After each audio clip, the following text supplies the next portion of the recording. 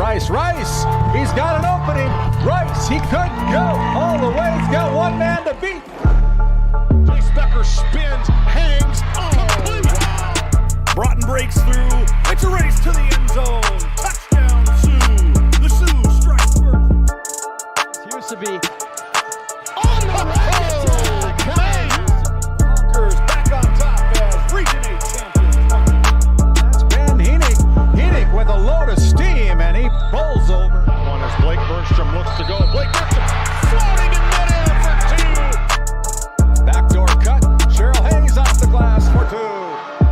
There is Nesham. Wow, look at that shot by Addison Nesham. She's putting on a show. You think her heart is pounding? No way.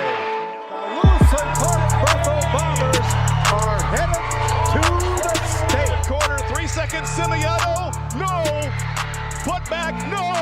The Kenmare Cowboys survive.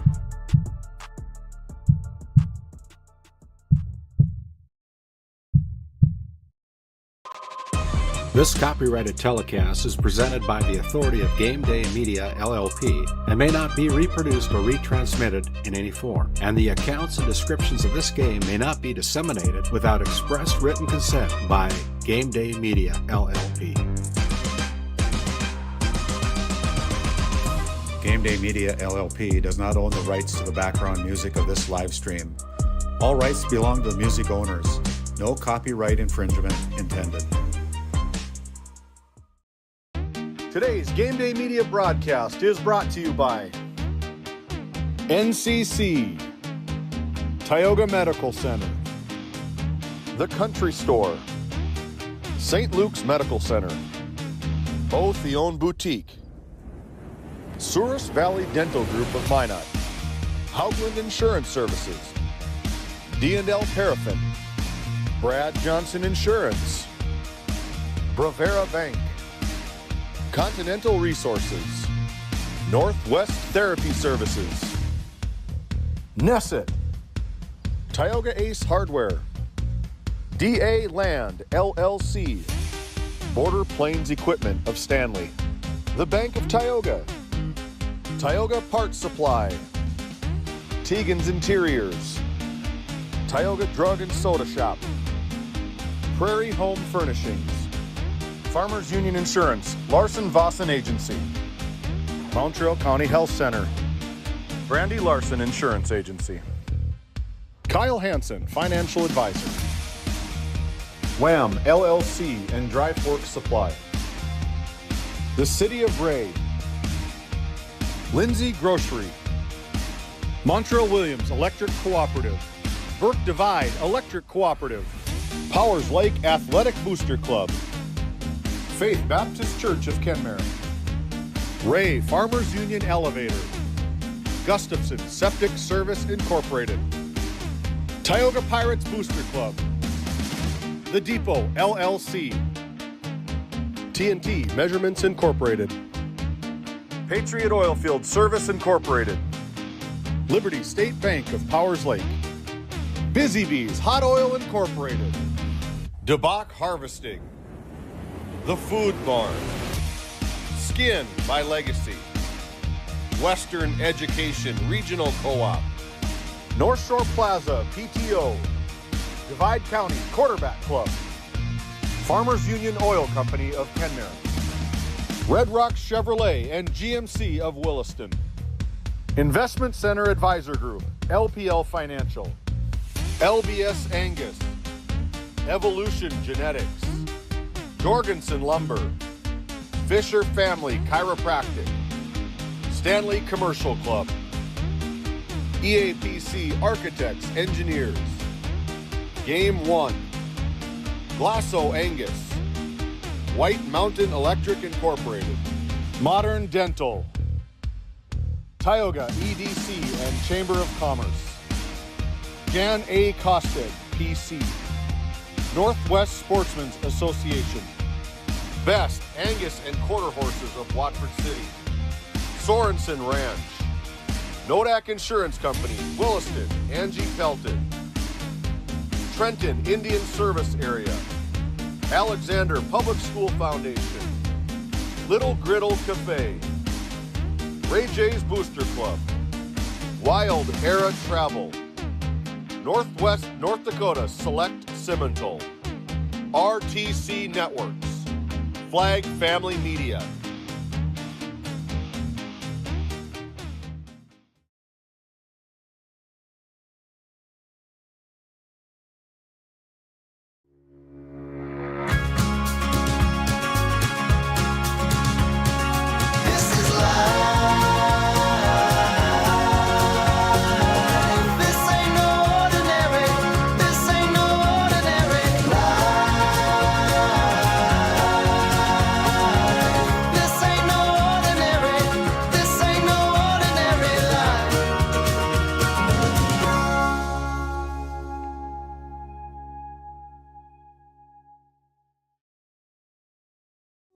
Evolution Genetics, established by a group of dedicated farmers and seedsmen. With years of experience in farming, certified seed production, and crop consulting, we understand the needs of producers across central and western North Dakota and eastern Montana, because we're farmers too. We provide the best genetics for your farm by customizing seed and input choices to meet each grower's needs. Evolution Genetics, seed for your future. At Border Plains Equipment of Stanley, your local Case IH dealer, our vision is to be the respected and recognized leader in agricultural and equipment and the employer of choice by helping people succeed. Our mission is to serve agricultural customers and communities by partnering to meet their needs through the sales and support of farm equipment and technology. Visit borderplains.com to check local inventory or stop by at 8141 off Highway 2 in Stanley. Your local Case IH dealer. The 26th Annual LBS Angus Production Sale, March 11th, 2 p.m. Central Time, Sydney Livestock Auction. Offering 70 yearling bulls, 12 age-advantage coming 2-year-olds, and 80 fancy replacement heifers. Sires include Styles Ambassador, Styles Jumbo, and BSF Resilient, along with others. Over 90% repeat buyers for the past 11 years, with bulls developed for the cattle producer on high roughage for their health and longevity. Contact Ryan or Butch Sorensen for more information or go to DV Auction. LBS Annual Production Sale, March 11th, 2 p.m. Central, Sydney Livestock. Kyle Hansen is proud to be a Thrivent financial professional, providing personalized financial guidance to people of all stages of life. Thrivent believes humanity thrives when individuals make the most of what they've been given, and Kyle is here to help you do just that. Larson Boston Agency, your Farmers Union insurance agents located at 106 Main Street North in Crosby, North Dakota, offer multiple lines of insurance, including crop, farm and ranch, home, auto, commercial, and health insurance. Give Chell or Robbie a call today at 701-965-6335.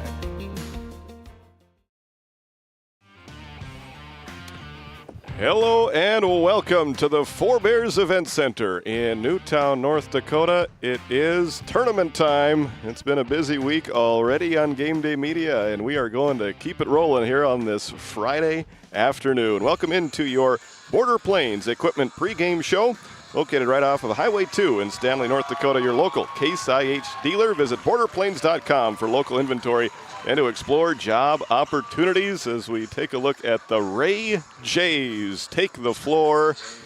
The Ray Jays come in as the number 3 ranked team in the state of North Dakota.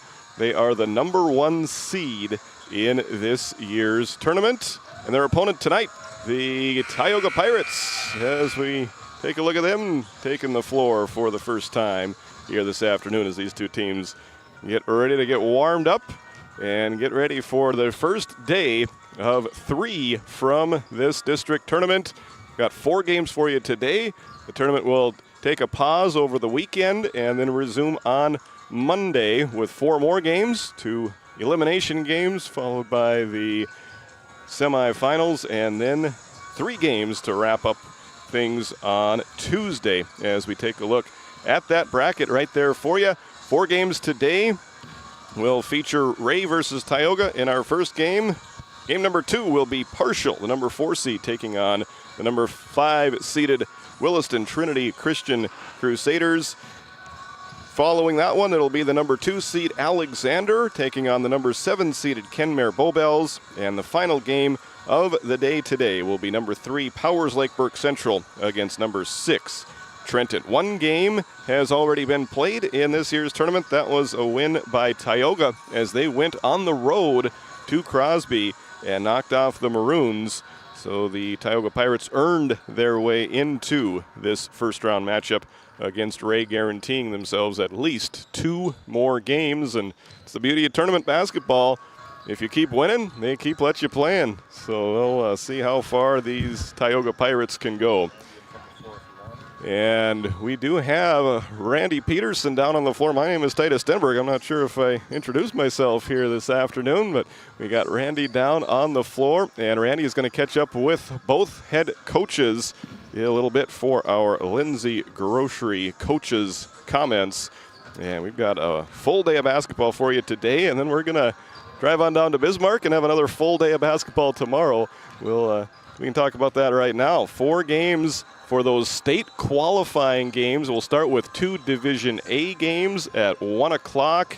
It'll be the Rugby Panthers taking on the Dickinson Trinity Titans. That'll be followed by Watford City versus Turtle Mountain.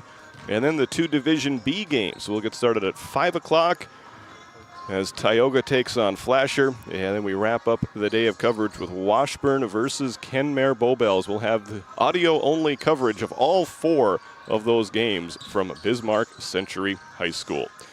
At this time, we're going to step aside. When we come back, we'll throw it down to Randy as he catches up with our head coaches for Lindsay Grocery Coaches Comments. Thanks for joining us this afternoon on Game Day Media. Founded in 2019, Northwest Therapy Services, located in Ray and Williston, North Dakota, provides speech therapy in our clinics as well as partnering with local schools and nursing facilities to provide on-site therapeutic services. Our therapists offer language therapy as well as therapy for social, cognitive, communication, swallowing, feeding, and voice disorders. We are dedicated to providing the highest level of quality services. To schedule an appointment, visit nwtherapyservices.com or call 701-568-8255. Lindsay Grocery is proud to be your locally owned and operated hometown store in Crosby, North Dakota. From fresh baked goods and crisp produce to our in-house smoked meats, we've got everything you need close to home. Stop in and experience the convenience and the friendly faces of shopping local again. We are open 7 days a week, and we look forward to serving you. That's Lindsay Grocery. Find us on Facebook for specials and updates.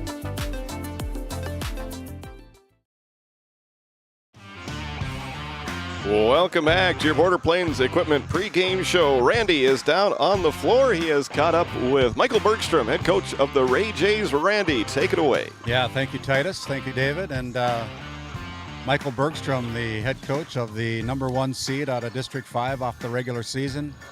15 games in a row under your belt in the win column. Michael, you guys know a lot what's going on here. You got a very good team, don't you? Well, I mean, we're playing all right now. Yeah. I think we're playing our best basketball right now. And hopefully each game we get a little bit better. I mean, it's kind of been our message all year and a little bit cliche, but that's what we want to do. So I know you guys have played a lot of tough games, and you got only 1 loss in the season, that to Central McLean, who's currently the number 1 team. Can't look past anybody as this bracket now goes 0-0 and you start this District 5 tournament. You've got a very tough team, but what's it going to take for you guys to pull a win here tonight and advance to the semifinals on Monday night?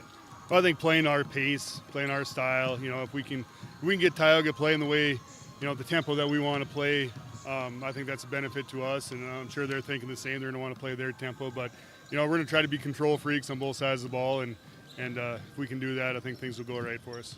Mike Bergstrom, the head coach. Thanks, Michael, for the time. We'll send it back to you, Titus. Thank you very much, Randy. As he's going to journey on over to the other side and visit with Brody Odegaard, head coach of Tioga. We want to welcome our friends listening in from KTGO AM 1090 and also on their website. Thank you to the Flag Family Media family for joining us. It looks like Randy is ready to go. So we're going to keep it right here, and we'll send it down for some more Lindsay Grocery Coaches Comments with Randy. Yeah, Brody Odegaard, the head coach of the Tioga Pirates, coming in as the number 8 seed. Got to talk about that playing game. Had to be very happy with the way the kids showed up that night and took out the Divide County Maroons. Yeah, they battled. Great team win, I thought. We had contributions from a lot of different people on the floor in a lot of different ways. Got down early and battled through it. And, that's kind of the team we expected to see all year. And hopefully now we're doing it at the right time of year. Well, you got a little bit of momentum going on into this game here against the number 1 seed Ray Jays. Very good team, as everybody knows. And it'll be a tough task for you, but how you plan to stay with the Jays here tonight? Well, it's 0-0 for everybody right now. I know that sounds kind of cliche when you're playing a team like Ray, but we really feel like we want to come out here to learn more about ourselves for the rest of this season and looking towards the future as well. We're not going to write this game off. We're going to come out and compete to the best of our abilities. Strange things can happen. Look at the girls' tournament last week down south. Lowest seeded team ended up being the district champion. So we're hoping that we can do the same thing. Hey, thanks for the time, Brody. Best of luck to you and the Tioga Pirates from GameDay Media. We'll send it back to you, Titus. Thank you very much. That's right. Good comments down there from Coach Brody as he gets his Tioga Pirates trying to pull off the upset against Ray in our first game from Newtown. We'll step aside. We'll have more on your Border Plains Equipment pregame show right after this. This GameDay Media broadcast is brought to you by The Trenton Indian Service Area offers a community health clinic that includes a variety of medical disciplines. Open Monday through Friday. You can find them on their website at mytissa.org. We hope you're enjoying today's broadcast. White Mountain Electric of Williston encourages you to join them by supporting your local team at home or in the gym. White Mountain Electric, a proud supporter of GameDay Media. DeBach Harvesting has been in business for more than 20 years.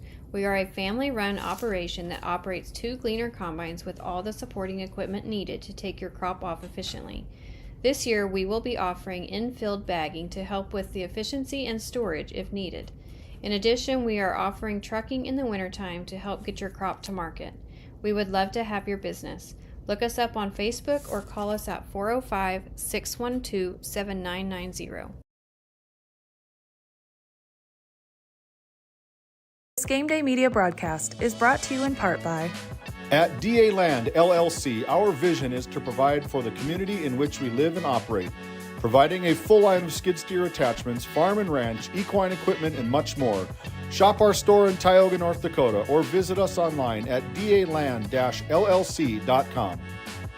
Otheon Boutique carries a wide variety of women's clothing as well as permanent jewelry. Shop in downtown Tioga or visit their website at shopotheon.com.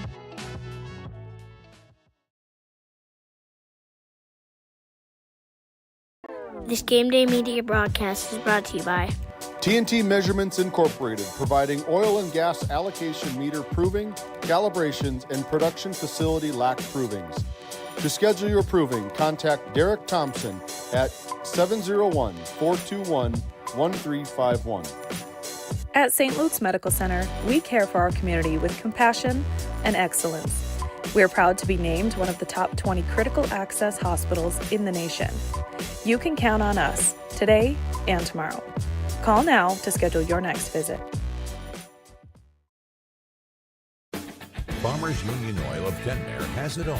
The Cenex C-Store Plus Automotive Service and quality Napa parts. They deliver bulk fuel and propane. Now is the time to contract your rate and save on fall and winter propane. Find complete agronomy services with chemical, seed, and dry fertilizer, along with custom application services available from their fleet. And our Green Ag location in Mohall handles Forgo implements. That's Farmers Union Oil of Kenmare. So February is a short month, and that's the reason Red Rock Chevrolet GMC in Williston is trying to catch up. Yeah, and we mustered up this event, and I'll be frank, at Red Rock, we relish your business. Like $7,000 in rebates or 0% on a 26 GMC Sierra. Or rebates up to $1,750 on GMC Terrain. Yep, the deals are cooking. And don't forget to grab a free bottle of ketchup just for stopping in. Help us catch up, and we relish your business at Red Rock Chevrolet GMC in Williston. Do you find yourself driving to the bank each week, writing too many checks each month, paying too many fees? As a business owner, you have a lot to worry about. Don't let banking be one of them. Contact the Bank of Tioga to explore how we can simplify your banking experience and empower your business to reach its full potential. Our team is committed to providing you with seamless banking experience tailored to your business needs. From digital banking solution to personalized support, we are here to help you thrive. The Bank of Tioga banks businesses, and we are here for you. Imagine if you had more time for what really matters. Do more with your money at the Bank of Tioga, member FDIC. For the healthcare services you need and expertise you can trust, it's right here at home with Tioga Medical Center. You're important to us, and so is your well-being. From primary and specialty care to surgical services, we're committed to caring for you at every stage of life. There's no place like home with trusted, familiar faces. You can trust me. You can trust us. You can trust Tioga Medical Center. Trusted healthcare here at home.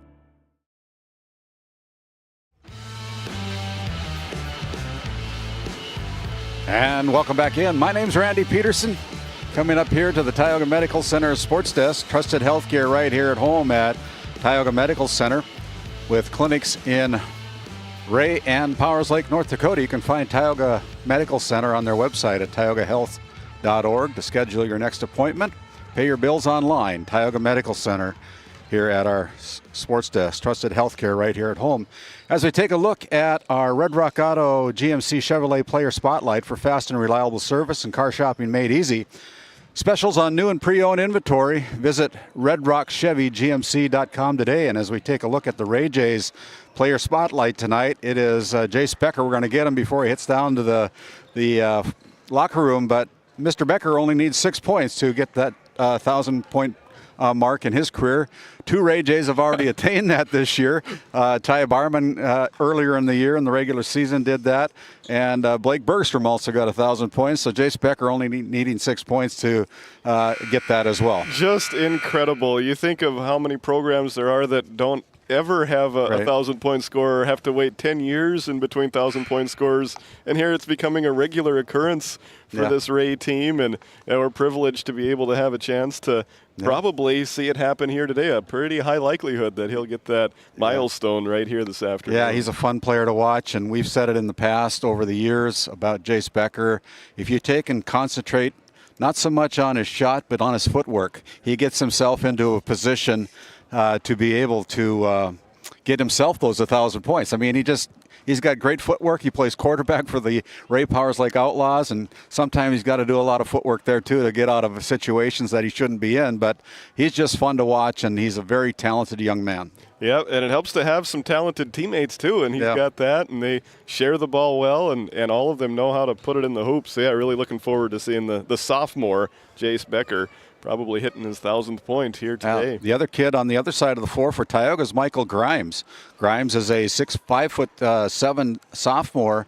Michael comes off the bench most of the time for head coach Brody Artegard, but when he does come off the bench, he is the one with the glasses, and he's got an eye on the bucket, and he's able to generate some energy. So I kind of like the way the kid plays.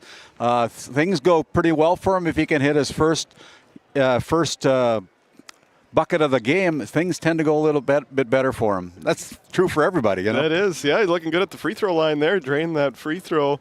And Tioga as a team shooting pretty well right now as they're going through their warm-ups and hitting it. It's going to be interesting situations here. We're looking at the backdrops for each of these teams. I like that Tioga's getting some shots up there from the free throw line. And, yeah, young Mr. Grimes, another sophomore that we're putting the spotlight on here this afternoon. And it's going to take a whole team effort. And for Tioga to keep this one close, it'll be fun to see what Mr. Grimes can do here against the Ray Jays. So we take a look at our Division B polls that are brought to you by the North Dakota Associated Press, Sports Writers, and Sports Broadcasters Association.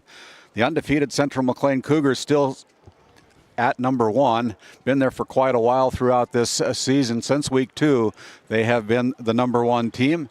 Number 2 is just down the road here in Minot, our Redeemers Christian School Knights. The only loss that they have had is, I think, against Central McLean. And the only loss that the Ray Jays, sitting at number 3, has been against Central McLean as well. So there's a lot of good basketball teams here in Northwest North Dakota, Central North Dakota, and it's going to be fun to continue on here with this district tournament and head down to the region and be a part of those tournaments as well. But very good basketball teams, top 3, still maintaining their same position from a week ago. Hankins and Pirates move up to number 4 from number 5 last week, and rounding out the top 5, going from number 4 down to number 5, is Midway Mintos. Other receiving votes are the Oaks Tornadoes and the New Rockford Cheyenne Rockets. So that's your Division B state rankings, brought to you by Prairie Home Furnishings, located in Stanley, North Dakota. Enjoy everything your home deserves can be found at Prairie Home Furnishings in Stanley. You can find them on Facebook and browse their inventory with Tracy and Brian Hischlin over there in Stanley.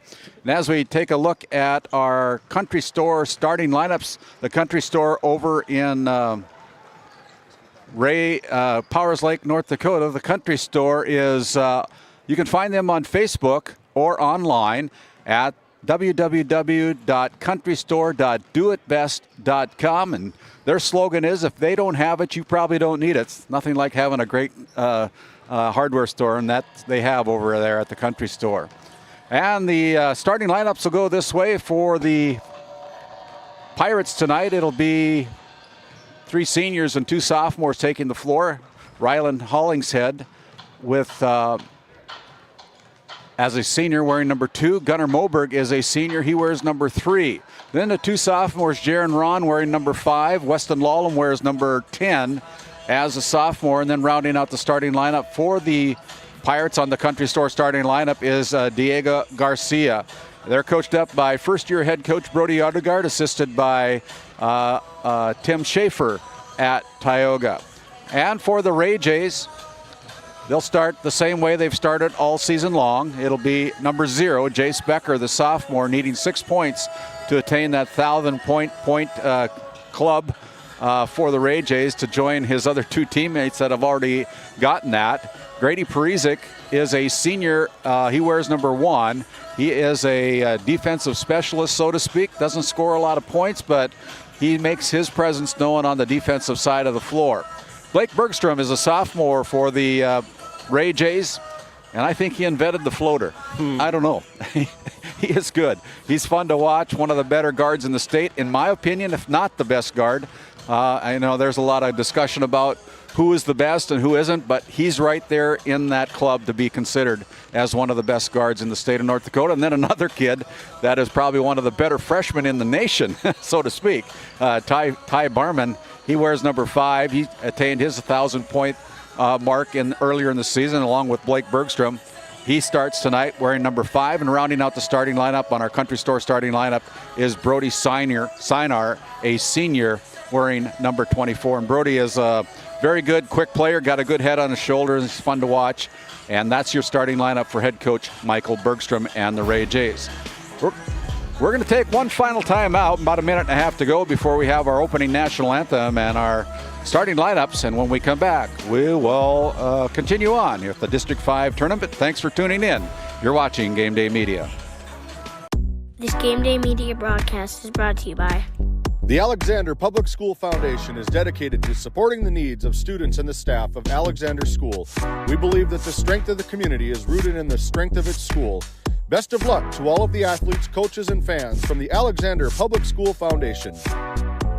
Locally owned, locally loved, and open 7 days a week. Fresh, hearty meals, hot coffee, and a friendly face. A place where the community comes together. Pull up a chair at the Little Griddle Cafe in Alexander. Lindsay Grocery is proud to be your locally owned and operated hometown store in Crosby, North Dakota. From fresh baked goods and crisp produce to our in-house smoked meats, we've got everything you need close to home. Stop in and experience the convenience and the friendly faces of shopping local again. We are open 7 days a week, and we look forward to serving you. That's Lindsay Grocery. Find us on Facebook for specials and updates. To sing the national anthem, to salute the flag and our nation. Please rise, uncover, place your right hand over your heart, And stand at attention for the playing of our national anthem.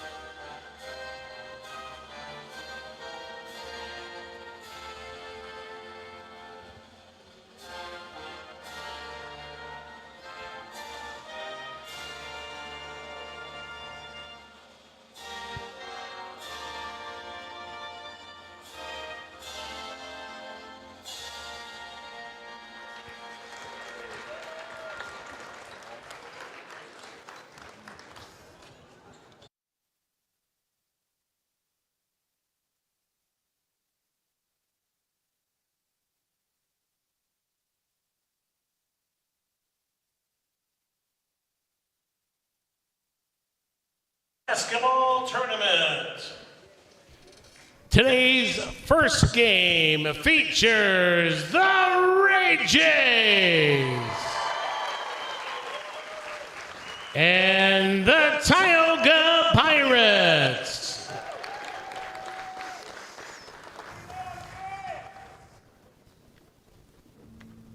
Here is the starting lineup for the visitors on the scoreboard, the Tioga Pirates. At one guard, a senior, number 2, Rylan Hollingshead. At the other guard, number 3, Gunnar Moberg. And one forward, a sophomore, number 10, Weston Lallam. At the other forward, a senior, number 14, Diego Garcia. And at the other forward, a sophomore, number 5, Jaron Ron. Pirates assistant coach Tim Schaefer. The head coach of the Pirates, Brody Odegaard. Now,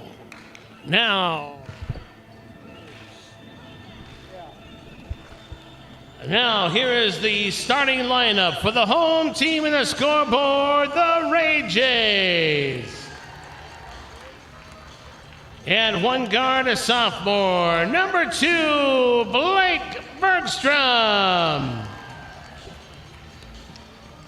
And another guard, a sophomore, 0, Jace Becker. And one forward, a senior, number 24, Brody Seiner. And another forward, a freshman, number 5, Ty Barman. And at the other forward, a senior, number 1, Grady Parisic. Jays assistant coaches, Matt Ray and Arlie Larson. The head coach of the Jays, Michael Bergstrom. Your officials for today's game, Matt Cavernum, Dustin Urbis, and Monty Lund. Medical coverage for the District 5 Boys Basketball Tournament is being provided by Mackenzie Health Sports Medicine. Thank you, Jeff Graupe. Thank you to all of our sponsors, and the opening tip is controlled by the Ray Jays. Brought to you by Northwest Therapy Services, providing speech and language therapy. Much, much more. Check out nwtherapyservices.com as Ty Barman's left wide open for three, and that's the way you want to start a tournament from the Tioga Ace Hardware three-point line. Couldn't do much better than that. 3 points on your first possession, and now they'll play their aggressive style of defense. They get a deflection and a steal. There's a miss by Ty Barman. He goes up and he puts in his fifth point of the night so far. 5 points in 37 seconds. Yeah. Pretty good start for these Ray Jays. Hollingshead brings the ball into the front court. A little pressure put on by Becker. They let Hollingshead go, and there's going to be a foul by Ty Barman. He picks up his first foul, and it sends Rylan Hollingshead to the Service Valley Dental Group free throw line. I like it. Aggressive play there by Hollingshead as we take a look at our first RTC Network's instant replay of the day. And Tioga, well, they did a good job of getting to the line, but now they got to cash in on those opportunities. Hollingshead, a senior for the Pirates,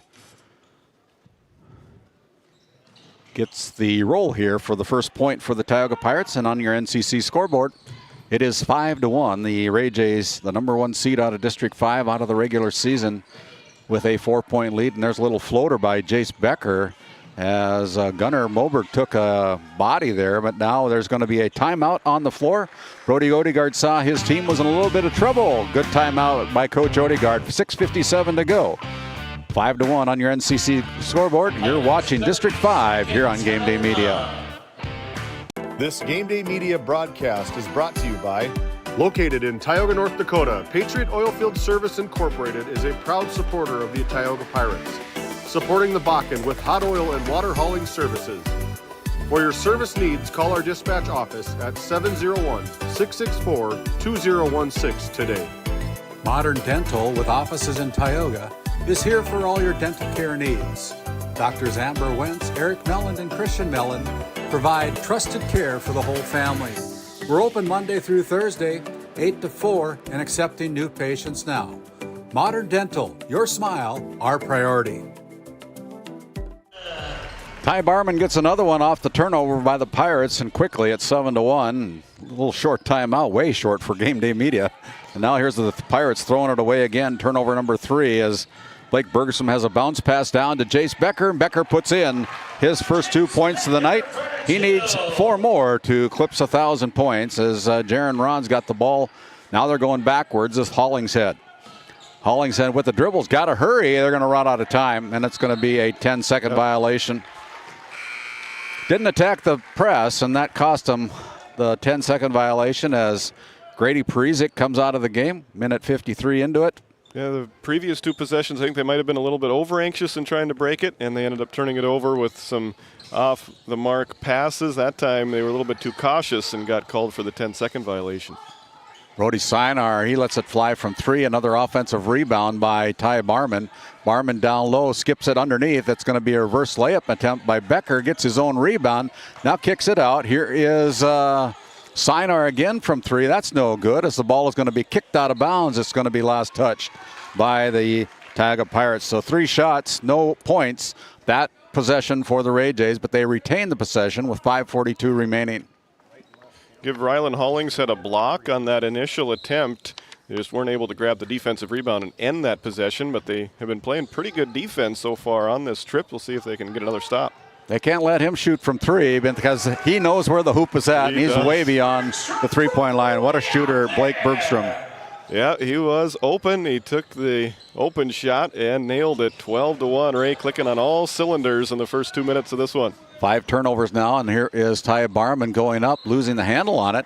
Goes out of bounds, last touch by Tioga. It's 12-1 with 5:18 to go here in the opening quarter of this 1-8 matchup here in the first game of the district tournament.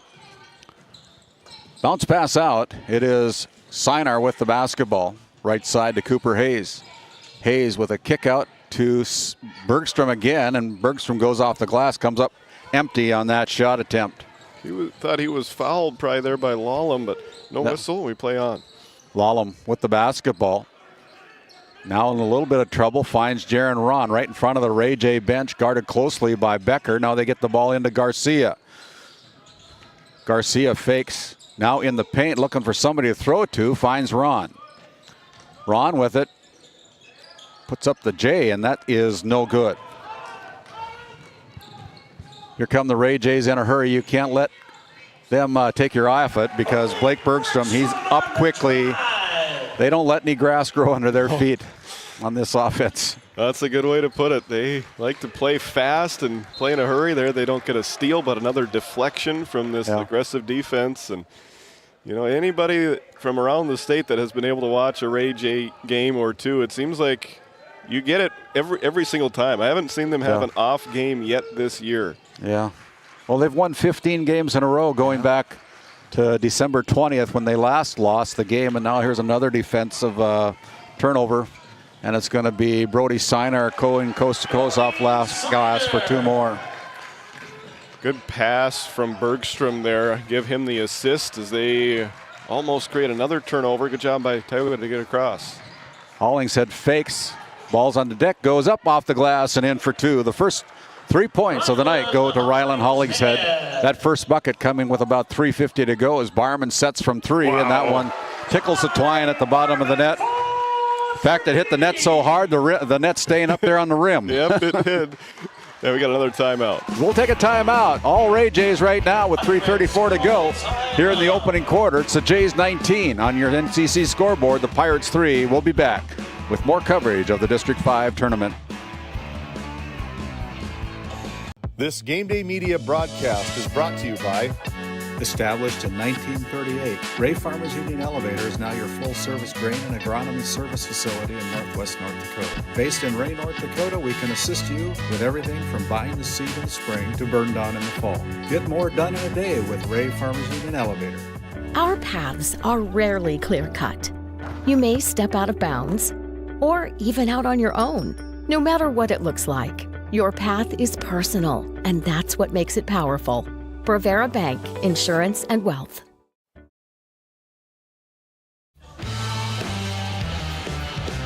Well, after that confusing timeout, I think Brody requested a full timeout. I think they only gave him a half. They only gave him half of that.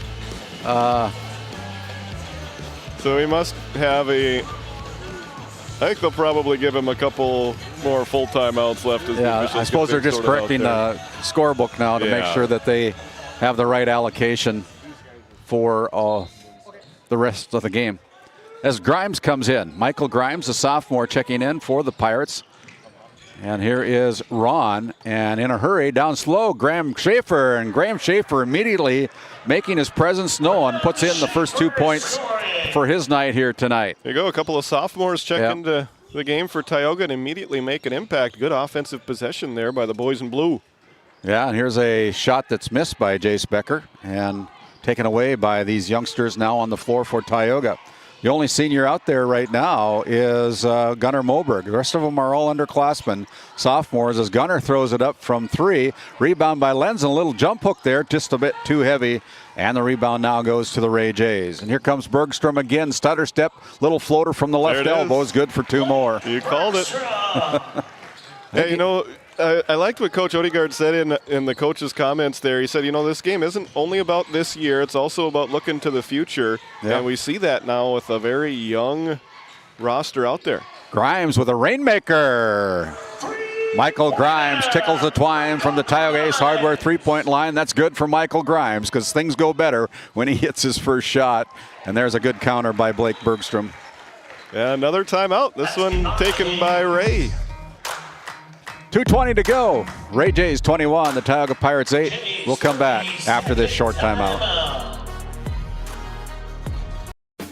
Farmers Union Oil of Kenmare has it all. The Cenex C-Store Plus Automotive Service and quality Napa parts. They deliver bulk fuel and propane. Now is the time to contract your rate and save on fall and winter propane. Find complete agronomy services with chemical, seed, and dry fertilizer, along with custom application services available from their fleet. And our Green Ag location in Mohall handles Borgo implements. That's Farmers Union Oil of Kenmare. As we come back, you can see some of the Ray cheerleaders supporting the Ray Jays here tonight. Nice to see some Ray J cheerleaders and cheerleaders in general on the floor here at these tournaments. And they've had a lot to cheer about in these first 5 minutes plus of this one. Great start for the Jays, but I like Tioga. They've shown some life here lately. They just need to get it across half court on this possession, and they're putting some points up on the board as well. Here's Michael Grimes, challenged there by Colton Grove, who's come into the game for the Ray Jays. Now they get it out to Lenzen. Lenzen drives against Blake Bergstrom. The ball goes off of Lenzen's legs and it's out of bounds. Another Tioga turnover. That's number 7 on the quarter so far for the Pirates. Yeah, Bergstrom won't get credit officially for a steal there, but that's exactly what he did. He created that turnover with his defensive aggressiveness. He's so much fun to watch on the offensive side of the ball, but he also contributes on the defensive side. Minute 45 remaining here in this opening quarter. The Ray Jays have the basketball and the lead, 23-8. And here is Ty Barman, and Barman's going to go to the Souris Valley Dental Group charity stripe. We take a look at the RTC Network's instant replay there. You can appreciate the aggressiveness of Tioga's defense, and they haven't gotten themselves into too much foul trouble yet, but they do pick one up there. Ty Barman is making me run out of room in the first quarter of our scorebook right now. He's got 2 threes, 2 deuces, and 1 free throw. He hasn't missed a shot yet, I don't think. Yeah, the Jays haven't missed many shots as a team, and about the 3 or 4 that they have, they've gotten offensive rebounds on 2 or 3 of them. Second one by Barman is also in, and so 12 points on the quarter. He's got 12 of the 25 for the Ray Jays here with a minute and a half to go. I want to thank our listeners and support sponsors of Flag Family Media, 1090 AM and 92.7 FM. We appreciate their partnership of this District 5 tournament, bringing the coverage over the airwaves with their audio broadcasts, and your source for conservative talk show radio, 1090 AM and 92.7 FM. Down low, it's off the glass of, off the leg of it was off of Jace Becker, yeah. Jace Becker down there, and Colton Grove checks back out. Shot clock is at 3. They got to hurry. Here's Schaefer, and he does just that. Good out-of-bounds play by the Pirates. Really good awareness there by the youngsters, and they're in double digits. Here, a 10-point first quarter isn't too bad. You just got to give up less than 25. Right. Yeah, here's Jace Becker. Needing 4 more to hit 1,000. He might get 2 of them right here. Too hard on that one. Yeah. Now Lallam comes into the front court on his backside. Yeah, looked like some contact there, but no foul called. Lenzen gets blocked, and it's brought back into play. And here come the Ray Jays again. And Grady Prezik's going to go pay a concession fee over there by the admission desk. They played dodgeball there, back and forth action, full court right now. And then Grimes gets the unforced turnover, little walk, got called for the travel. 18.2 seconds to go. The shot clock's off here in the opening quarter as Bergstrom crosses the midcourt stripe.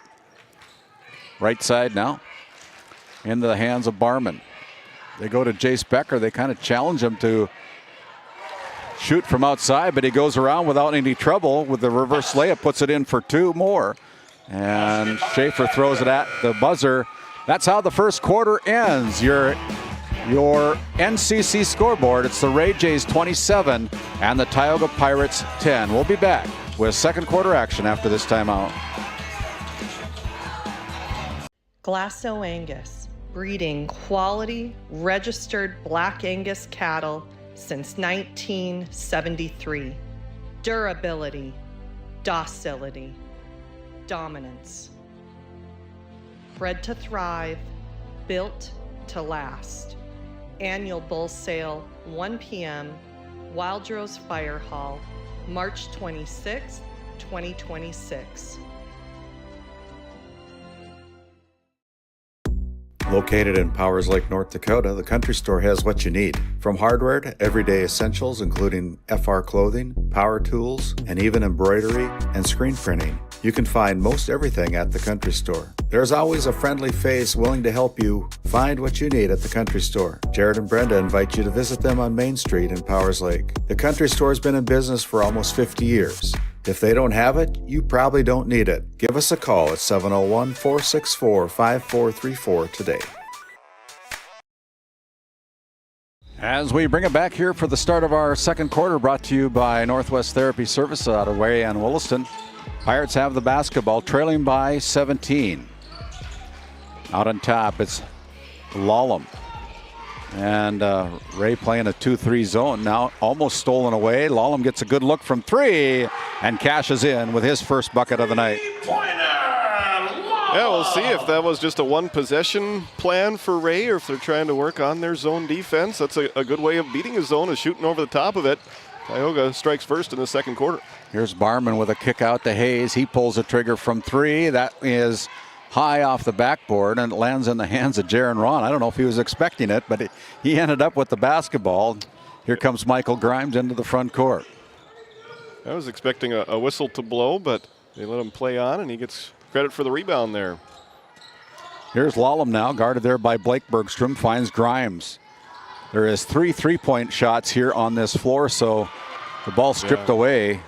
And here comes back and forth, little floater by Blake Bergstrom, and that is money. Yeah. Saw him hit one from about 12 feet earlier. That one a lot closer, but same results. Yeah, he's got a patent on that little floater from the paint, if you ask me. He's a very good player. Now with 11 points, Mr. Bergstrom. 29-13 is the ball almost stolen away. Down low, it's Jaron Ron. He goes off the glass and gets a deuce. Jaron Ron with his first 2 points of the night. And here come the Ray Jays again. They got to get back on defense because these Ray Jays are going to push it. Now Jace Becker with it. Dishes it out to Barman. Left alone from three, and that one's money again. Ty Barman now with 15 points. Both of these hoops look big right now. Yeah, both teams putting the shots up and getting them to drop. Rim looks like a hula hoop right now, as big as the Ray Jays are throwing it in there. And now they're going into the backcourt. Here's Brody Sinar on the turnover. Sinar gets blocked, but then he gets fouled as well. So the turnover by Tioga sends Brody Sinar to the free throw line to shoot a pair from the Souris Valley Dental Group free throw line. You can find Souris Valley Dental Group in Minot, North Dakota. Dr. Jarek Henson, Dr. Kevin Brodesen, and Dr. Grant Neal. Visit SourisValleyDental.com for your next appointment. Minot, North Dakota's Rylan Hollingshead will check back in along with Graham Schaefer. For head coach Brody Odegaard, 33-15 with 5:52 remaining. I liked what those two provided off the bench in the first quarter. We'll see if they can do the same in the second quarter as Tioga tries to chip away at this 18-point deficit. Second one missed as Lallam comes away with the basketball. Now they throw it away, and this could be a highlight reel here. He's loading it up, and there's a double clutch dunk. Wow, Ty Barman. My goodness. Rim rocker. Shot missed by Tioga. The putback, reverse layup is no good. Fighting for the basketball. Lallam comes away with it, bounces it out to Jaron Ron. Another couple opportunities for the Pirates as Jaron Ron tickles the twine for three. He's got 5 points now, so the Pirates doing a pretty good job shooting. Here's Jace Becker. Becker goes and misses the first one, gets the second one, and folks, that is Mr. 1000 as he joins the 1,000-point club here on Ray, the third player to do it this season. That's an impressive season. Bounce pass down to Hollingshead, and Hollingshead gets the deuce. Impressive season for these Ray Jays as a team, an impressive career for Mr. Becker, and 1,000 points, quite an accomplishment. Congratulations, Jace. And there's another 2 points just to make sure they didn't miscount somewhere down the road. That's right. Now 1,002 points and counting. Garcia playing catcher on that one on the fastball heater by Jaron Ron into the front court. Here is Garcia, and then we're going to have a travel that's going to be whistled against Tioga. And you know, my unofficial books right now don't have any turnovers for the Ray Jays. They don't throw the ball away too many times, and very clean, a very aggressive team. 39-20, a 19-point lead with 4.5 minutes to go here in this opening half. Impressive for any team at any level of basketball to play a quarter and a half without committing a turnover. Barman, he's going to try his luck again. This time he's off, and here comes a rebound by Jaron Ron. Wyatt Rice also out there. He's got some good size, 6'5" senior for Tioga. Bounce pass into Schaefer. Schaefer kicks it back out to Hollingshead. Now he dribbles to the top of the key and goes left side to Wyatt Rice, the new senior, into the game. Finds Gunnar Moberg, and Moberg is able to put in his first bucket of the night. 39-22 on your NCC scoreboard. High scoring start to this first half. Blake Bergstrom. I'm all tongue twisted here. I'm still missing some sleep from last night, getting home late. Yeah, we're looking forward to more basketball tomorrow. Yeah, do we never not work, Titus? I mean, my goodness. We're working fools up here at GameDay Media. We are, but we have fun doing it, don't we? 39-22, Jaron Ron goes to Schaefer. He pulls the trigger from three. He's a good shooter. Had a good look, just didn't connect. Now up front, here's a little floater again by Bergstrom. How do you defend that? You don't. You know, if you attack him, he's going to have an easy layup. Yeah. And it's not only how accurate it is, but it's the timing of when he lets that floater fly that makes it so tough to defend. Signer misses the three-pointer. Jace Becker gets the and one. Jace Becker starting to heat up here. He's got 10 points. He goes to the Service Valley Dental Group free throw line. Let's take a look at that RTC Networks instant replay. And gets another deuce for his 10th point of the night. You know, I don't think there was any extra nerves for a team like Ray coming into tournament basketball, but you know what had to be on the back of his mind? He was no doubt aware of where he stood in career points, and I think just being able to kind of get that monkey off your back, being able to hit that 1,000 career point, I think he's going to play loose and free for the rest of the day and the rest of the tournament. And these Ray Jays, they're a powerhouse right now. Yeah. 43-22, ranked number 3 in the state of North Dakota, as Wyatt Rice. Good play there by Gunnar Moberg, and then he loses the handle on it. They pass it up to Barman, and Barman's going to go for the reverse layup. In total control. Off the turnover, another 2 points, and then we're going to have a reach foul call against number 22. That is Cooper Hayes, picking up his first personal foul. So you mentioned they hadn't committed a turnover, and what do they have now? 2 total fouls in a half? Just about as clean of a half of basketball as you could possibly draw up. Ray clicking on all cylinders right now. Colton Grove checks in for Mike Bergstrom, head coach. He's assisted by Matt Ray and the legend Arlie Larson and Tyler Deering. 58 years for Arlie Larson. Just was awarded a plaque at one of their last home games from the North Dakota High School Coaches Association for that many years. Yeah, there's longevity, and then there's that. 58. Yeah. Becker rings the bell for 3 more. Jace Becker having quite a quarter. He's got 9 in the quarter, 13 in the game now. Trying to keep up with the rest of his AJ teammates. 48-22. Bounce pass out to Schaefer. Now here's Ron. Picking up his dribble, guarded there by Colton Grove, and ball hiked back to Graham Schaefer, then Schaefer throws it away. That's another turnover for Tioga. Turnover number 16 in my unofficial books. 48-22 with a minute and a half to go. Barman and Hayes back into the lineup for Ray right now. 90 seconds left to play before halftime. We'll see which team can end the half on a run. Looks like Ray is getting close to that half-century mark. Yeah. Signer from the free throw line. That's off. Here comes Lallam. Guarded there by Cooper Hayes. Lallam the sophomore, Hayes the freshman for Ray. Over the top of the defense. They get it into Lallam's hand. He pulls the trigger from 3, no good. As Barman pulls down the rebound and comes into the front court. Grady Prezik back out to Ty Barman. They go left side to Brody Signer.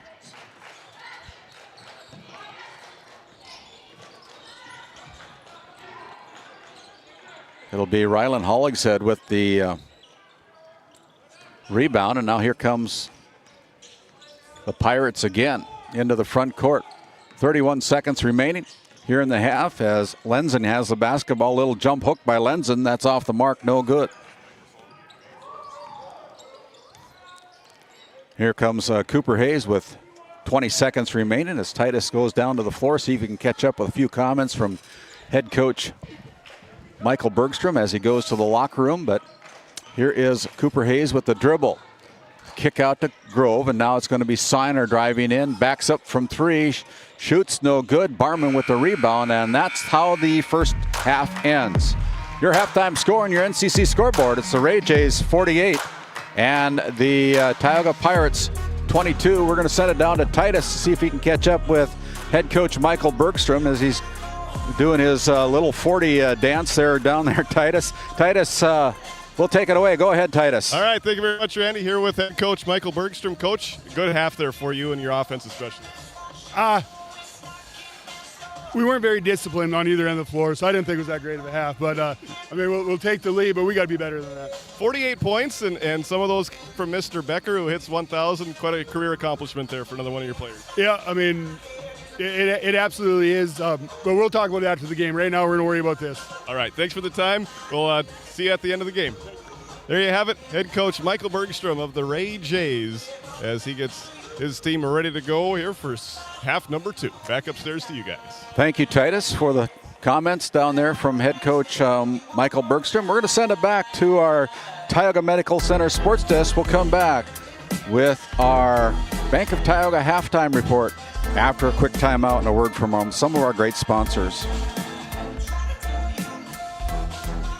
Mark your calendars. Best Angus and Quarter Horses annual production sale will be taking place on Monday, March 2nd. We've been raising registered black Angus and Quarter Horses in some of North Dakota's most rugged badlands for almost 20 years. This year's offering will include 11 top-cut 2-year-olds and 85 yearling bulls. We'll have 3 fancy ranch geldings and 2 excellent prospects from our new stallion, Classy Red Favors. Lunch at noon, sales at 2. Hope to see you there. This GameDay Media broadcast is brought to you by TNT Measurements Incorporated, providing oil and gas allocation meter proving, calibrations, and production facility lack provings. To schedule your proving, contact Derek Thompson at 701-421-1351. At St. Luke's Medical Center, we care for our community with compassion and excellence. We are proud to be named one of the top 20 critical access hospitals in the nation. You can count on us today and tomorrow. Call now to schedule your next visit. Continental Resources is proudly independent and fiercely pro-American energy. American-produced oil and natural gas will play a critical role in America's and the world's energy future. So will we. We are deeply invested in our communities in North and South Dakota, Montana, Oklahoma, Wyoming, and Texas. Visit CLR.com for job opportunities. We are Continental Resources, America's energy champion.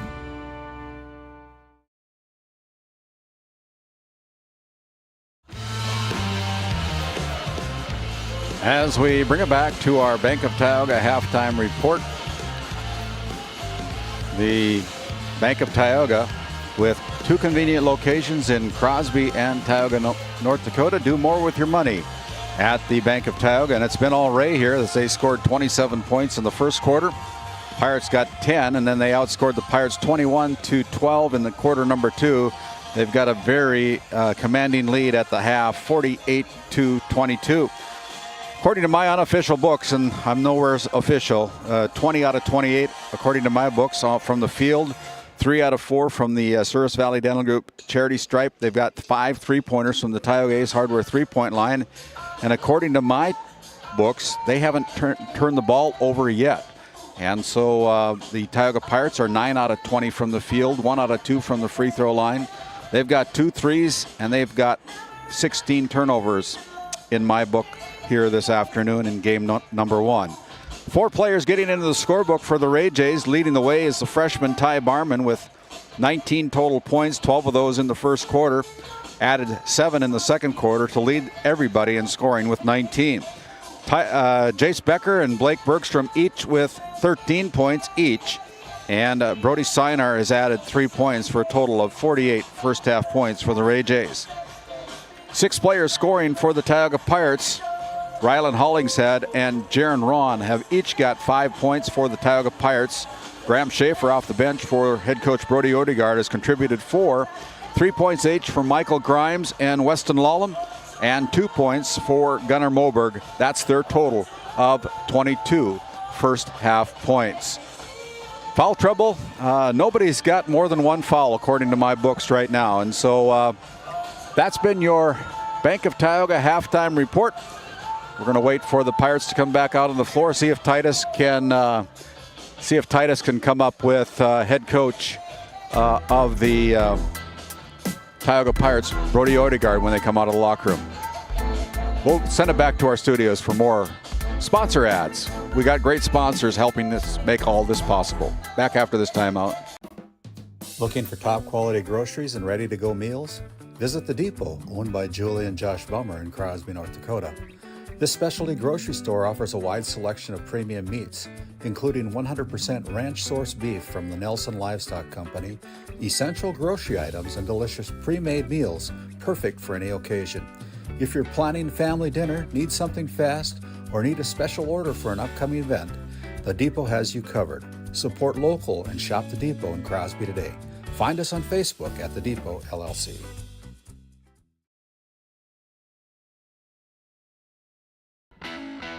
At Tioga Ace Hardware, our store is a member of the largest retailer-owned hardware cooperative in the industry. We are all committed to being the helpful place by offering our customers knowledgeable advice, helpful service, and quality products. As the helpful hardware folks in your community, we promise that helping you is the most important thing we have to do today. Shop the biggest brands all under one roof at 119 North Main Street in Tioga, or shop online at acehardware.com. As your local Touchstone Energy Cooperative, we wear many hats. We take pride in serving our members and our community by going the extra mile in everything we do. Because we not only work here, we live here.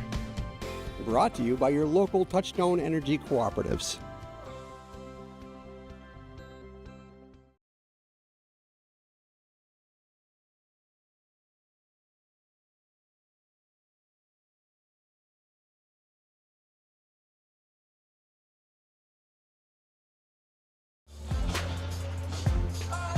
As we bring it back here, Titus Stenberg has caught up with Brody Odegaard for a few comments. Take it away, Titus. All right, thank you very much, Randy. Well, Coach, I felt like your offense played pretty well. You were able to put 22 points up on the board, but what was the message there at halftime? Well, their pressure just ate us up, and most of their points are in transition. Our half-court defense was all right.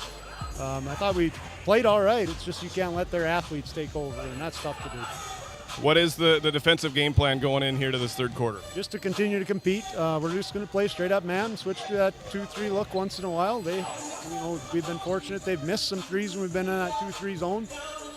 But it's just battle. Right now we're playing ourselves as much as we're playing Ray.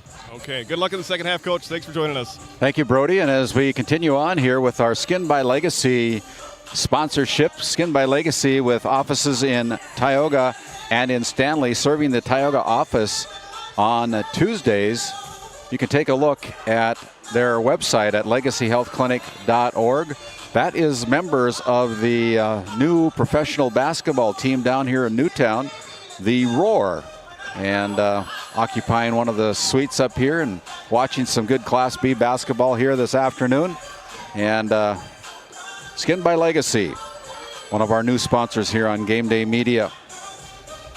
So as we continue on here with more of our our Bank of Tioga halftime report, the Ray Jays with a comfortable 48-22 lead. As we watch the Ray Jays warm up, and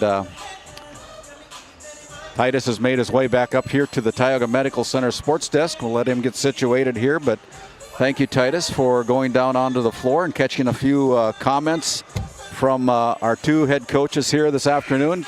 Brody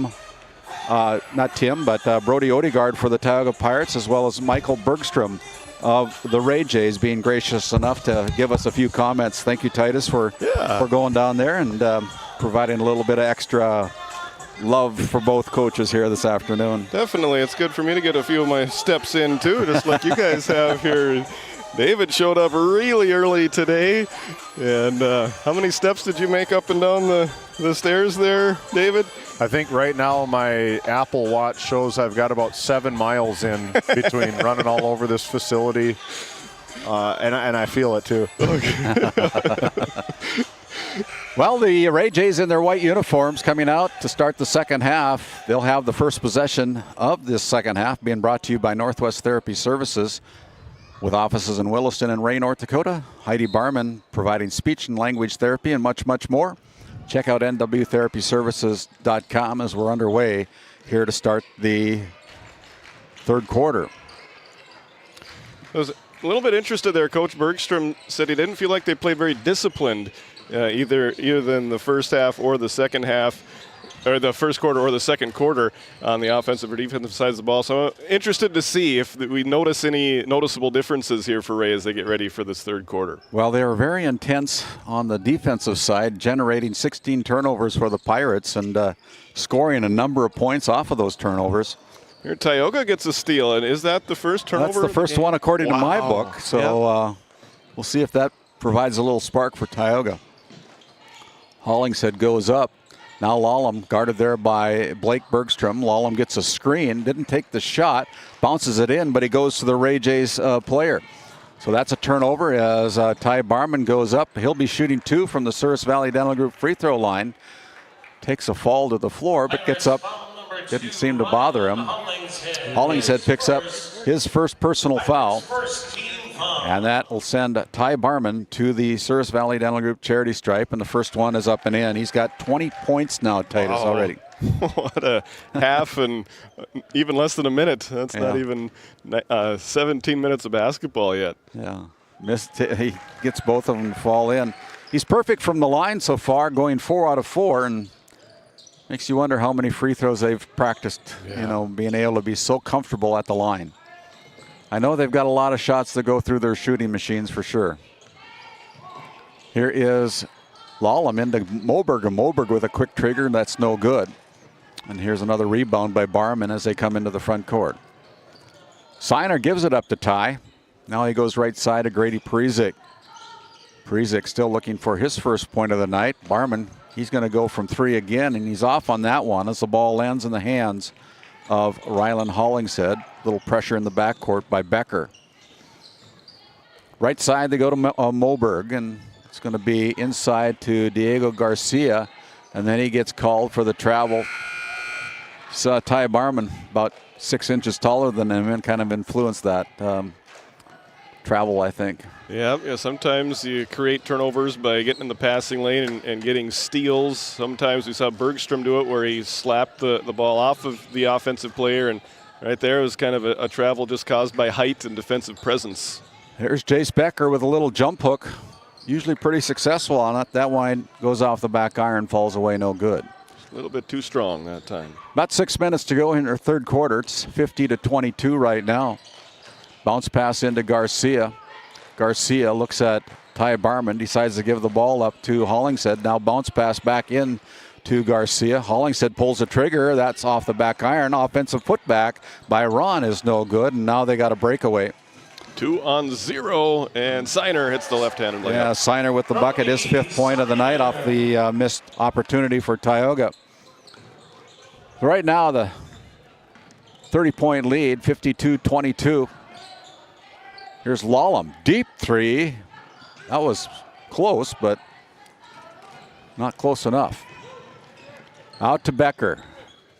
Becker goes inside to Brody Seiner, wide open in the middle. It's the left-handed layup in transition. It's the right-handed layup in the half court right now, and Jays outscoring the Pirates 6-0 to start this third quarter. 54-22, just over 5 minutes to play here as Hollingshead goes out, goes to Lallam. Lallam with the quick trigger from the left side. That is no good.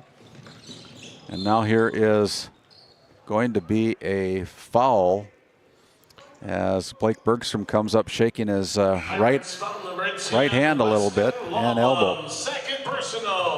So he's I think he's going to come. Well, we're going to have a timeout on the floor as Coach Michael Bergstrom is going to look at his hand a little bit. We're going to take a quick timeout as well. 54-22 on your NCC scoreboard. The Ray Jays all over the Pirates. You're watching District 5.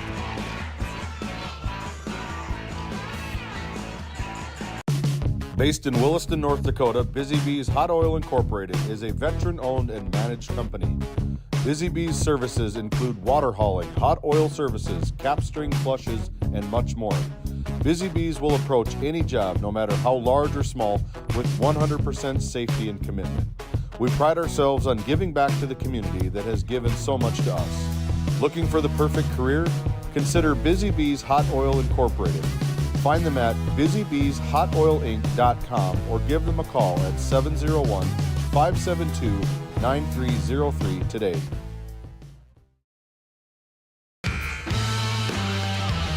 As we come out of the Nesset timeout, Nesset located in Tioga, North Dakota, right on Highway 40 North. Talk to them about their custom business packages. Now hiring at Nesset. Visit nessetconsulting.com. Ray Jays with the basketball, leading by 32. 4:40 remaining here in the third quarter. Blake Bergstrom. They're getting their passes in right now. Little floater and a little shake of the hand by Blake Bergstrom as they went into the timeout. Didn't affect that floater. No, that looked good. Good in the half court, just as efficient and accurate as it is when he's racing down the floor. Good job by Lane Lenzen to come up and meet the pass there. Wallem was looking for help, and Lenzen saw that he was in trouble and come to meet the ball. But here is a pass to Graham Schaefer now into the game. Over to Lane Lenzen, guarded there by Ty Barman. No good on the shot. And here comes Brody Siner with an easy layup. He hit a left-handed layup. He had a right-handed layup. There he gets a right-handed finger roll. He's playing bingo out there right now, getting every kind of shot you can. How many different types of layups are there? Yeah. Keep watching Brody. We'll see. We'll figure it out. See what he's got in his arsenal. Graham Schaefer goes to the left side. Moberg looked at the basket, now gives it up to Lenzen. Lenzen off the glass, no good. Moberg with the putback, and that is good for Gunnar Moberg. His 4th point of the night. First points of the half for Tioga. Gunnar, the senior for the Pirates, and it's 58-24. Backdoor cut to Blake Bergstrom from 3 off the glass, no good. I thought he was going to try to use that backboard. Yeah.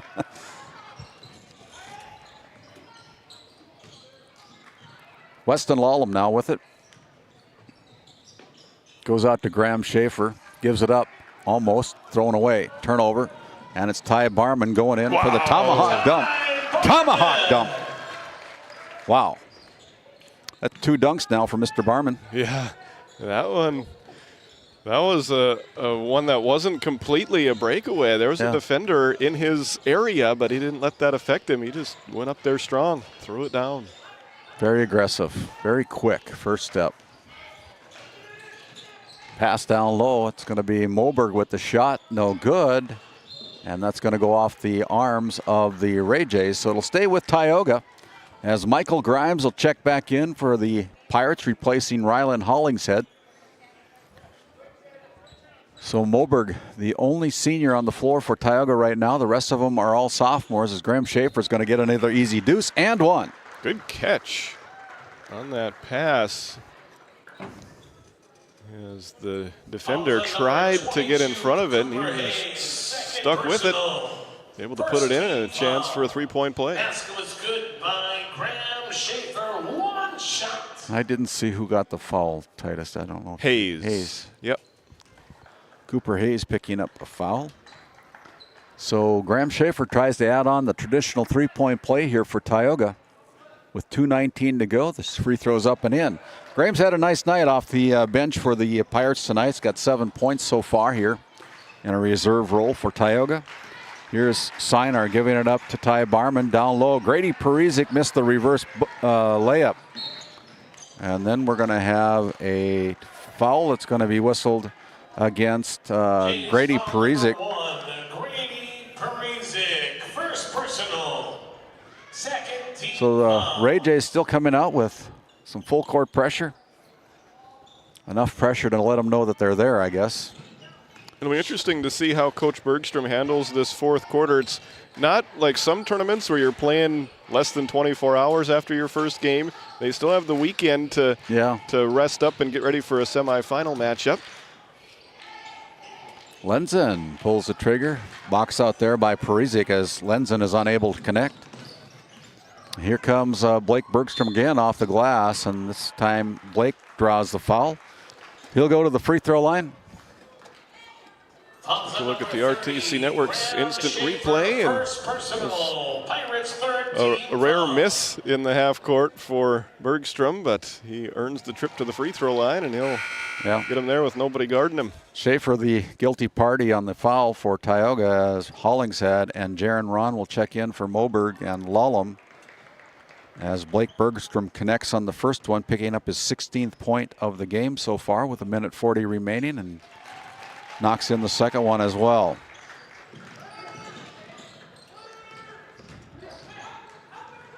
Here's Grimes. Grimes with it, and then he gets called for the travel. Took another step, got a jittery step in there. 62-27. As Bergstrom comes into the front court for the Ray Jays, now gives it up to Barman. Barman with a kick out, almost throws it away.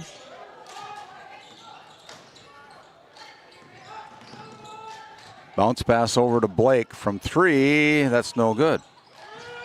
The left side of the three-point line is about the only shot that he's missed. It's his second miss from that region. We'll see if he's able to knock one in before this first game is over with. Hollingshead goes off the glass. Grimes with the rebound. Bounce pass down low. Good passing by Tioga on that possession. Jaron Ron getting the bucket for the Pirates, his 7th of the night. Hockey assist and then a basketball assist and a basket there. Good basketball from the Pirates. Ooh.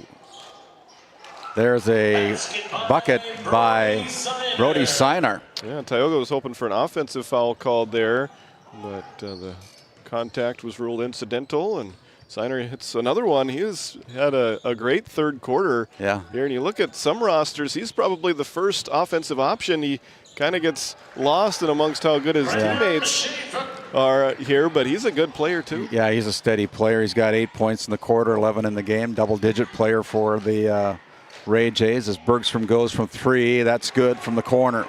Bergstrom from deep the water cooler. From the water cooler, I guess. Jeff Straupe, one of the best PA announcer in the area.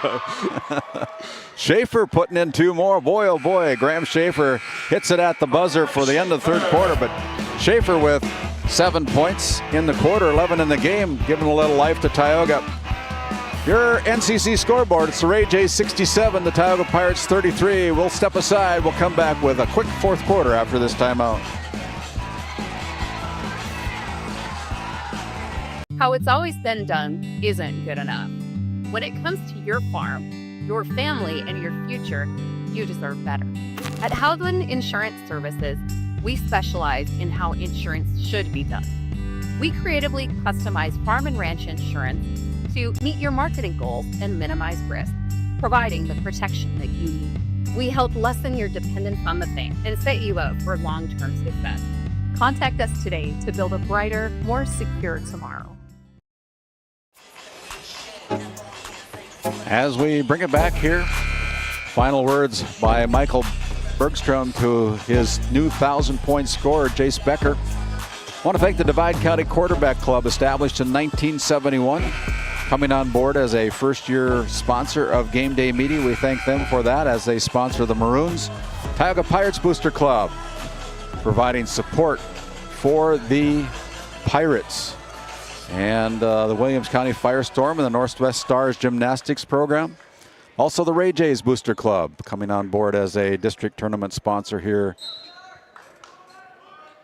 for these tournaments as they pass the ball in. Pirates with the basketball. First possession, and the reverse hook by Rylan Hollingshead is good. A 4-0 run by Tioga as they get the last basket of the third quarter, first basket of the fourth quarter. That shot put up there by the Ray Jays, can't connect, and here comes Tioga again, down by 32. So a running clock in the score right now, and here is Michael Grimes. Another reverse hook. So 2 reverse hooks in a row by the Pirates. There you go. Probably should do a few more of those. They're pretty successful on it.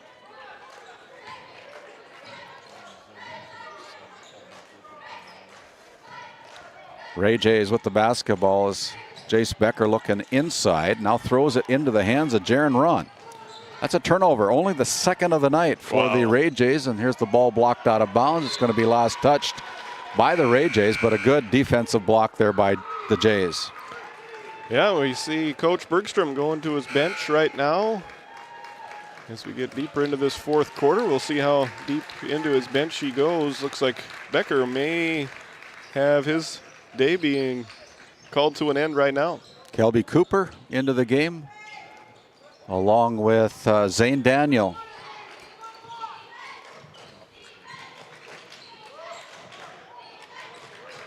Here is Hollingshead driving to the right wing. Now with a kick out to Lanes Lenzen.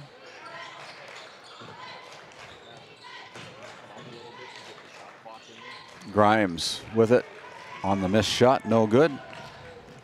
Here is Cooper Hayes, and Cooper is going to head to the Souris Valley Dental Group free throw line on the foul by Tioga. Looks like they're gonna. Hollingshead, second personal. Second foul called against Ryland Hollingshead.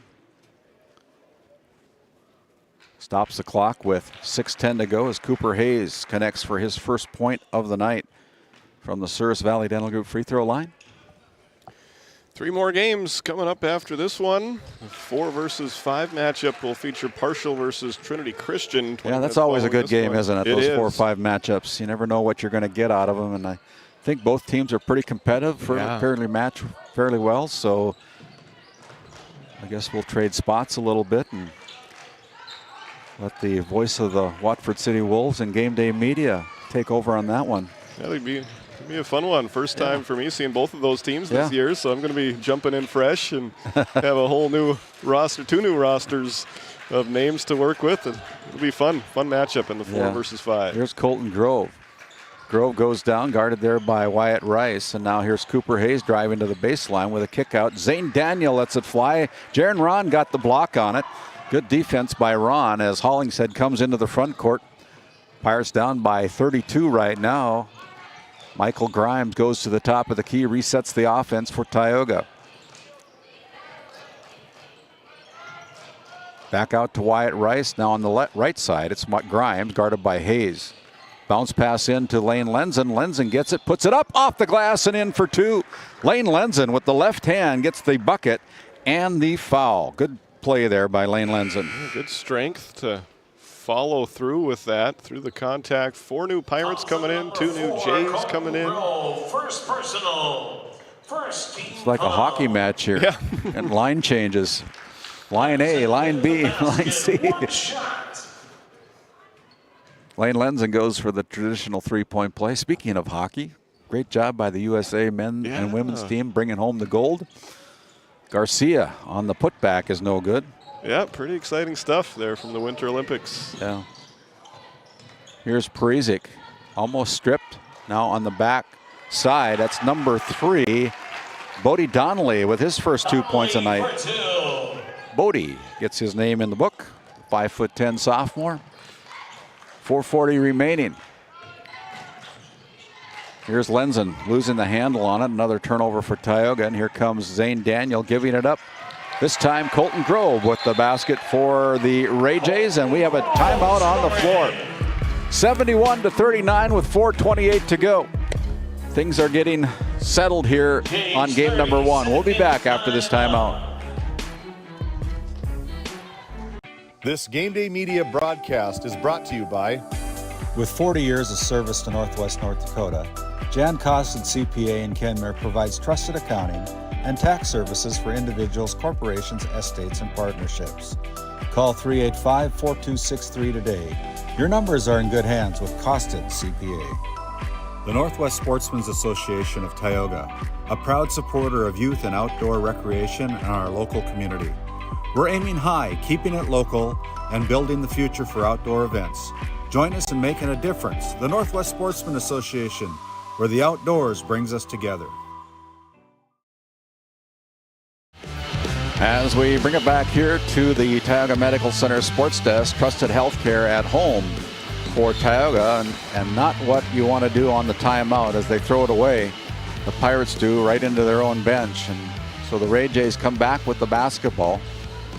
That is Archer Foss into the game. He wears number 25. He is a freshman.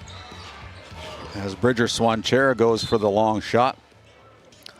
That's no good. Trying to get his name in the book. Running clock now, just under 4 minutes remaining. As we notice, one of our officials here tonight, Matt Cavernum, had a short night last night as well. Ref the championship game of that Region 3 boys basketball or girls basketball tournament down in Minot. Refereeing the first game here on this opening match of the District 5 tournament. He's getting his steps in as well, as the foul's going to go against Jaron Ron. And it will send Archer, no, that's Colton Grove. Now, who is that? Bodie Donnelly. Bodie Donnelly to the free throw line. Yeah, puts in the good take first one. from Bodie. Nobody's going to get in front of you. Just as well keep going until they're going to put a body in front of you. And Bodie does what his coach told him to do, hit to the rim.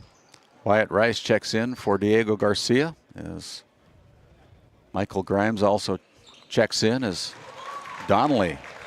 4 straight points here in the fourth quarter for the Jays. 75-39, 3.5 minutes remaining. Shot put up by the Pirates is no good, and then it's going to be a jump ball. Possession arrow will go to the Ray Jays. Possession Jays. So we'll call them as we see them. Jaron Heldy's out there, Kelby Cooper, Bodie Donnelly, Archer Foss, and Bridger Swanchera for the Ray Jays. Very similar game from Tioga and Ray from when they played earlier this couple weeks ago. I think the final score of that one was 88-44, 88-44, so it was a 54-point win. I believe it was. 75-39 here right now. The ball's out of bounds. Last touch by Tioga. As they 88-34. As they get the ball inbound, it almost went out of bounds, but Swanchera saves it from that. And now here's Kelby Cooper. Cooper goes over, finds Donnelly, and now Donnelly with it to Heldy. Heldy gives it up to Cooper. Cooper loses it. And here come the Tioga Pirates. Pirates with it, goes to Wyatt Rice. Down low, it's Grimes, and Grimes through his legs. Now backs down, tries to go into Rice, and it goes off of Rice's legs and out of bounds. Wasn't expecting the pass. And here come some more players as we're clearing the benches right now, as we see one of our Game Day Media cameraman getting some action here. Colton Lenzen into the game. When he's not playing basketball, he's helping Game Day Media out in a capacity as the ball goes through the hands of Cooper. And we're going to have another sub for Tioga as Caden Holte will check in for Jaron Ron. As the clock continues to roll here. So everybody getting some playing time, along with Jeremiah Walsh into the game for the Pirates. Almost stolen away. Caden Holte with the basketball goes to Rylan Hollingshead. Hollingshead with the drive. Still has it. Now gives it up to Holte. Holte, a pretty good shooter from the outside if he can get an opening. And here is Holte again with the drive. And then he gets called for the travel.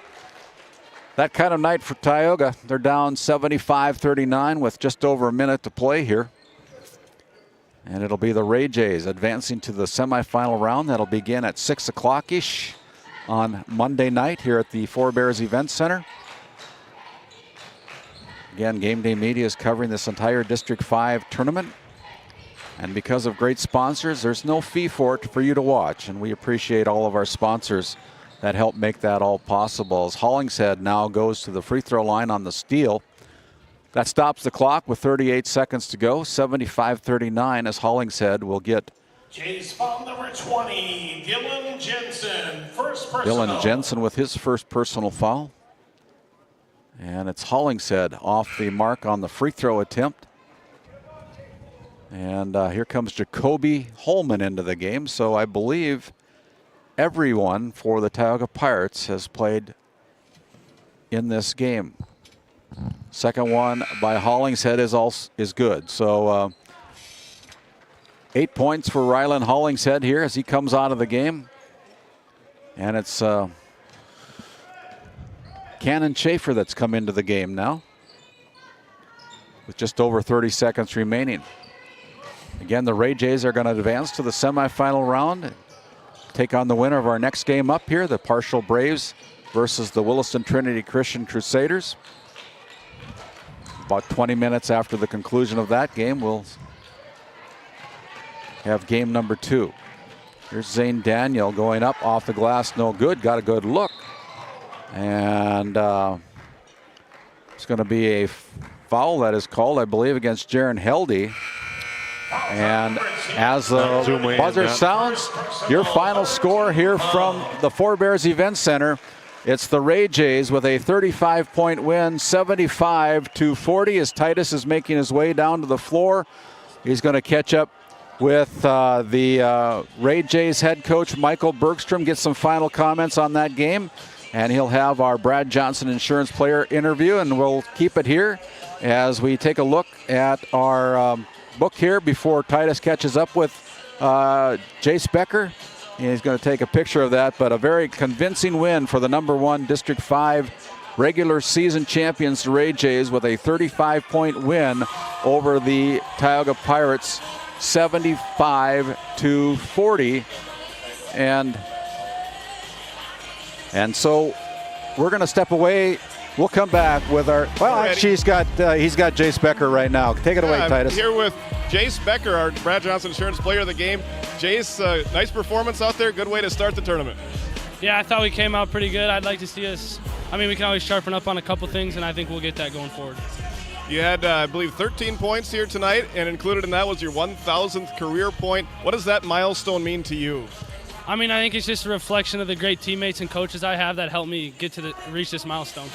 What's the plan going into the weekend here as you prepare for a semifinal matchup on Monday? Rest up and get ready to go. All right, looking forward to it. Go celebrate with this first round win, and we'll see you on Monday. All right, thank you. There you have it, our Brad Johnson Insurance Player of the Game, Jace Becker.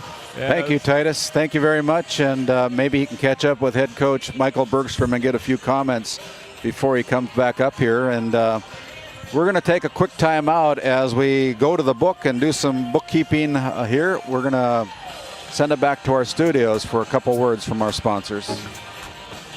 Here he comes.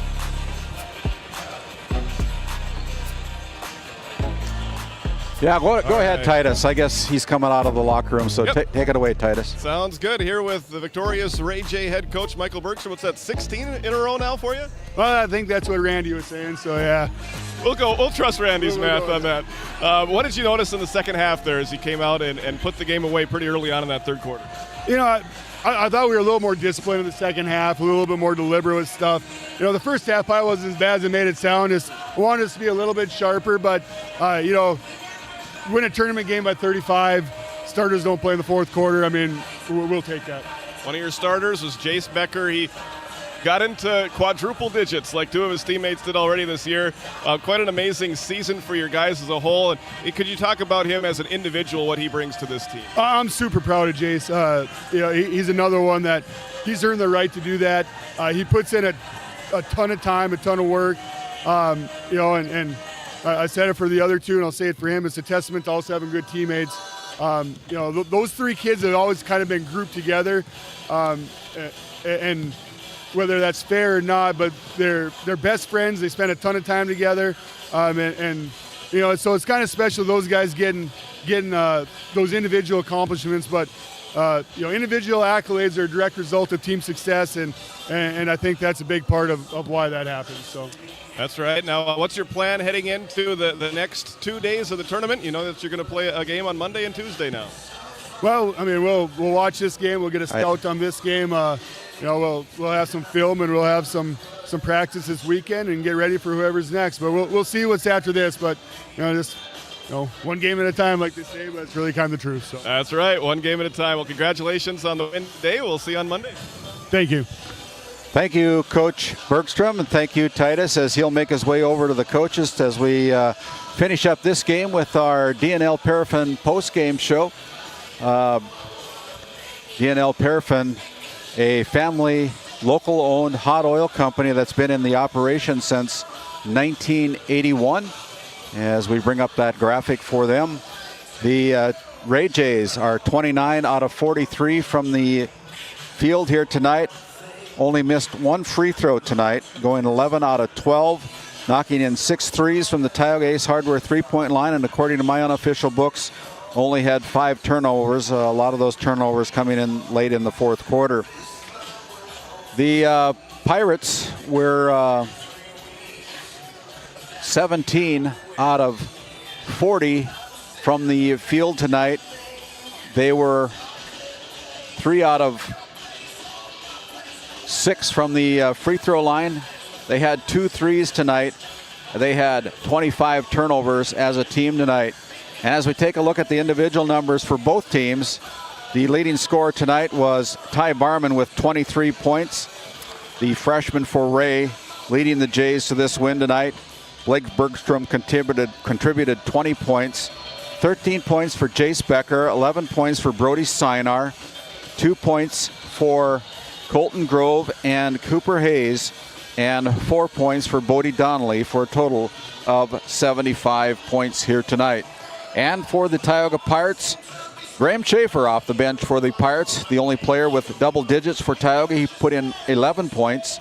8 points added by Rylan Hollingshead, 7 for Jaron Ron, 5 points for Michael Grimes, 4 points for Gunnar Moberg, 3 for Weston Lallam, and 2 points for Lane Lenzen, for a total of 40 points here tonight. As Titus has made his way over to Nev Hoff, the head coach for the Parshall Braves. Take it away, Titus, on our Lindsay Grocery coach's comments. All right, thank you very much, Randy. Here with Parshall head coach Nevitz Hoff. Coach, my first time seeing you this year here. What does your team bring to the table here this season? Oh, I think one of our strengths is probably trying to put some pressure on, get up and down the floor with our speed. We don't have a lot of size, but we can get really streaky, shooting hot once in a while, and if we can move the ball and get up and down, that's probably our strongest suit. The 4 versus 5 matchup is always a good one on the first day of district tournament action. What do you know about this year's Crusaders team? Oh, they're going to be competitive. We've played them in the season, and don't let the score fool you from the first game. It was a tough game.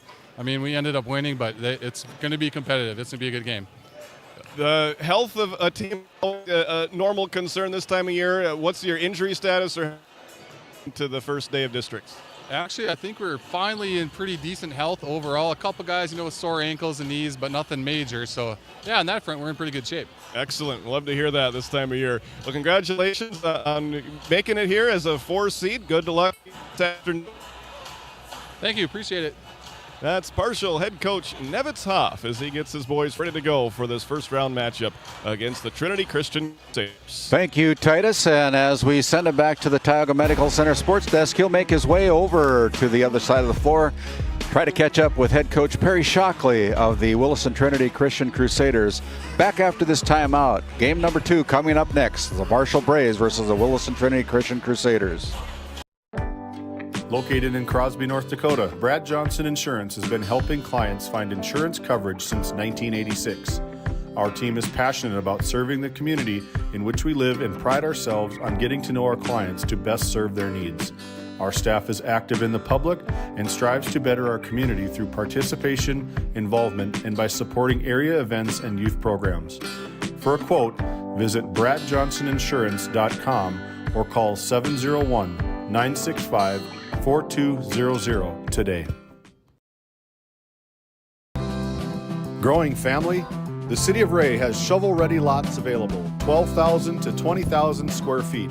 The lots are free of any special assessments. Right on Highway 2, we offer convenient travel and connections, as well as access to our amazing education system. Your family's future is important to us. Let us help you with that first big step. Contact Rhonda at 701-568-2204 or stop by City Hall at 101 Main Street in Ray. Think of Ray when planning your future. Invest in a community that invests in you. As we come back to our Lindsay Grocery coach's comments for game number 2, Lindsay Grocery, where community meets quality every day. You can find them on Facebook with daily and weekly deals, your favorite grocery store up in Crosby. Devin and Casey Lindsay up there in Crosby. Titus is caught up with head coach Perry Shockley of the Williston Trinity Christian Crusaders. Take it away, Titus. Thank you very much, Randy. Here with Trinity Christian head coach Perry Shockley. Coach, a pretty good season where you earned the number 5 seed going into the district tournament. What has this season been like for you and your Crusaders? I've been really encouraged. We started slow as a lot of new kids. Have 5 seniors graduated last year. And, you know, we had a couple of good games early. And just been developing all year. I feel like we're playing the best we've played all year, which is what you want to happen. And I like the way our continuity and our camaraderie and just the way we're playing as a team. And so it's been a really encouraging year. Good. It's good to hear when you're coming into the tournament time here. What would you say is the identity of this program and this team here this season? Well, there's games. It's been our defense. We played right to win 12 points, beat them 3 quarters. We played Powers Lake, had them down at halftime. We've had some great parts of games we got to finish, but it's our defense that has kept us in those situations, hoping our offense could kind of catch up. But I would think our defense has been the identity that has given us an opportunity to play, I feel, against teams that are probably more talented. The 4 versus 5 matchup, always a great one on the first day of a district tournament. What's it going to take to beat the Parshall Braves here today? Well, you know, their coach is doing a great job. He's got some really good players there, good shooter. Guys kind of know their roles. I think it's starting 5, probably been the same all year. So, you know, it's pretty good when you get guys who are very confident what their roles are. So we start them and make sure, you know, we get the rebounds and then just execute our offense. It comes down to doing execution and playing smart and playing hard. And I think, you know, I think we're ready to go. I mean, I think we're 2 weeks off. You get ready to play, you know. Play somebody. That's right, and it's Parshall here today. Well, thanks for the time, Coach. Best of luck this afternoon. All right, Coach. Thanks. There you have it. That's Jeremy Shockley, head coach of the Trinity Christian Crusaders, as he gets his boys ready to go for this 4 versus 5 matchup. Randy, back upstairs to you. Thank you, Titus. And as we continue on here with our Border Plains Equipment pregame show, we want to go into our Red Rock Auto GMC Chevrolet player spotlights for these 2 teams. And as we take a look at the Parshall side of the floor, or the Trinity Christian Crusaders side of the floor, we're looking at Cale Nix there. Nix is a junior who stands 6'4", been a 3 or 4 year starter for the Crusaders, and he's a special player and he's fun to watch, got some length on him, pretty good shooter. So we'll see if a lot of the action for the offensive team goes through Cale Nix here this afternoon in our game number 2 between the Parshall Braves and the Crusaders from Williston Trinity Christian Crusaders. And as we transition over to the other side of the floor at Parshall, it is Makai Packenow. Packenow, a youngster on this team. And if that name rings familiar to you, and Makai Packenow is a, trying to look him up here. Makai Packenow wears number 3. He's a 6'2" freshman.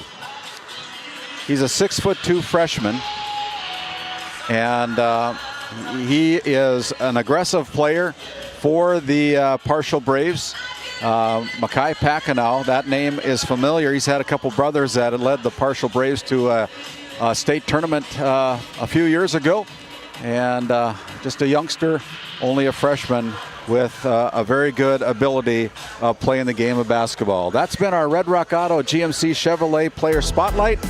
We're going to take a timeout. We're going to switch some chairs around here, and we're going to have more of our coverage of the District 5 tournament here from the Four Bears Event Center after a few words from some of the great sponsors who help make this all possible here on GameDay Media.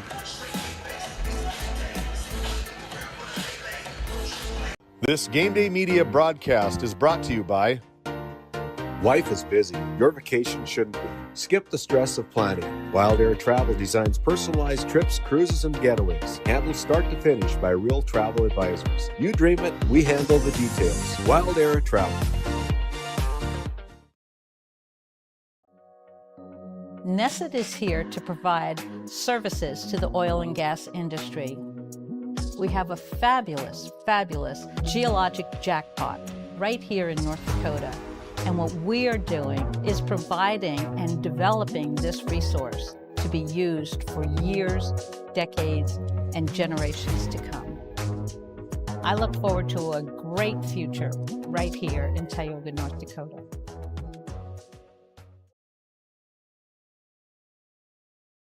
Tioga has a lot to experience, from food to fun food. There's so much to take in. Brush up on your history, grab dinner and drinks, then catch the latest movie in a historic theater. With many great places to stay, Tioga makes for a fun and easy getaway. Come experience Tioga and see why those that live here love it here.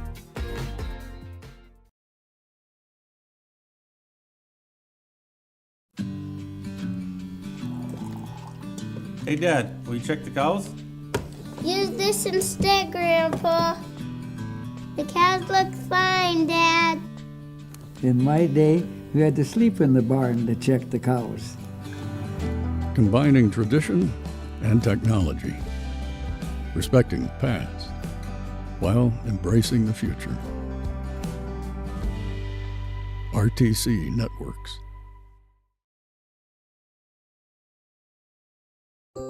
As your local Touchstone Energy Cooperative, we wear many hats. We take pride in serving our members and our community by going the extra mile in everything we do. Because we not only work here, we live here. Brought to you by your local Touchstone Energy Cooperatives.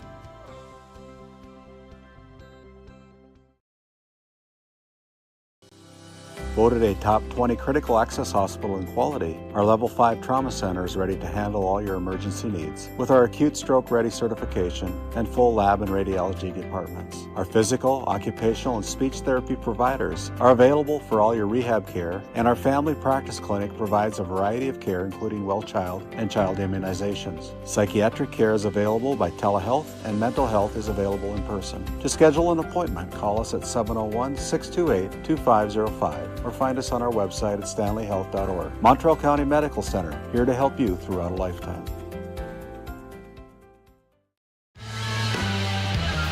Welcome back to your Border Plains Equipment pregame show as the Crusaders and the Braves continue their pregame warm-ups for this 4 versus 5 matchup in our second game of quarterfinal action. If you're just joining us, you missed the Ray Jays defeating Tioga in the 1 versus 8 matchup earlier today. This is our second game. We'll have 2 more coming up after the conclusion of this one.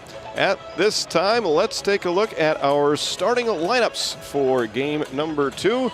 Starting lineups brought to you by the Country Store. If they don't have it, you probably don't need it. Find them on Facebook or online at www.countrystore.doitbest.com. For Parshall, we'll start with the senior, Callan Brian, the sophomore, Logan Hoff, a freshman, Makai Pakanos, and then 2 seniors rounding out their starting lineup in Memphis Walking Elk and Daniel Cole. That is the starting lineup for head coach Nevitz Hoff. Coach Hoff is assisted by Kiefer Langen. On the other side, for the Trinity Christian Crusaders, they'll go with the 6'4" junior Cale Nix, another junior, 5'6", wearing number 11, Alicio Roblero, another junior, he's 6 foot, number 22, Miles Heck. If you're noticing a trend, we're going to keep that trend going with 2 more juniors, with Omari Hofton and Jaden Hernandez. Hernandez wears number 35. Those last 3 players all stand 6 feet tall, and they are part of this junior class. Not a single senior to be found on this year's Trinity Christian Crusaders roster. They are coached by head coach Perry Shockley. He is assisted by Joel Nix. Yeah, an interesting fact for Perry Shockley. He's the lead pastor at a church that he's established in Williston, North Dakota. And he's got a lot of coaching experience. He's coached high school basketball for 10 years, and he's coached at the college level for 25 years. Wow. So, you bring in some of that, and he coaches these kids up and makes them work, and, they're a pretty respectable team. Yeah, it's going to be fun to see them play here in person for my first time this year. Of course, Trinity Christian has had a lot of good teams over the years. Jacob Broughton did a great job coaching them when he was there. He moved on to the Williston Coyotes girls got a good team there program. at Williston too, now doesn't he? Yes. Yep, they've been scoring some points up there, especially the Ostrom twins. They're a fun team to watch in AA girls basketball. And then after we get done with our action today, we're going to have some Division A basketball and more Division B basketball tomorrow, as we're going to head down to Bismarck Century and bring you audio only. Do we ever sleep, Titus? I don't know. I don't really. Do you? Well, I know you're a rancher, so you're living with your cows most of the time out there in Whopper City. You can take Kobe Bryant's advice. You can sleep when you're dead. There you go. That's right. You can sleep at the end. That's right. So those are the Division A and B state qualifying games that you can see on your screen right there. We'll get it started with 2 Division A games, Rugby versus Dickinson Trinity, and then Watford City versus Turtle Mountain, another addition to that rivalry. That one's going to be a lot of fun. Those games will tip off at 1 and 3. And then after that, we'll have our 2 Division B games with the Tioga Pirates taking on the Flasher Bulldogs, a couple of teams with really good win-loss records that just weren't able to get the job done completely at the region tournament, but a second chance for both of those teams to move on to state. And then the final game of the day will be Washburn versus Kenmare Bowbells. Great basketball all week long here on GameDay Media. And another first for GameDay Media. We're going to be at the Bismarck Century Gym. We've never been there before, so that'll be a new experience for us, and we're looking forward to that as we turn it over to Jeff Graupe for the introduction of our Country Store starting lineups. Casino and Lodge for today's Boys Basketball Tournament. Today's second matchup features the Parshall Braves and the Trinity Christian Crusaders.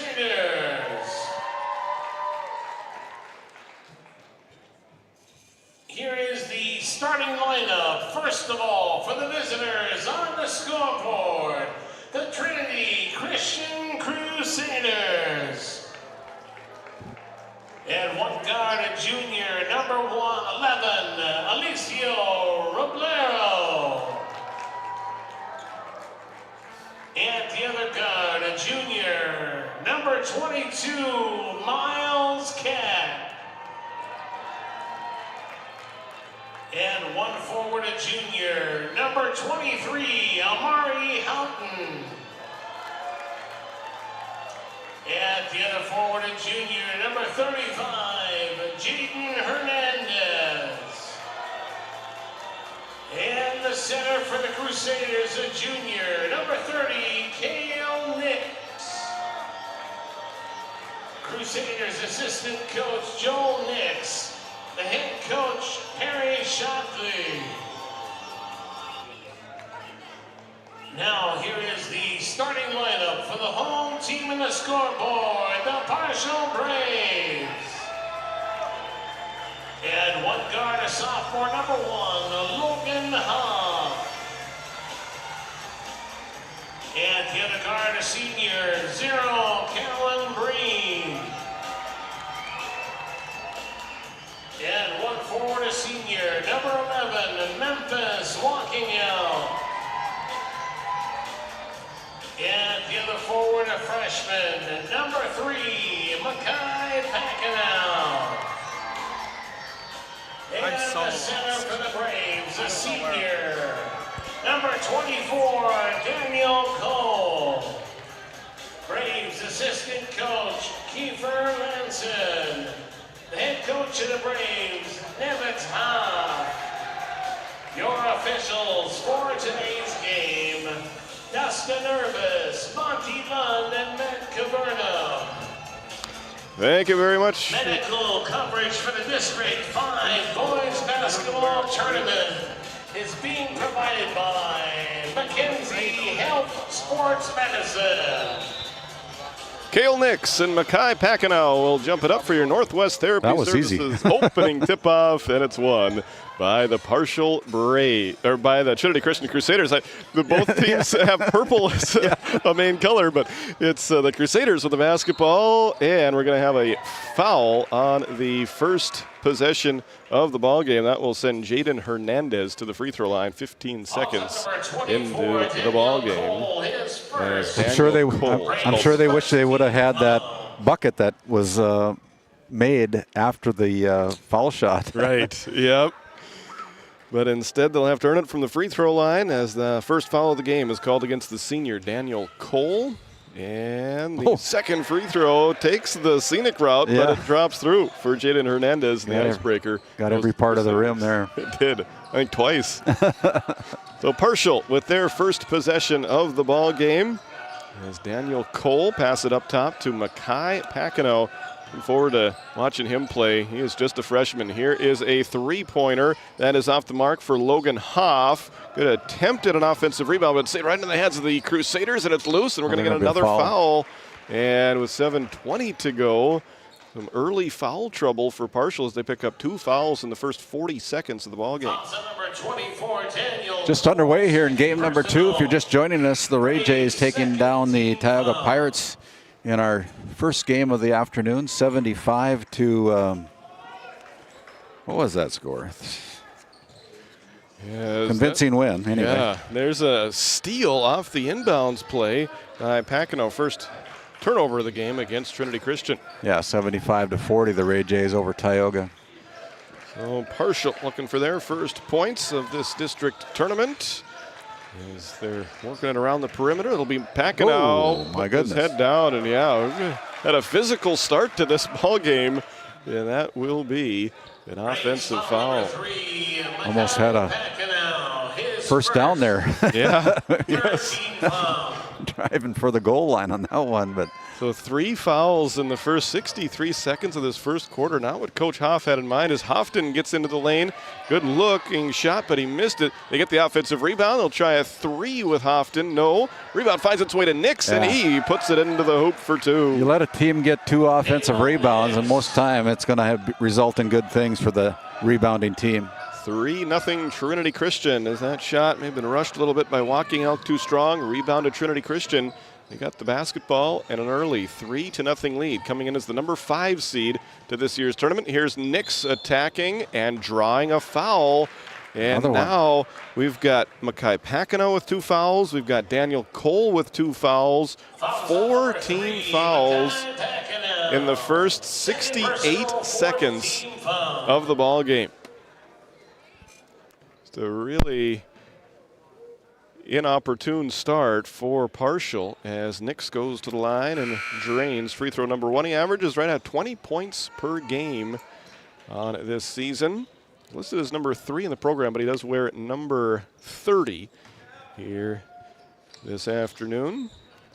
As the second free throw is off the mark, rebound going to Parshall. And here is the finger roll from the baseline. No good for Logan Hoff, but he draws a foul, and he'll shoot some free throws with 6:47 left to go in this first quarter. Logan Hoff, the sophomore son of head coach Nevitz Hoff, going to the Service Valley Dental Group free throw line, looking for the first point for Parshall. Hoff makes free throw number 1. That's the icebreaker for Parshall.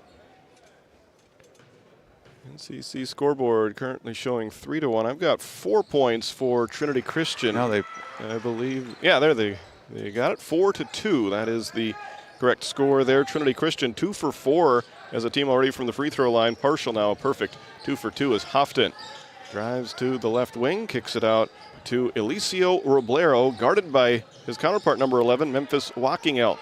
Now Nix will line up a 3 from the right wing, a little bit short. Offensive rebound, Hernandez. Another one. He brings it down and does have it stripped away. Another steal for this Parshall defense. 4-2 just underway. We've had a lot of action in these first 2 minutes of this 4 versus 5 matchup. Good inside move by Callan Brian. Yeah, that was a nice move for Brian. Got to the hoop and ties the game up. After a 4-0 run to start for Trinity Christian. Great save by Breen. And here is Hoff getting blocked by Miles Heck. And now Hofton off to the races. Left-hand layup is good. I was going to leave it short there for a little bit. Just didn't had enough on it to get it over and in. We are going coast to coast right now during that stretch, and it's a 6-4 lead for Trinity Christian. Parshall looking for their first lead of the game after their first tie at 4. And they're going to call a foul on that entry pass as Hofton is going to get called for the foul, his first. Now we got listeners on 1090 AM and 92.7 FM. Flag Family Media partnering with GameDay Media for this District 5 tournament. We want to thank them. Been on a partnership with them for 3 years now, and always great partners to be with us here. The leaner off the front rim for Logan Hoff. And Trinity Christian able to gather in another defensive rebound as Nix brings the ball down the floor for the Crusaders wearing their purple uniforms. Taking on Parshall wearing their home whites. There's a 3 by Nix. That one's a little bit short from the left wing. Rebound caught by Parker Cook, the freshman, into the ball game with some of his teammates getting into early foul trouble. Hoff dribbles it over to the left wing, passes it back out to Cook.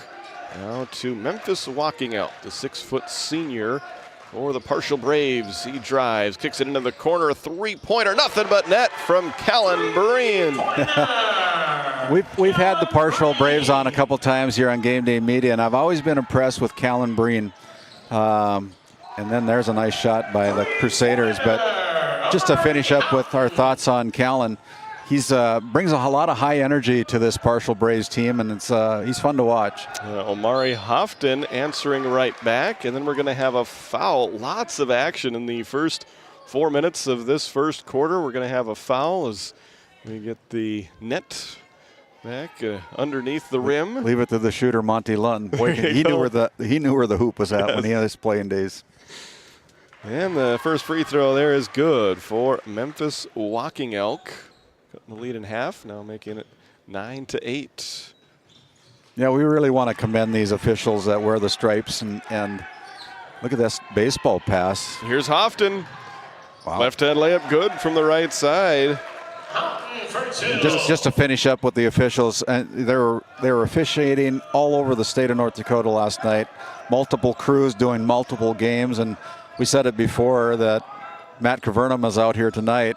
I don't know about the other two, but I know that Matt was down at the Region 3 girls basketball tournament, and I don't know how much sleep he's had over the last couple nights, but he's a busy young man as well. We've got a timeout brought to you by Nesset. It's 11-9, Trinity Christian. We'll be back right after this. This GameDay Media broadcast is brought to you by... Since 1952, Liberty State Bank of Powers Lake serves Burt County and the surrounding areas with a full suite of financial services. We are committed to being your bank of friendly service. Liberty State Bank, FDIC insured. Tioga Drug and Soda Shop, located at 106 North Main Street in Tioga. Visit tiogadrug.com.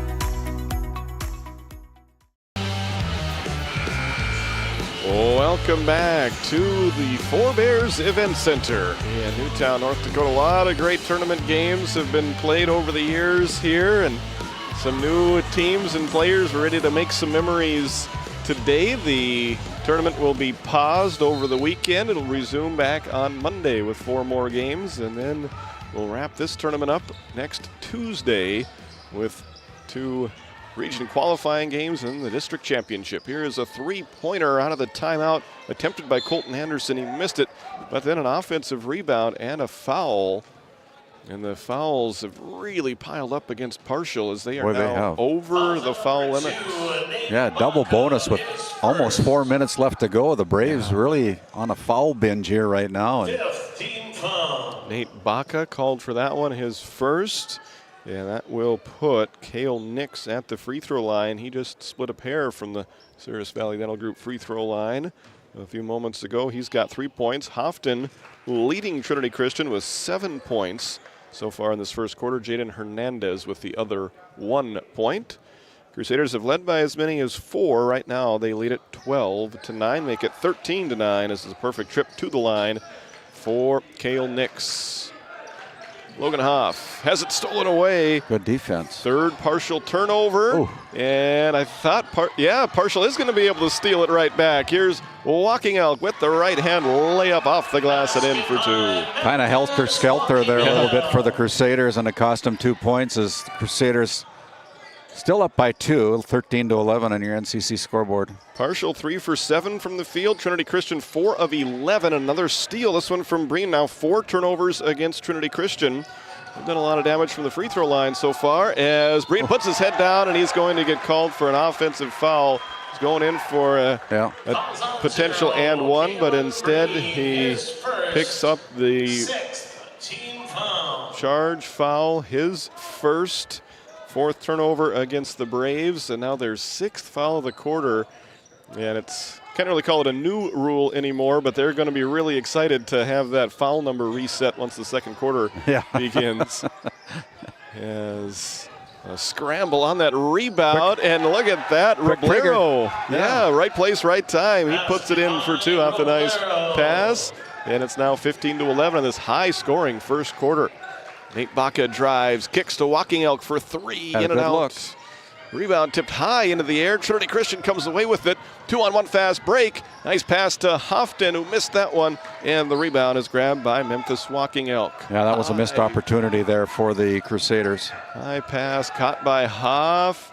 Breen makes the catch. Tough angle on that reverse layup attempt, but Parshall will get a second chance at it. As they play catch along the baseline. Cook into a double team. Finally a foul. Finally a foul that's called there. RTC Networks looking at that. Located down in Parshall, North Dakota, these Braves are fighting to get to the free throw line. Crusaders' 3rd team foul. I don't know if they know who's supposed to shoot the foul shot. They're taking their time to figure it out. We have seen a lot of activity there. We have seen a little bit of everything, and we aren't even through this first quarter between these two. We've seen fast break opportunities. We've seen lots of free throws. Seen a touchdown. Yep. Touchdown throw and 2 points scored for the Crusaders. The freshman Parker Cook at the free throw line with a chance to cut the lead in half, and he does just that with 2 good-looking free throws. Makes it 15-13. Crusaders have led by as many as 4. They've held that lead on multiple occasions. Trinity Christian has, and the Parshall Braves have not taken the lead yet. They've tied it up multiple times as Houghton tries to give them a 5-point lead. He misses the three-pointer. Long rebound taken by Walking Elk as Parshall goes to work in the half-court offense. Under 2 minutes to play in the first quarter. And Breen is fouled on the drive. And he'll stop the clock with 1:55 to go in the first. That foul puts the Crusaders over the double bonus limit. And before anything else happens, we're going to have a timeout on the floor. Your NCC scoreboard. Crusaders 15, the Braves 13. We'll step aside. We'll come back after this timeout. This GameDay Media broadcast is brought to you in part by Tegan's Interiors, located on Main Street in Crosby, North Dakota. Follow them on Facebook or find them online at tegansinteriors.com. Gustafson Septic Service Incorporated, family owned and operated since 1986. Offering septic service, portable restrooms and hand wash, sewer jet and camera services. Located in Stanley, North Dakota, call for a free quote at 701-628-2960. This GameDay Media broadcast is brought to you by Established in 1938, Ray Farmers Union Elevator is now your full-service grain and agronomy service facility in northwest North Dakota. Based in Ray, North Dakota, we can assist you with everything from buying the seed in the spring to burn down in the fall. Get more done in a day with Ray Farmers Union Elevator. Our paths are rarely clear-cut. You may step out of bounds, or even out on your own. No matter what it looks like, your path is personal, and that's what makes it powerful. Bravera Bank, Insurance and Wealth. Welcome back to the District 5 Division B Boys Basketball Tournament. Breen at the free throw line makes free throw number 1, and this lead that had been up to 4 is back down to 1, and now it stays at 1 as the rebound is going to be taken by Breen as he goes diving for it. Jump ball called. Possession arrow will keep it on this end of the floor. I think. Yeah, actually, it's going to be Parshall's basketball. Yeah. Parshall's ready to go play defense. Yeah, but Callan, I think he maybe hit his head a little bit when he fell to the floor there, and hopefully he's okay. I hope so. Looks like he is okay. And he gets it on the second pass after the inbounds. Get it up top to Nate Baca, the sophomore for Coach Hoff. And who's fun to watch. Parshall Braves. There's a steal by Cale Nix. 5th Parshall turnover. Nix in transition. Gets it over to Roblero. Back to Nix. Working on the left block. Step back jumper from the baseline. Off the mark. Rebound. Knocked away by Baca. Here is Walking Elk. Ahead of the pack. Right hand layup. Good. And that gives Parshall their first lead of the game. Crusaders didn't get back on defense. 5-0 run, and now a steal by Parshall, trying to extend this first lead of the game. And that three-pointer off the mark for Walking Elk. Another offensive rebound, this one by Nate Baca. He'll dribble into a three-pointer that rattles in and out. Rebound by Cale Nix. Under a minute to play in this first quarter. Nix is a lengthy player for the Crusaders. Houghton off the mark for 3. Offensive rebound putback attempt.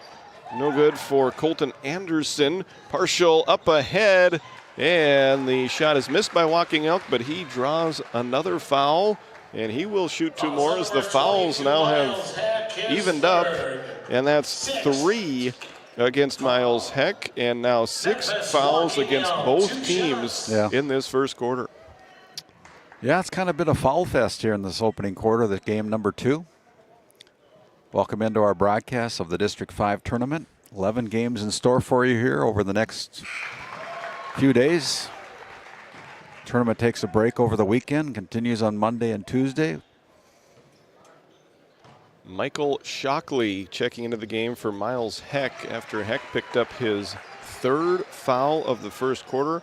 Walking Elk, a perfect trip to the free throw line. He's got 8 points to lead Parshall, and they have taken a 3-point lead now, currently on a 7-0 run. Here's Nix shooting over the zone defense, nothing but net. Yeah, he's a good player. He's fun to watch, and just keep your eye on this young man. He's a good player for the Crusaders. Ties it up at 18 apiece as the long range 2 is off the mark for Baca. Rebound by Nix. Yeah, got the rebound there after knocking in that bucket. He got some time to work with. The pass deflected. Roblero picks it up at the left wing. 5 seconds. Nix straightaway 3 at 2 seconds off the mark. Offensive rebound. Houghton goes over the backboard. That was close. And Randy, we did see just about everything in that first quarter of play. Wow.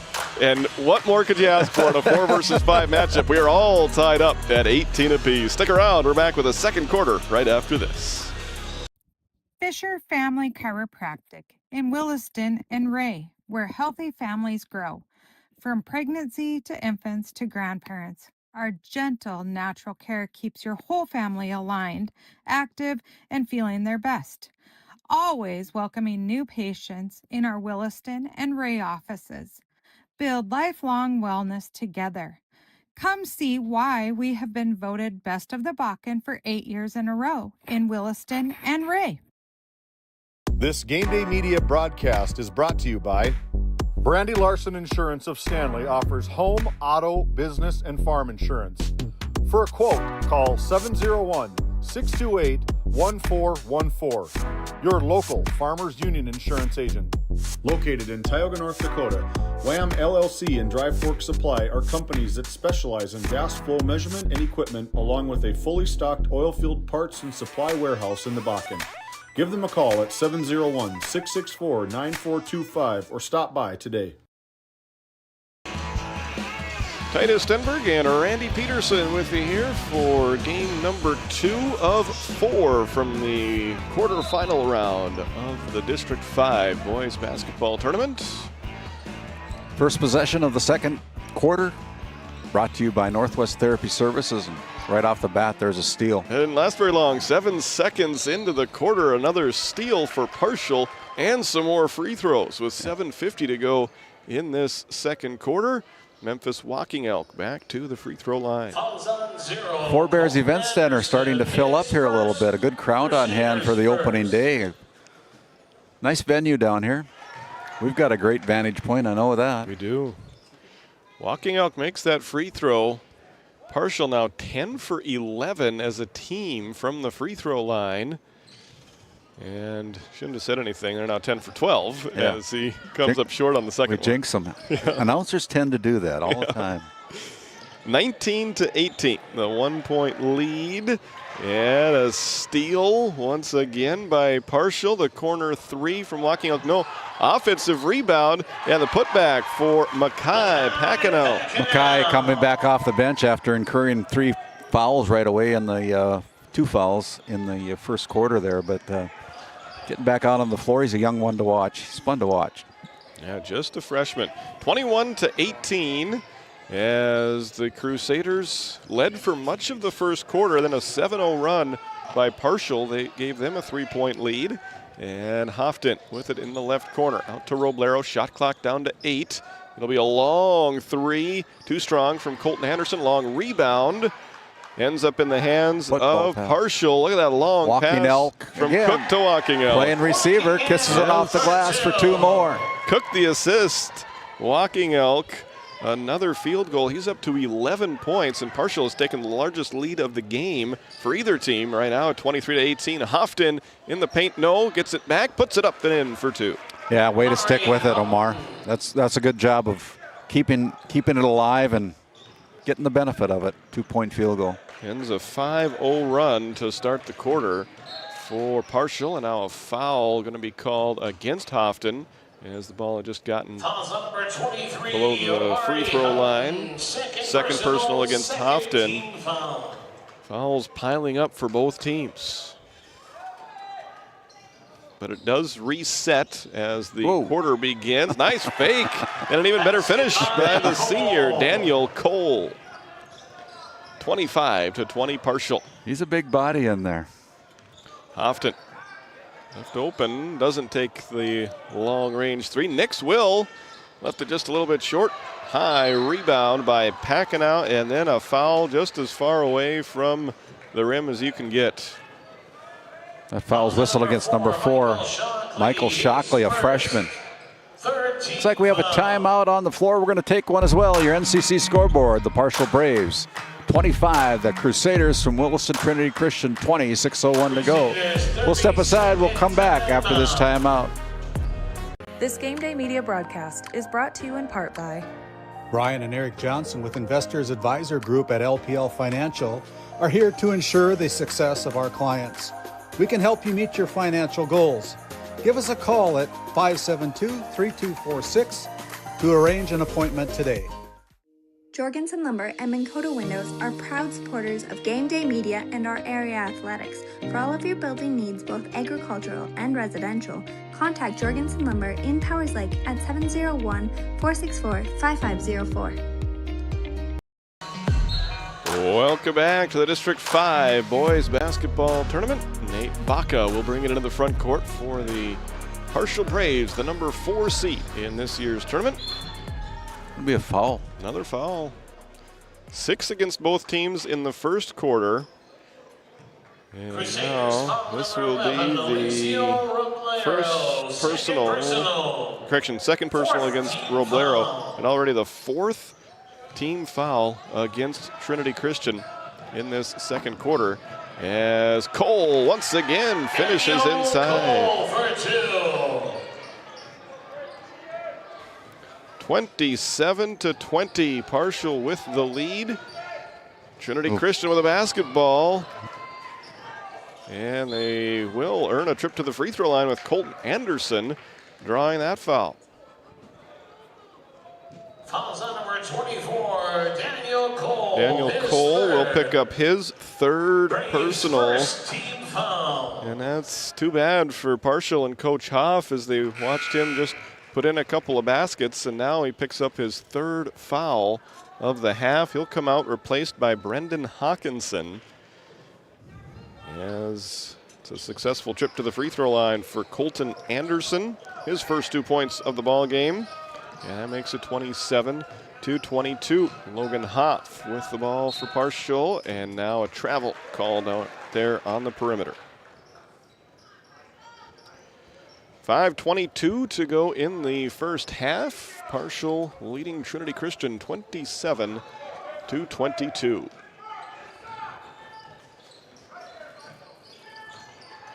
There's another deflection, not quite a steal for Packenow. It goes out of bounds off of Mackay, and it will stay with the Crusaders. Cale Nix will inbound with 28 seconds on the shot clock. Trinity Christian is led by as many as 4. Parshall is led by as many as 7. Nix for 3 from the left wing. Nothing but net. Three-pointer Nix. His second 3 of this first half. He's up to 11 points. And now it's back to a 2-point game. Packenow. That's an offensive foul. He got the layup to go, but wipe it off as it's an offensive foul called, and that was Nix drawing the charge. And now Packenow has 3 fouls. So both Packenow and Cole with 3 personal fouls. Packenow going to stay in the game? No, he's going to come out. Replaced by Parker Cook, the freshman. So Coach Hoff, a lot of things going through his mind right now, and you got 2 starters with 3 fouls, still 5 minutes to play in the second quarter. Next man up. Yeah, have to be. Yep, that time of year, and that's what the situation is right now as the Crusaders commit a dead ball turnover right in front of the Parshall bench. Yeah, that doesn't please Perry Shockley very much, and I think he's going to have a little discussion coming here in the huddle for the Crusaders. Timeout on the floor, 27-25. Parshall leading this quarterfinal matchup. Game 1 powers your team, business, and community with athletic apparel, uniforms, company gear, and event apparel. Featuring screen printing, embroidery, and the brands you trust. Game 1, the brand behind your brand. EAPC Architects Engineers is shaping the future of K-12 schools, healthcare, civic spaces, and higher education across North Dakota. Proud to support our athletes and proud to serve our communities. EAPC, designing solutions, impacting communities. At Souris Valley Dental Group, we've been using modern treatment techniques and products to help families smile since 1968. Voted as the #1 dentist in Minot, our team of expert dentists combine their unique areas of expertise and their experiences to create treatment plans that help each individual patient meet their goals.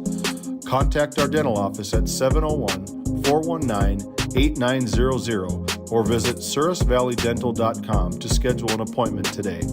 You can count on us to keep your family grinning from ear to ear for many years to come. Parshall basketball out of the timeout. Breen to the hoop. Does not get the roll on his attempt. Rebound to Trinity Christian. They're off to the races as Houghton has it in the right corner. Nice fake. Good fake.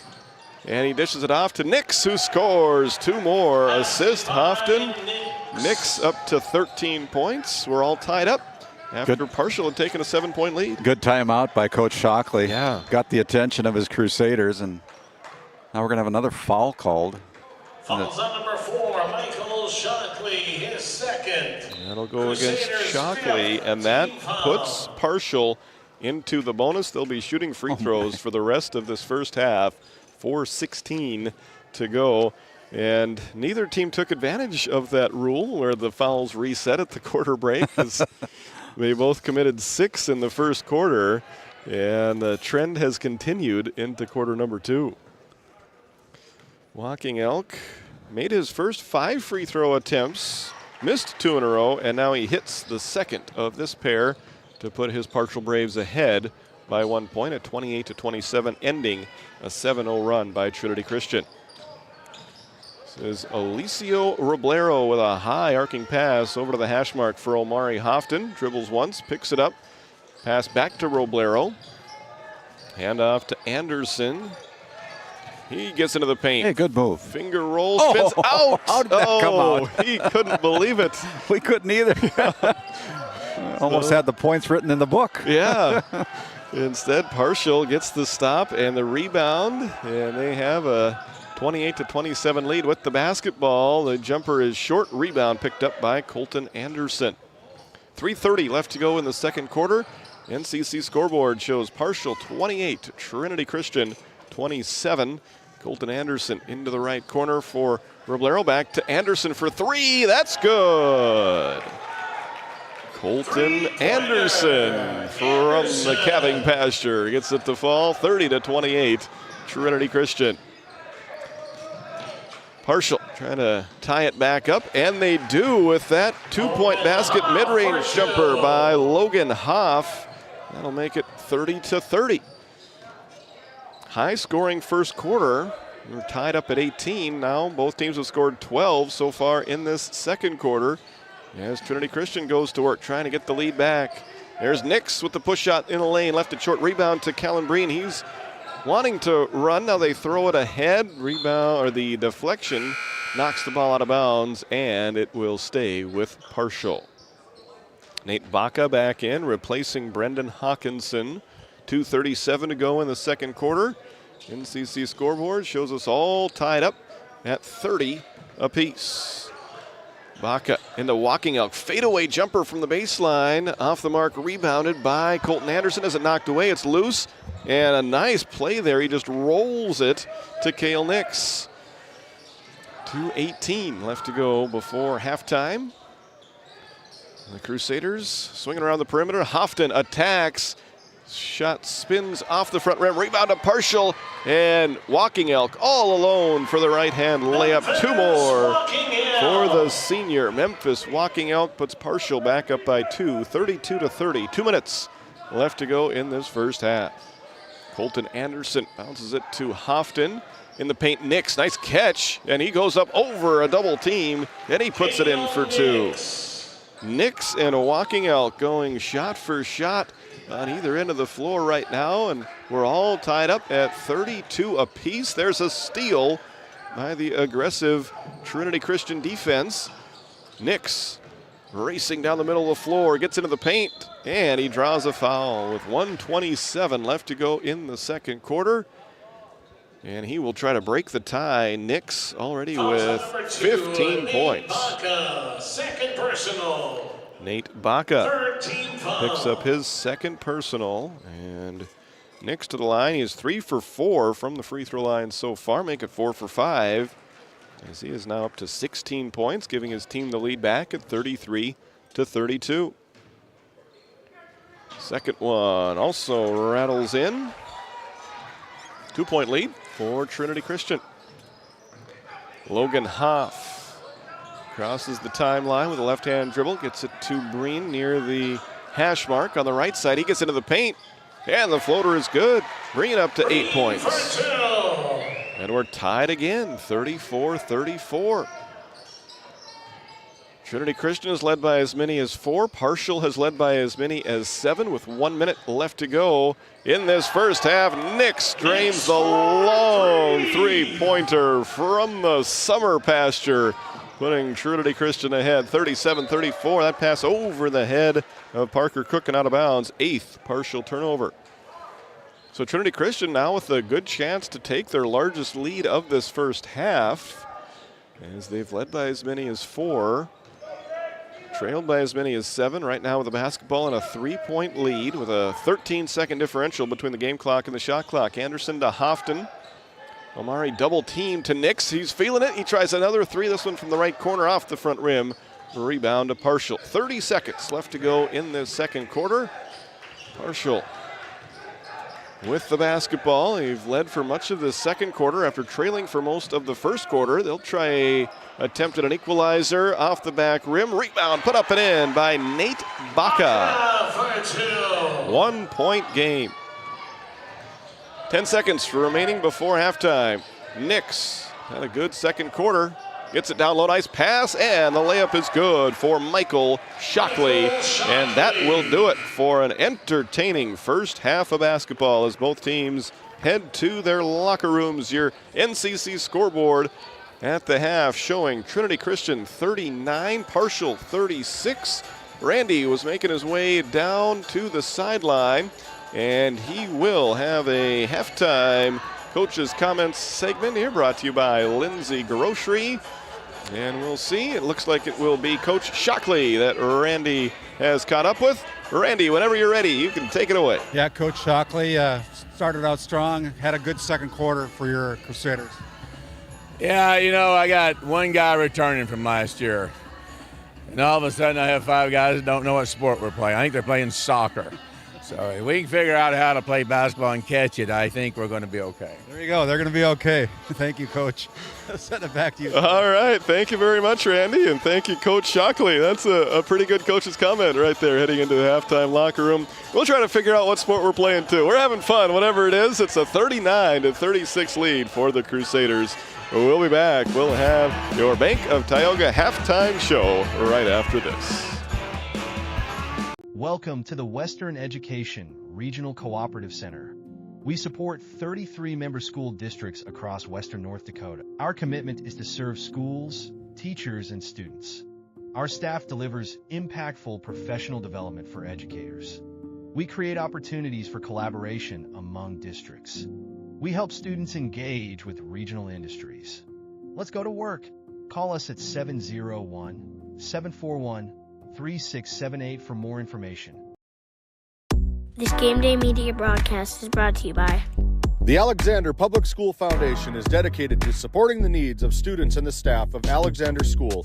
We believe that the strength of the community is rooted in the strength of its school.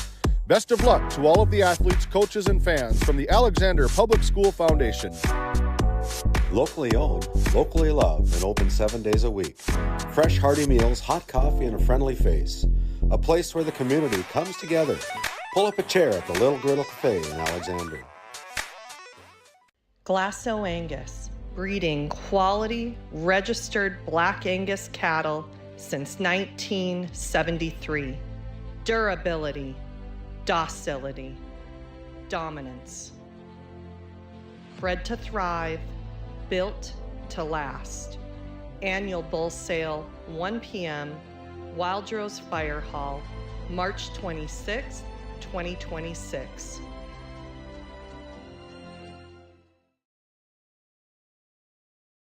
Welcome to the Western Education Regional Cooperative Center.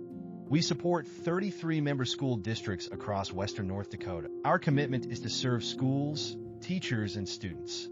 Our staff delivers impactful professional development for educators. We create opportunities for collaboration among districts. We help students engage with regional industries. Let's go to work. Call us at 701-741-3678 for more information. Located in Crosby, North Dakota, Brad Johnson Insurance has been helping clients find insurance coverage since 1986. Our team is passionate about serving the community in which we live and pride ourselves on getting to know our clients to best serve their needs. Our staff is active in the public and strives to better our community through participation, involvement, and by supporting area events and youth programs. For a quote, visit bradjohnsoninsurance.com or call 701-965-4200 today.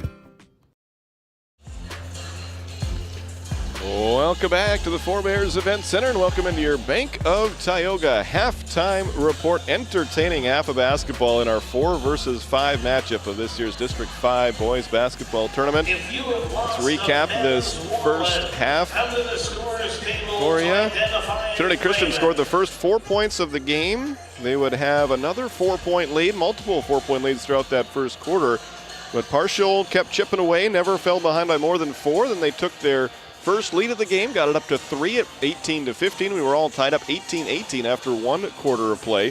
In the second quarter, Trinity Christian scored that should be Parshall scoring the first 5 points and then eventually going up 27-20. We were all tied up at 32-32, and Trinity Christian able to go on a run and go up to as big as a 5-point lead, and they lead it by 3 at the break. 39-36, Trinity Christian. First half stats look like this. Trinity Christian 13 of 34 from the field for 38%. They made 5 3-pointers. They were good from the free throw line, making 8 out of 10 attempts for 80%. They committed 7 turnovers and were called for 11 first half fouls. Parshall, fairly similar numbers, going 12 for 27 from the field, for 44%. They made 1 3-pointer. They were 11 for 14 from the free throw line for 79%. So one team shooting 80% from the line, the other team 79%. And that's part of that high scoring first half that we had. Parshall committed 1 more turnover than Trinity Christian did, as Parshall was guilty of 8, and they committed 1 less foul, and as they were whistled for 10 first half fouls. So really even first half all around. And let's take a look at the individual scoring numbers. First off, for the Crusaders, who were leading it at the break, Cale Nix with a first half total of 20 points. Omari Houghton had 9. Colton Anderson, 5. Michael Shockley, 2. Eliseo Roblero with 2. And Jaden Hernandez with 1. For Parshall, Memphis Walking Elk led the way with 14 first half points. Callan Breen had 8. Logan Hoff and Daniel Cole had 4 points each. Makai Packenow, Nate Baca, and Parker Cook all had 2 points apiece, and that adds up to Parshall's first half total of 36. So 7 players in the scoring column for Parshall, 6 in the scoring column for Trinity Christian, and it looks like Randy has caught up with the Parshall Braves head coach, Nevitz Hoff. Randy, take it away. Yeah, Coach Hoff down by 3 coming out of the locker room. What was the message to your Braves? Oh, we got to play some defense. I got a couple shooters got hot, so we got to get a hand in their face. We got in a little foul trouble right away to start off the game, which kind of set us back. So we'll try and regroup and turn it around this half. Best of luck to you. Thank you. Nevitz Hoff. Thank you very much, Randy. There you have it, some Lindsay Grocery coaches' comments at halftime. A reminder, this is just game number 2 of 4. We have 2 more games to go after this one goes final. Game number 1 going to the number 1 seeded Ray Jays, knocking off Tioga. And game 2 right now at halftime. Trinity Christian 39, Parshall 36. Thanks for making us a part of your afternoon here on GameDay Media and KTGO Radio. We'll be back. We'll have the third quarter for you right after this. This GameDay Media broadcast is brought to you by Ranchers, circle March 4th on your calendar. Sorensen Ranch of Grenora will hold their annual bull sale at the Sydney Livestock Market Center in Sydney, Montana. Your source for composite Simmental bulls that are bred for docility, longevity, and fertility. Find them on Facebook at Sorensen Ranch and DV Auction. The way we live and work has changed, but our service and commitment remain. We're evolving to meet your insurance needs with answers where and when you need them most. Nodak Insurance Company. Give Angie or Candace a call for all your insurance needs. Skin by Legacy Tioga opened doors February 2024. Skin by Legacy is a branch of the Minot location Legacy Health Clinic. Our goal is to bring big city conveniences to the rural and surrounding communities. We offer a number of aesthetic services and more. Skin by Legacy Tioga is open Tuesdays and Thursdays. You can find our link to book by Googling Skin by Legacy, by Facebook or Instagram, where you could book at either location. A healthier you starts here. Now accepting new patients.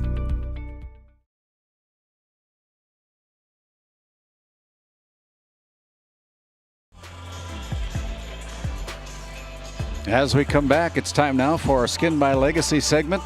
Skin by Legacy with offices in Tioga and in Stanley, North Dakota.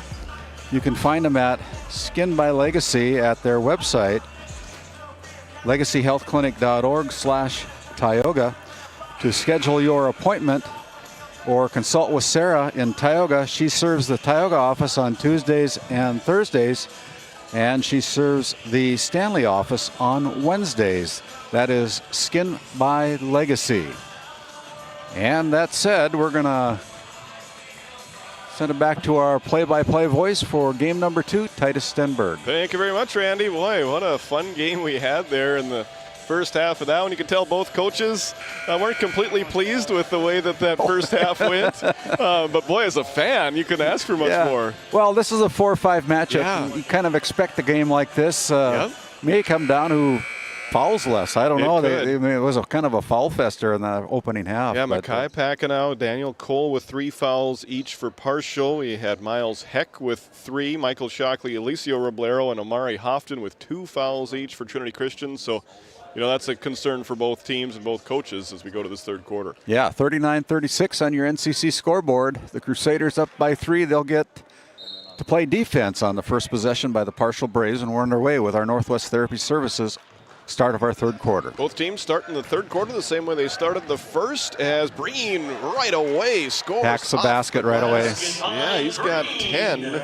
Just like that, it's a 1-point game. 39-38, Trinity Christian wearing their road purple uniforms. Now moving left to right on your screen as Colton Anderson has it on at the high post, picks up his dribble, a little bit of a dangerous spot there, able to get it off to Cale Nix.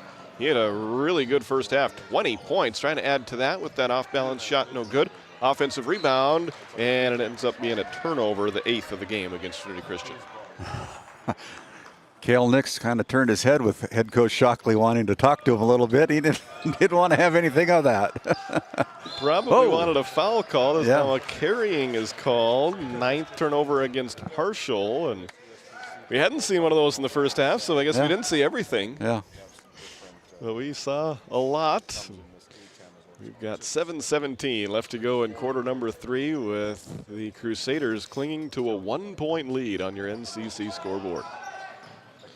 Four Bears Event Center filling up here. Still lots of good seats. They can really pack them in here as that three-pointer is missed by Colton Anderson. Hofton tips the offensive rebound back to Anderson. He drives. He shoots too strong. Off the glass again. Yeah, high tip attempt by Heck was too strong.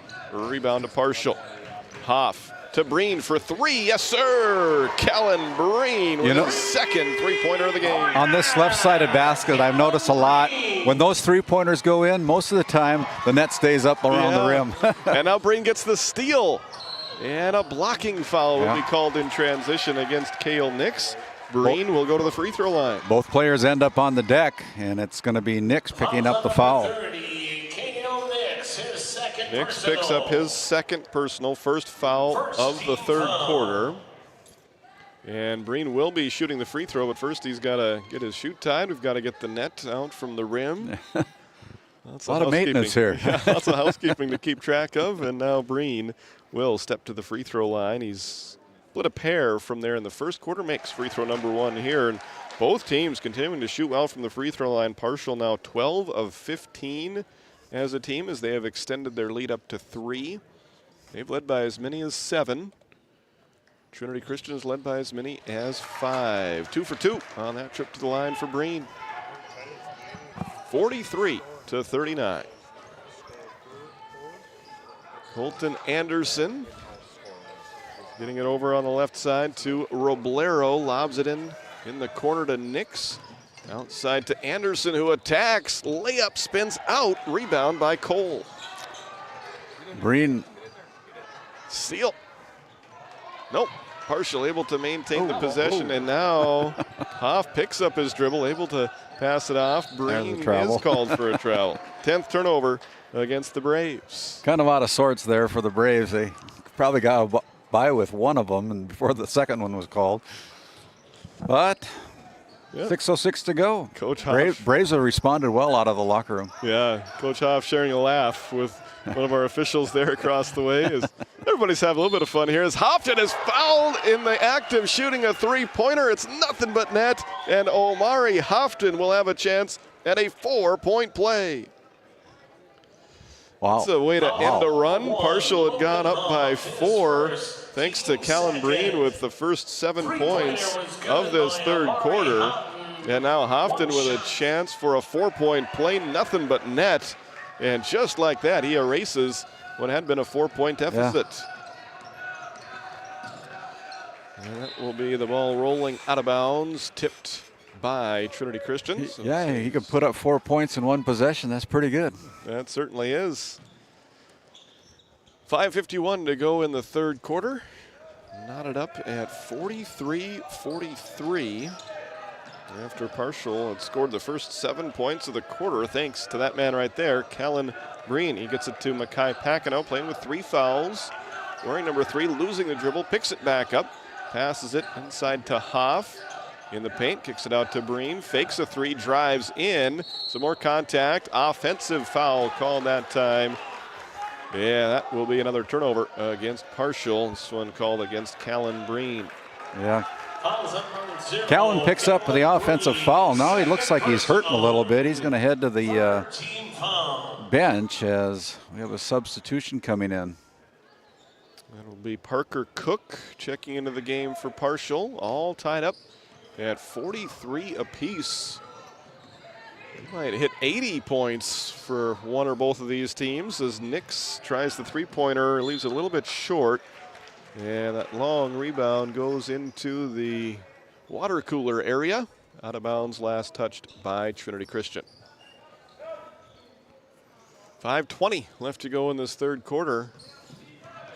Backcourt pressure. The steal by Anderson. He'll dribble into a three-pointer. No good. Rebound taken by Heck. Second chance opportunity, and then a foul will be committed. Yeah, Parshall got a little lazy on that out-of-bounds play. And Cole, that's his 4th. The foul's on number 22, Parker Cook. It was against personal. Cook, so has that basket up and good. Anderson. For Colton Anderson. And while I was writing that basket down, something else happened. I was looking too, and I didn't really see it. Maybe we need to go to that RTC Network instant replay. Yeah, you can't take your eyes off the court for 2 seconds. It's a foul against Anderson after he had made the basket. So we do have an Nessa timeout, 45-43. The Crusaders leading this one with 5:02 left to go in the third quarter.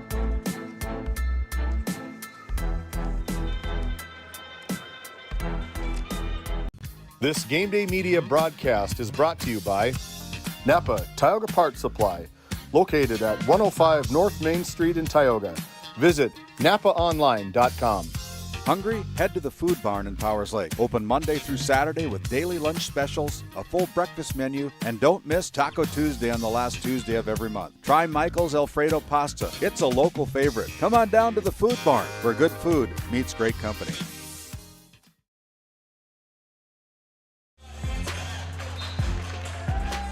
Parshall basketball out of the timeout.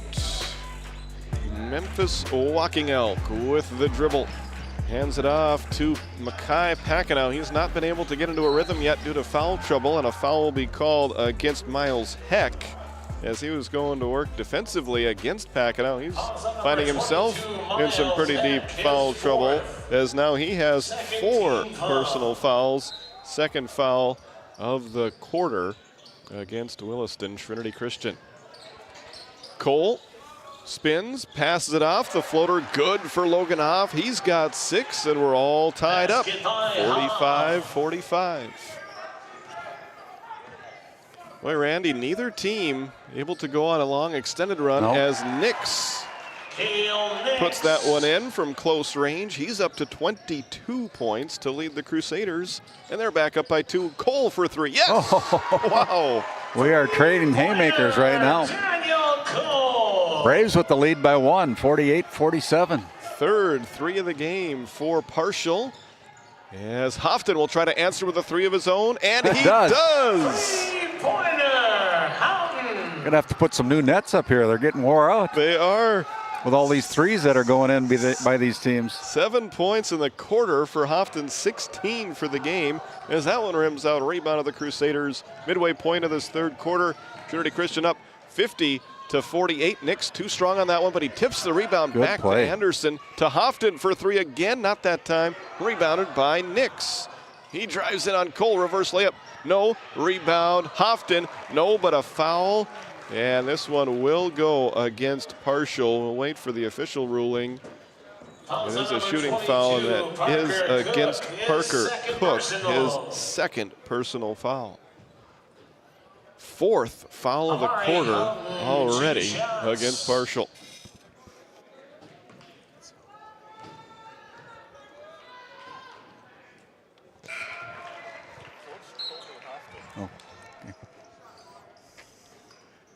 First free throw good as a couple of subs coming in for both teams here. 3:36 left to go in this third quarter. Crusaders up by 4. Nick's doing most of the scoring in the first half.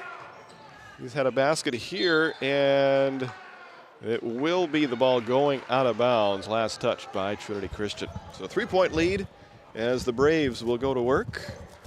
They had taken a 4-point lead with a 7-0 run to start this third quarter, but Trinity Christian has responded nicely. As Cole attacks, dumps it off to Walking Elk. He'll try a 3-pointer from the left wing. Short rebound cut by Anderson. He wants to run. Anderson over to Roblero, back to Omari Houghton, who drives, jump stop. Missed it, but he's fouled. Yeah, nice move by the junior, Omari Houghton. That was a good move. If we take a look at that RTC Network's instant replay. His 4th. And that foul is against Daniel Cole, so now he has reached 4 personals. Both Heck and Cole with 4 fouls each. As Houghton made his first 2 free throws of the game, he has now missed 2 in a row. And could come back to haunt them if they don't start making some free throws. Even though they're up by 3 right now. They had made 10 of their first 12. And now they'll start a new streak as he hits 1 of 2 to put them ahead 52-48. 3:06 left to play in the third quarter. Walking Elk lobs it in, and that's going to be a foul on the catch against Colton Anderson as he was going for the steal against Packenow. And that'll be Colton Anderson's third personal. Colton Anderson, his 3rd. 4th team. A lot of fouls in the first half. And it's continued right here into this third quarter. Both teams now will be in the bonus for the remainder of this third quarter. The 3-pointer in and out for Hoff. Offensive rebound put up and in for Breen. Scored the first 7 points of the third quarter. Gets 2 more there to cut the lead in half. A lot of energy in Callan. Like the way he plays. That makes it 52-50 as we've got a collision out near the left wing. And we'll have free throws, every common foul for the rest of this quarter. We'll send both teams to the free throw line. This one goes against the Crusaders, sending Walking Elk to the free throw line.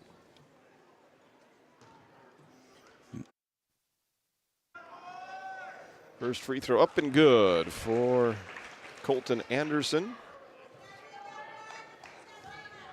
53-50.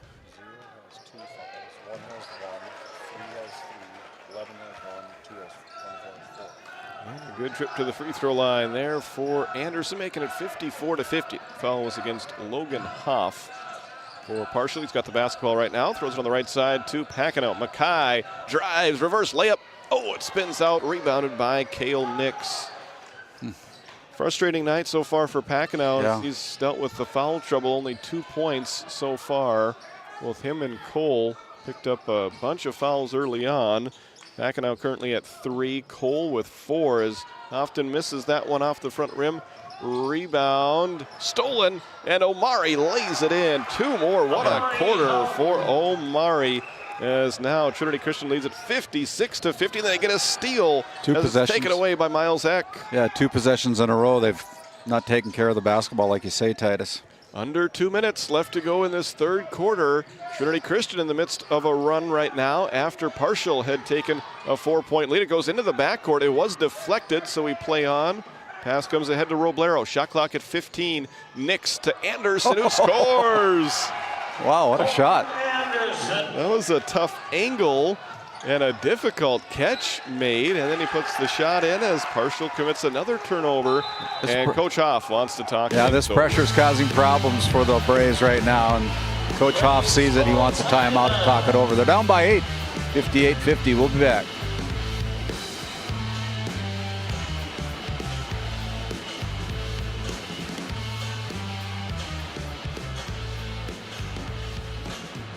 The 26th Annual LBS Angus Production Sale, March 11th, 2 p.m. Central Time, Sydney Livestock Auction. Offering 70 yearling bulls, 12 age advantage coming 2-year-olds, and 80 fancy replacement heifers. Sires include Styles Ambassador, Styles Jumbo, and BSF Resilient, along with others. Over 90% repeat buyers for the past 11 years, with bulls developed for the cattle producer on high roughage for their health and longevity. Contact Ryan or Butch Sorensen for more information or go to DV Auction. LBS Annual Production Sale, March 11th, 2 p.m. Central, Sydney Livestock. As we bring it back here to the Four Bears Event Center, it's time now to thank one of our live read sponsors, including the Powers Lake Athletic Booster Club. The Booster Club over there in Powers Lake supporting GameDay Media for their third year in our 3-year season. Appreciate their support and sponsorship. Faith Baptist Church up in Kenmare, North Dakota, with Pastor Mike Frontfelter inviting you to Sunday school at 9:45. 11 o'clock worship service up in Faith Baptist Church. We also want to thank the North Shore Plaza PTO, proud supporters of the Wildcat Girls and the Longhorn Boys, coming on as a first-year sponsor of GameDay Media. Thank you so much for... Mackenzie, or WCAG, it's a freebie.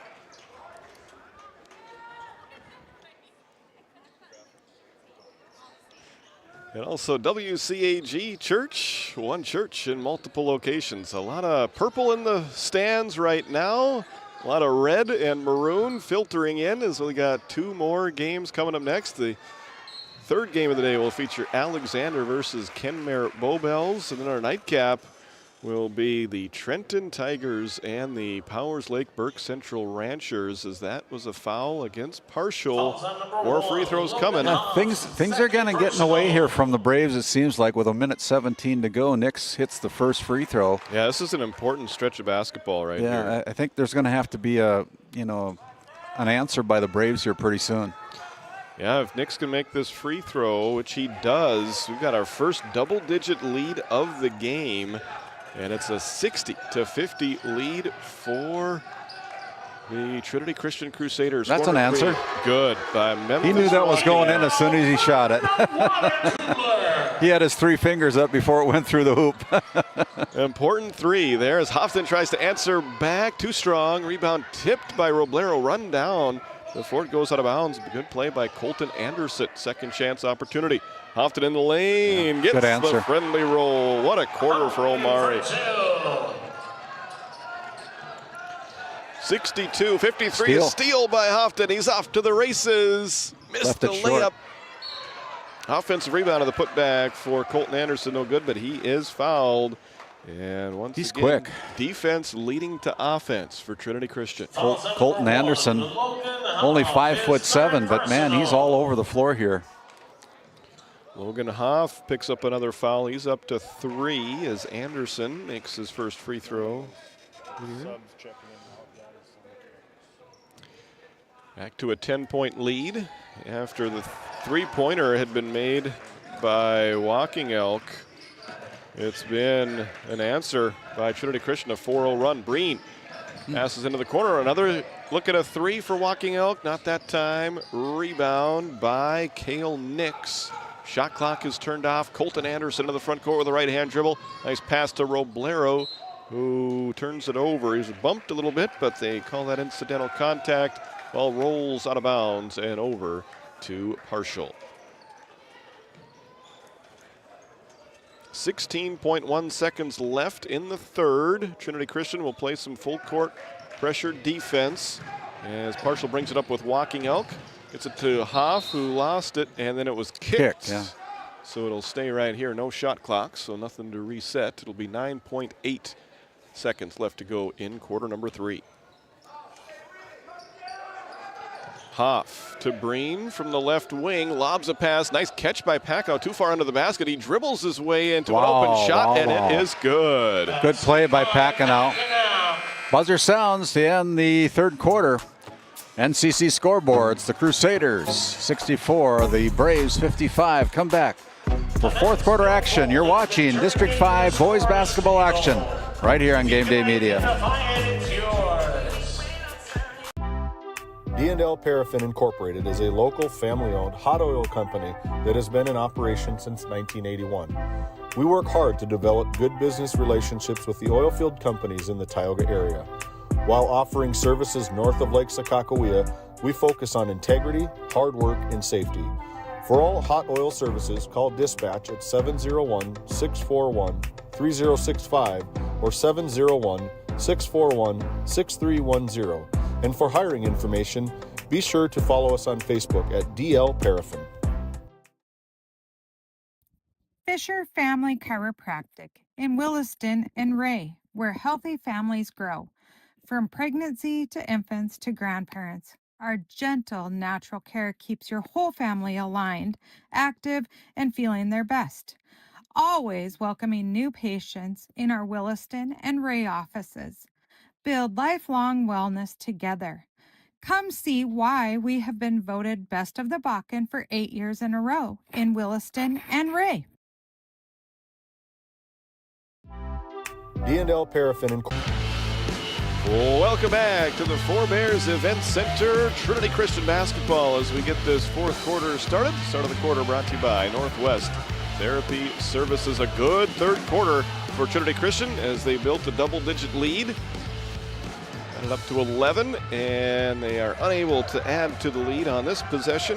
Rebound taken down by Parshall, and then they turn it over. Yeah, that's not the way you want to start the fourth quarter, with a turnover down by 11. I think it's very imperative. I said it in the third quarter. It's very imperative that the Braves start to put the ball through the hoop. I mean, they're getting too far behind. Yeah, it was a close game through the first half. A great start to the third quarter for Parshall, but it's been a long, extended answer by Trinity Christian. Houghton called for a travel there. Turnover 11 against Trinity Christian. Crusaders winning the turnover battle now 15-11. Both teams in some pretty deep foul trouble. Nobody has fouled out as of yet, but both teams with at least one player with 4 personal fouls. Here's a three-pointer from Walking Elk. Short rebound, tip taken, and a long outlet pass from Roblero to Anderson, who gets the roll. He's up to 15 points. Oh, he's quick. He's having a good game here tonight. 15 points. So Nix was the main star in. Yeah, that's over and back. Good call there by the officials. Yeah, 16th turnover against Parshall. So Nix had 20 points in the first half, but that second half, and specifically the third quarter, really belonged to Omari Houghton and Colton Anderson, as those two combined for 21 of Trinity Christian's 25 points in that third quarter. Here's Anderson trying a 3-no rebound to Parshall. Tying the largest lead of the game as Walking Elk glides in, and he's called for an offensive foul. With 6:42 left to go in the fourth quarter, he has now picked up 4 personals. Foul number 3, Makai Pacanel, his 4th. First team foul. First foul of the quarter, but 4 against Pacanel. Also 4 against Daniel Cole.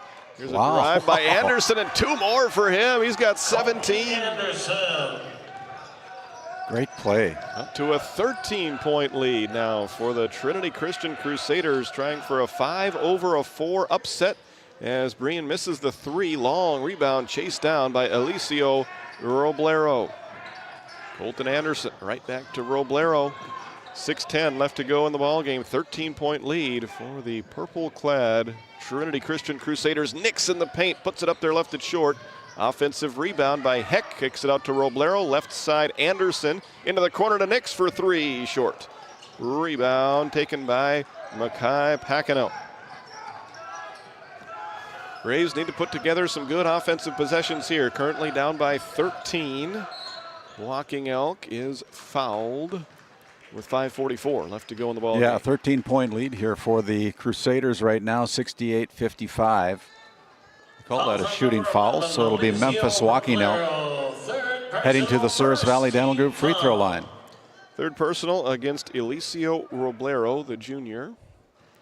And the first free throw is up and good for Walking Elk. He's got 18 points so far, and we've got a timeout in between those free throw attempts. 68-56 on your NCC scoreboard. The Alexander Comets waiting in the wings as we finish up this 5 versus 4 matchup. Play your cards right and shop the savings and selection at Prairie Home Furnishings in Stanley. Browse a wide selection of furnishings for every room in your home. The latest styles and trends and comfortable quality furniture. And it's all at reasonable prices. Plus, they have a great selection of flooring and bedding as well. High quality and reasonable prices make Prairie Home Furnishings the place to make your house a home. Make sure to shop at Prairie Home Furnishings. We deliver everything your home deserves.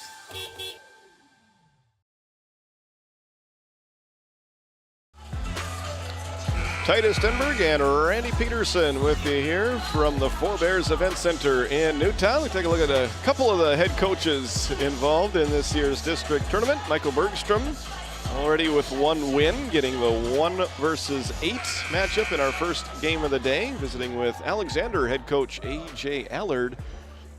Coach Allard leading this number 2 seed Alexander Comets team into this year's district tournament. Their only district loss coming in a game in Alexander against those Ray Jays. Second free throw for Walking Elk is up and good. He's up to 19 points. Gets his Braves back to within 11, 68-57. Trinity Christian turns it over there. They're 12th, and they have to feel pretty comfortable with the way that the second half is going, but we know that Parshall can put points up in a hurry, and they're certainly not out of it. Yeah, and if you're not going to take care of the basketball, they're going to come back to bite you. Thank our friends over at the ND Score Feed app for providing all those score updates for you. A busy day of basketball across the state of North Dakota with all the Division B district tournaments ramping up. A foul called on that rebound. Yeah, Callan picks up his foul. And that'll be his Braves third. 0, Callan Breen. Third personal, second team. He's had a nice night. He's got 14 points, but that's his third foul with 5:27 to go here. Omari puts it in off the glass. He's up to 24. That ties him with Cale Nix for game high honors right now. Here's a steal. And taken away by Colton Anderson. He goes coast to coast. He's just going coast to coast. Nobody's going to catch him. Good. He's up to 19 points. Wow. Big 3 right now for Trinity Christian. Nix with 24, Houghton with 24, Colton Anderson with 19. Breen, line drive shot, no. Rebound to Omari. Under 5 minutes to go in the fourth quarter. This one's starting to slip away a little bit from Parshall. Anderson for 3. Yes! Oh, got the roll. Good shot. Things getting kind of out of hand here for the Braves right now as the Crusaders having some pretty good shots. 22 now for Colton Anderson. Another turnover. I don't know how in the world we're going to have to try and pick a player of the game between those 3 as it's tipped out of bounds. As right now, Trinity Christian staying in a pretty good position, up 75-57. The winner of this game will take on Ray in our first semifinal on Monday night.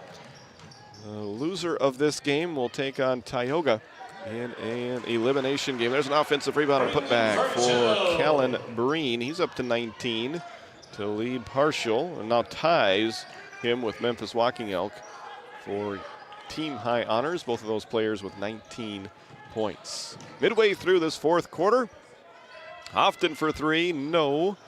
Rebound.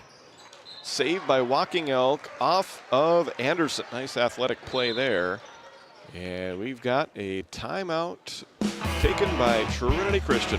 3:52 to go in the ball game. Crusaders up 75-59.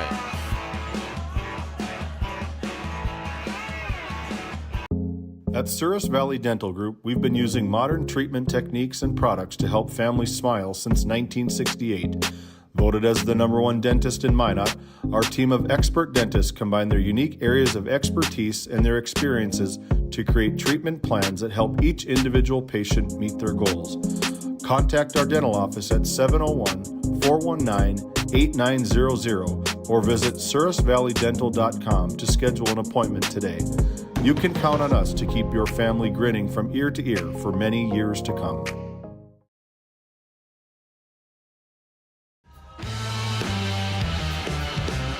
Welcome back to our live coverage of the District 5 Boys Basketball Tournament. 75-59, the lead for Trinity Christian as Parshall trying to get on the comeback trail.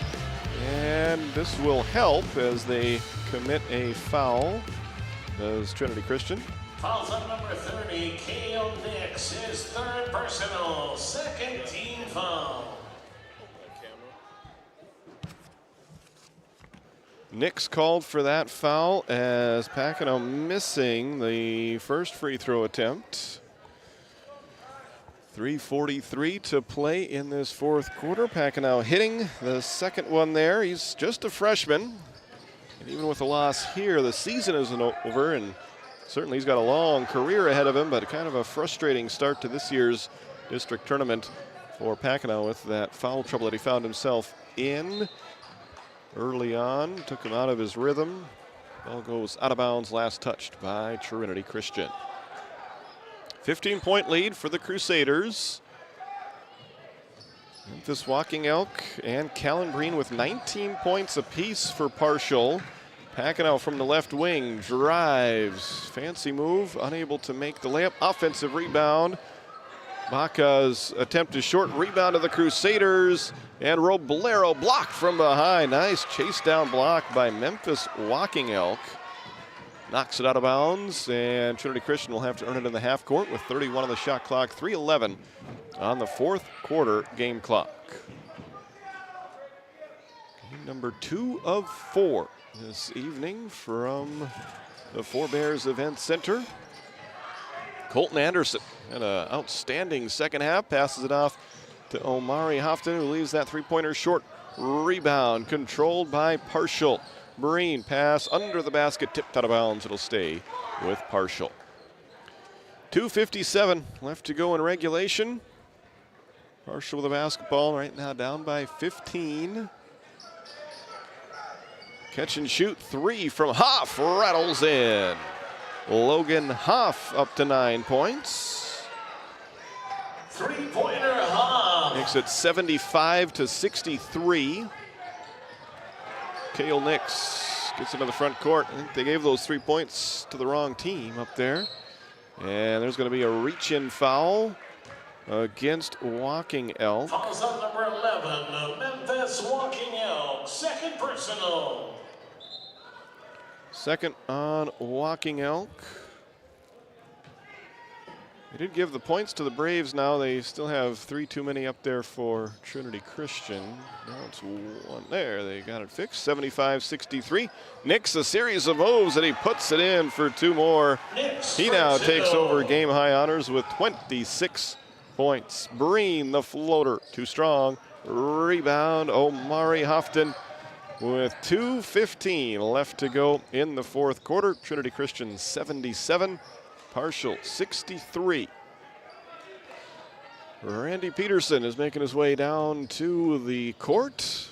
Catch up with our Brad Johnson Insurance Player of the Game and the victorious head coach after this one. Here goes Walking Elk, layup for 2. Memphis Walking Elk. Memphis Walking Elk with 21 points, gets it back to 12. Crusaders going to have to hurry to get it across the timeline. They do. As Colton Anderson goes to work with the left-hand dribble. The clock is the friend right now of Trinity Christian. And so is Colton Anderson as he gets the finger roll. He's up to 24 points. We've got whistles and a timeout. 1:28 to go. Trinity Christian leading Parshall from this District 5 quarterfinal matchup. We're back after this. This GameDay Media broadcast is brought to you by The Trenton Indian Service Area offers a community health clinic that includes a variety of medical disciplines. Open Monday through Friday. You can find them on their website at mytissa.org. We hope you're enjoying today's broadcast. White Mountain Electric of Williston encourages you to join them by supporting your local team at home or in the gym. White Mountain Electric, a proud supporter of GameDay Media.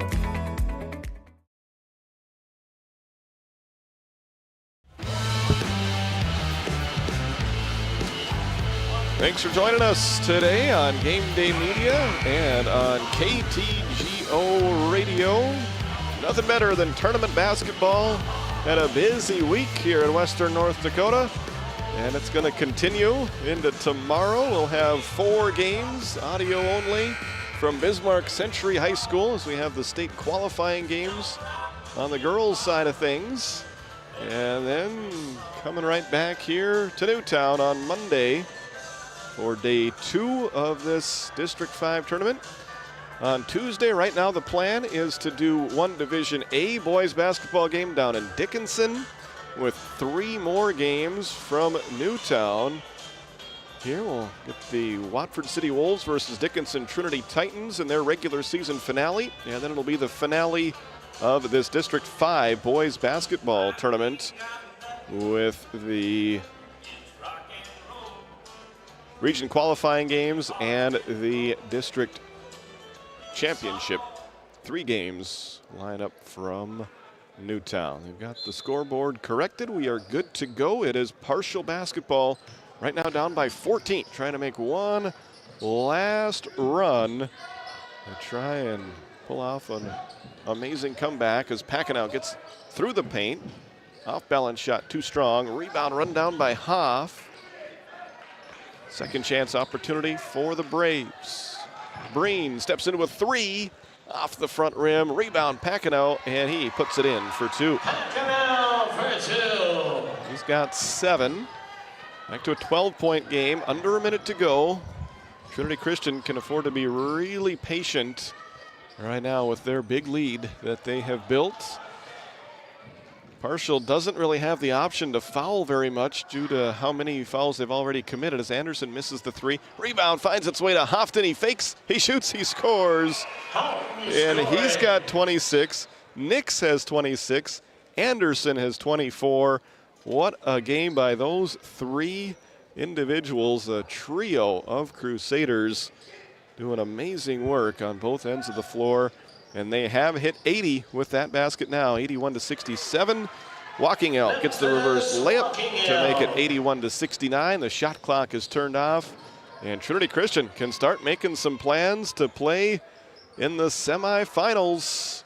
They will take on the Ray Jays as the hay is in the barn for Trinity Christian. All that's left to be decided is the final score. Walking out called for that foul, his 3rd.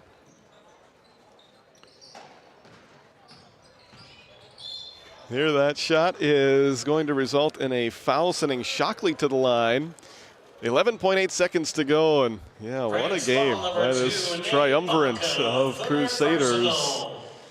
These 3 players, once again, 26, 26, and 24 points. Shockley has 2.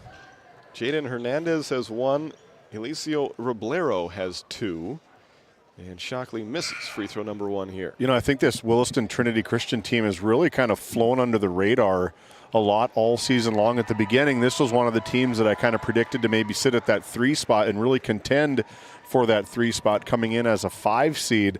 And I think they're here trying to prove a point and prove all of the people wrong that they belong in the top part. These trio of Crusaders that they have are very, very good. They took Ray to 12 back early January sometime, so they are a talented team. Callan Breen with the rebound. 5 new Crusaders in there now. And that will be Eli Lee over to Levi Hartman. Down low to Elliot Chantos, knocked away from him and out of bounds with 0.2 seconds to go. Stuart Nolan, the clock operator, on top. Hit the stop at .2. That's good. Officiating to the end. Yeah, they come in as this number 5 seed, and they're a hard team to predict. Not a senior to be found on the roster. They get a first-round win over the Parshall Braves. 5-4 upset final score this one. Trinity Christian 81. Parshall 69. We'll step aside, and Randy will be back with our Brad Johnson Insurance Player of the Game right after this.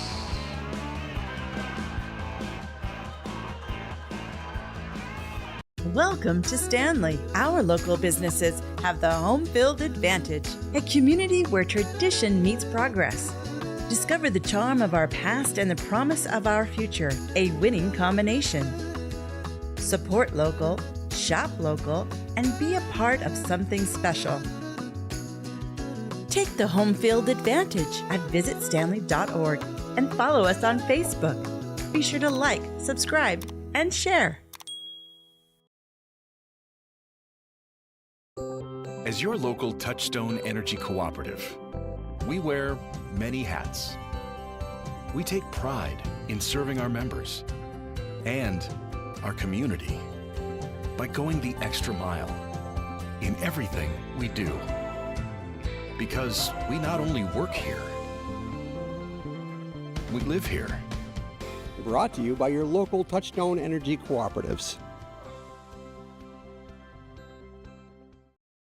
This Game Day Media broadcast is brought to you by... With 40 years of service to Northwest North Dakota, Jan Costin CPA in Kenmare provides trusted accounting and tax services for individuals, corporations, estates, and partnerships. Call 385-4263 today. Your numbers are in good hands with Costin CPA. The Northwest Sportsmen's Association of Tioga, a proud supporter of youth and outdoor recreation in our local community. We're aiming high, keeping it local, and building the future for outdoor events. Join us in making a difference. The Northwest Sportsmen Association, where the outdoors brings us together. Welcome in to your post-game show brought to you by DNL Paraffin. Randy has caught up with our triumvirate of players of the game. Downstairs, Randy, take it away. Yeah, thank you, Titus. These three guys had well of an offensive game tonight, providing a lot of spark, had the three-point lead at the half, come out and won by double digits. Very good game as a number 5 seed. Amari, you're first up. What's your thoughts on the game? It was very good. In the beginning, it was a little rough, but we came back. We did good. And Kale, you've been playing varsity basketball now for a long time for the Crusaders. What's your thoughts how you guys played here today? Oh, we played amazing. I thought my teammates did really well. We shot really good. We checked the hoop when we needed to, and yeah. And so Colton Anderson, one of the things that I mentioned up there is you're kind of you have a lot of gas in your tank, man. You like to go, don't you? I do. Fast-paced, they make them tired, and you're going to beat them. They're going to make mistakes. These are our Brad Johnson Insurance Player of the Game. We'll let you go celebrate as we bring in Coach Shockley. As you get ready to take on the Ray Jays, Coach, you're going to celebrate this win a little bit. Come out of the locker room with only a 3-point lead and ended up with a double-digit lead. You have to be pretty pleased with the way you guys responded in that second half. I was glad for our energy. There's a lot of things we did. If we do it right, we won't. We can do that. So I wish a little better stopping a couple of their kids strong. I give him credit. He got them two kids in foul trouble, and that really hurt them. It probably would have been a tight game to the end if he could have kept them out there.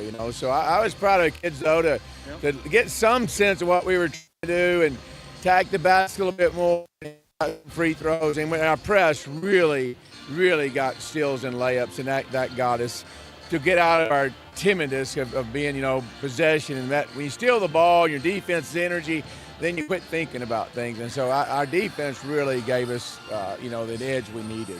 Good game tonight as you take the weekend and you'll come up against the Ray Jays on Monday night. We're coming after them. Coming after him, he says.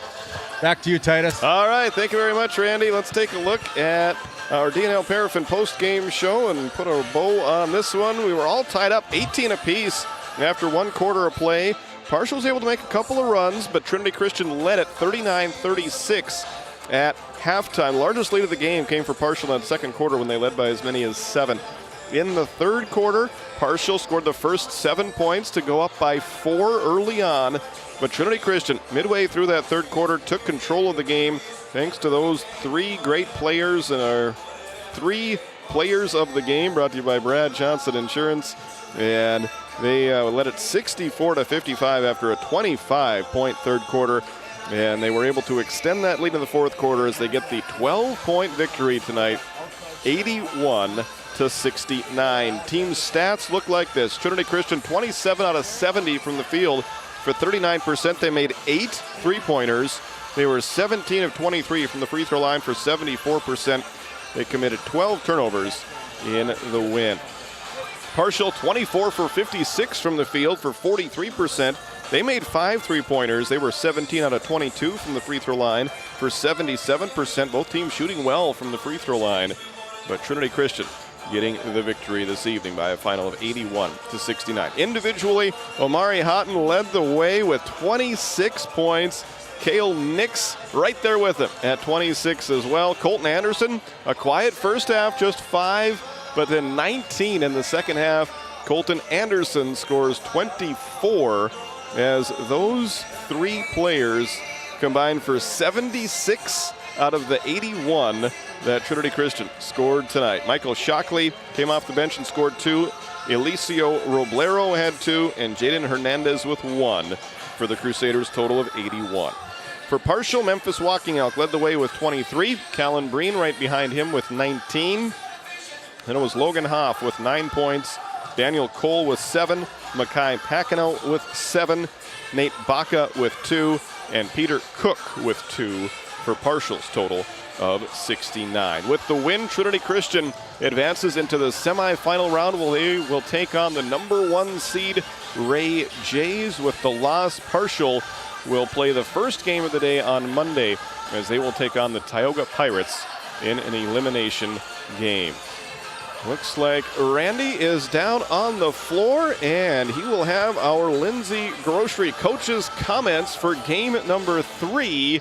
And it looks like he is going to visit with Alexander head coach A.J. Allard first. Randy, whenever you're ready, you can take it away. Yeah, the number 2 Alexander comments, A.J. Allard coming on with a little bit of chip on your shoulder. I want to get into this semifinal round against Kenmare Honkers.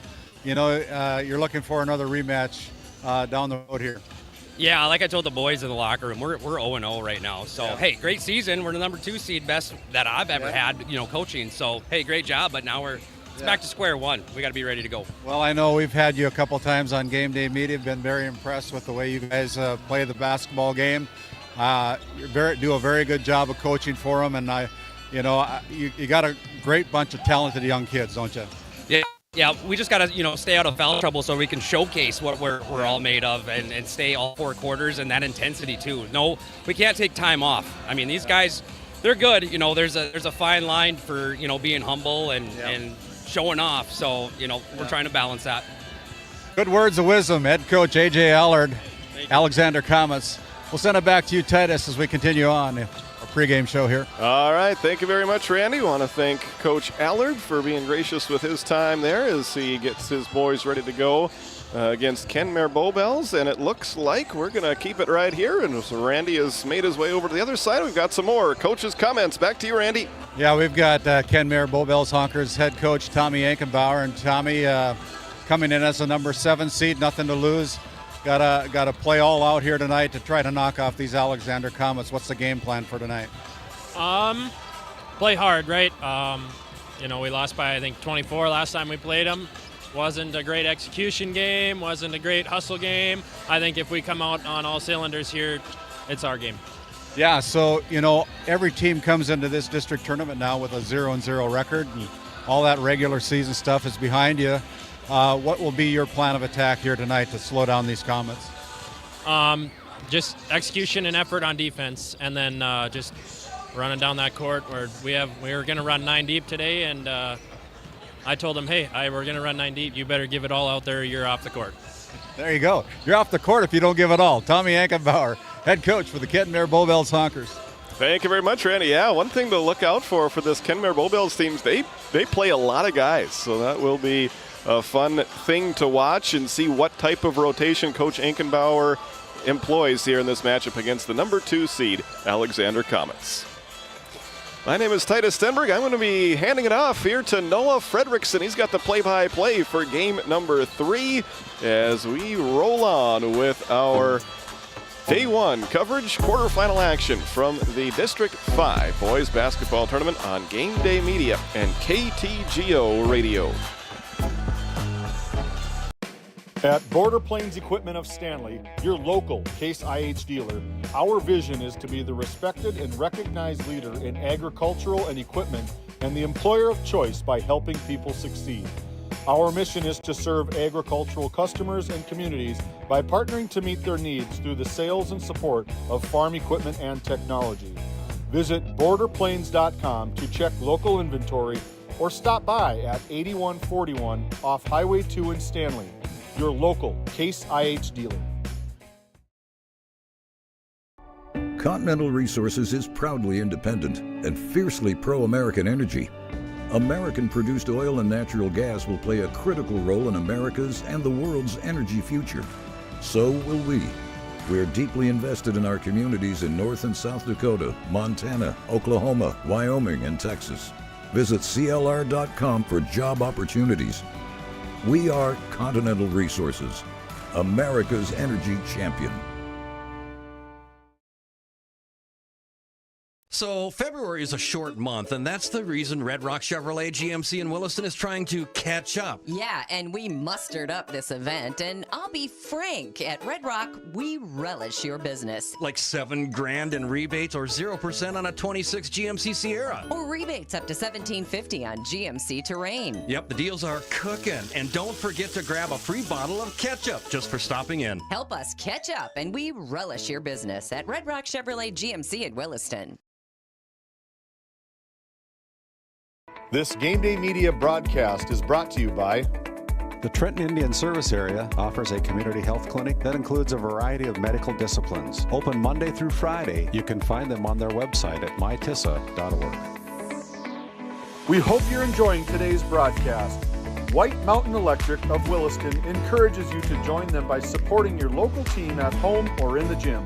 White Mountain Electric, a proud supporter of GameDay Media.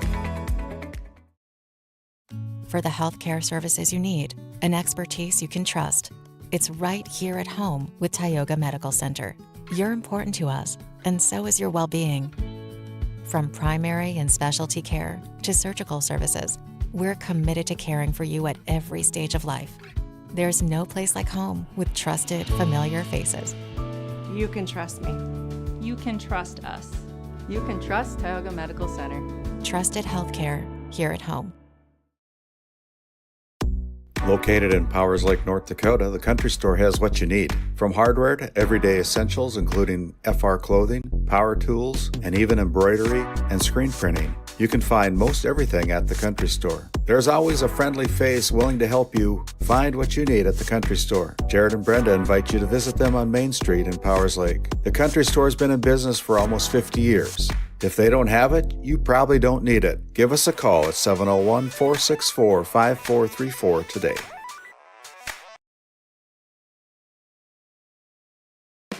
At Border Plains Equipment of Stanley, your local Case IH dealer, our vision is to be the respected and recognized leader in agricultural and equipment and the employer of choice by helping people succeed.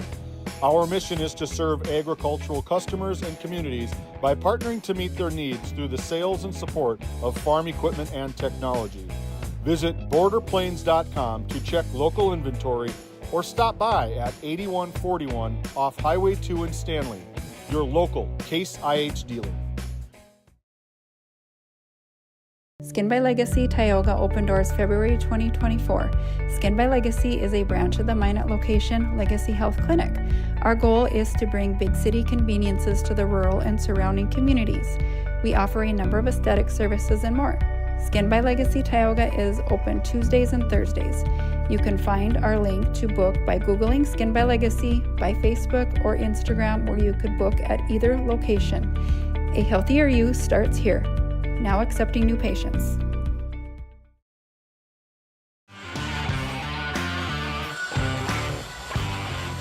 Welcome back to the Four Bears Event Center as we're 6 minutes away from our third quarterfinal of the day between the Honkers and the Comets. My name is Noah Fredrickson, this time joined by David Peterson. As we get set for this, it's time for our Red Rock Auto Player Spotlight. First up from the Alexander Comets is number 23, Jaden Champion, one of the senior leaders for this Comets team, standing at 6'3". And David, he does a lot. He's so powerful, just like his brother Colt, and they make quite the duo. Yeah, that is a pretty big duo. I'd like to know what their lunch bill is at the school. Two fantastic players. They've been really good Comets, probably leaving a lasting legacy for the Comets football and basketball program. You can see him there. He's such a big weapon. Can hit it from outside, can play down low. He can bring the ball up if he has to. Just a three-headed monster just in himself alone. He plays tough defense. He's just a solid kid. And this Comets team, I've always thought there are a bunch of football players that are pretty good at basketball too, because you look at Jaden Champion's future plans, play college football. You can tell with that body, he's quite the football player. As you can see right there on the screen how easy it was for him to palm that basketball and kind of just dribble and pick it up again. But yeah, you're Dickinson State, Minot State, anybody around the area. I mean, you look at like edge rusher, you look at potential middle linebacker of some sort, Trey Jacobson, probably fielding quite a few of the phone calls as Trey is the assistant basketball coach. But Yeah, I see potential all over him. Next level basketball, football, maybe some track and field. Really, really nice athlete for head coach A.J. Allard. And college scouts love those players who are multi-sport guys, and that is what Jake Champions right, is. Buddy? Yeah, Isn't that right? yeah. Football and basketball, it counts as multi. That's multi, plural. But as we continue with our Red Rock Auto, we'll head over to the Honkers side. As they continue to get warmed up, it'll be the junior Jacob Zorn, one of the few bigs on this Honkers team. And David, they're going to have quite the handful having to deal with both champions here tonight. Yeah, a lot of that's going to be on Jacob Zorn. Jacob Zorn. I wish these guys would take their warm-ups off so we could positively identify number 25 Jacob Zorn. Well, that's Devin Gasvali right there. That's Gasvali, so it's got to be the other one. But we've seen Kenmare Bowbells a lot. I've said all season long, kind of been on the injured list all year long. Mikulenko, there's so much talent in Mikulenko. Jacob Zorn, there's a ton of talent in Jacob Zorn. Zachary Zorn, his brother as well. And if these Honkers can click, they match up pretty good with this Alexander team. And I think Jacob, he's going to really have to put the kids on his back and really rally the troops, because he puts up about 15 to 17 points per game, maybe even more than that. And he's such a big weapon for Tommy Inkenbauer. Having that in your back pocket on your first year has got to be a big blessing for him. And that, you talk about pace of play, that's going to be the big thing for the Honkers. Can they get up and down the court here tonight? Because that's where they're going to have to find an advantage going up against a huge Comets team that likes to slow it down, get into the paint with the Champion brothers, and that's where they do a lot of their work. So can the Honkers speed them up and get them out in transition? We're about to find out. We are about to find out. Going to take another little short break here, 2.5 until the third quarterfinal tips off between the Honkers and the Alexander Comets. We'll be right back.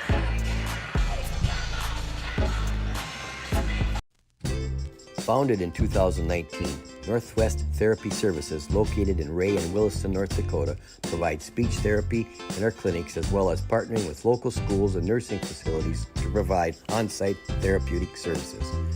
Our therapists offer language therapy as well as therapy for social, cognitive, communication, swallowing, feeding, and voice disorders. We are dedicated to providing the highest level of quality services. To schedule an appointment, visit nwtherapyservices.com or call 701-568-8255. Growing family? The City of Ray has shovel-ready lots available, 12,000 to 20,000 square feet. The lots are free of any special assessments. Right on Highway 2, we offer convenient travel and connections, as well as access to our amazing education system. Your family's future is important to us. Let us help you with that first big step. Contact Rhonda at 701-568-2204 or stop by City Hall at 101 Main Street in Ray. Think of Ray when planning your future. Invest in a community that invests in you. For the healthcare services you need and expertise you can trust, it's right here at home with Tioga Medical Center. You're important to us, and so is your well-being. From primary and specialty care to surgical services, we're committed to caring for you at every stage of life. There's no place like home with trusted, familiar faces. You can trust me. You can trust us. You can trust Tioga Medical Center. Trusted healthcare here at home. Welcome back into our Border Plains Equipment pregame show. Just about over 38 seconds to go here till our official Country Store starting lineups, brought to you by the Country Stores. We take a quick peek at that Country Store starting lineup. New to the boards, Chaz Neff. The Country Store starting up goes this way. The Kenmare Bowbells Honkers go Kreklaw, Nelson, Mikulenko, Gasvali, and Jacob Zorn.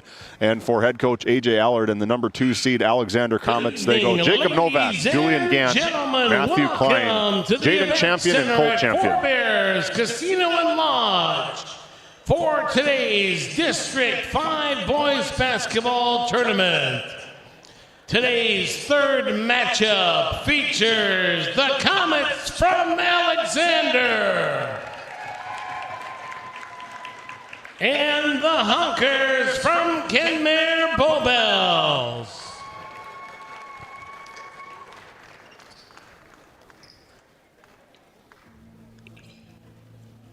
here is the starting lineup for the visiting team on the scoreboard, the Kenmare Bowbells Honkers. And one guard, a senior, number 4, Trevor Crackplow.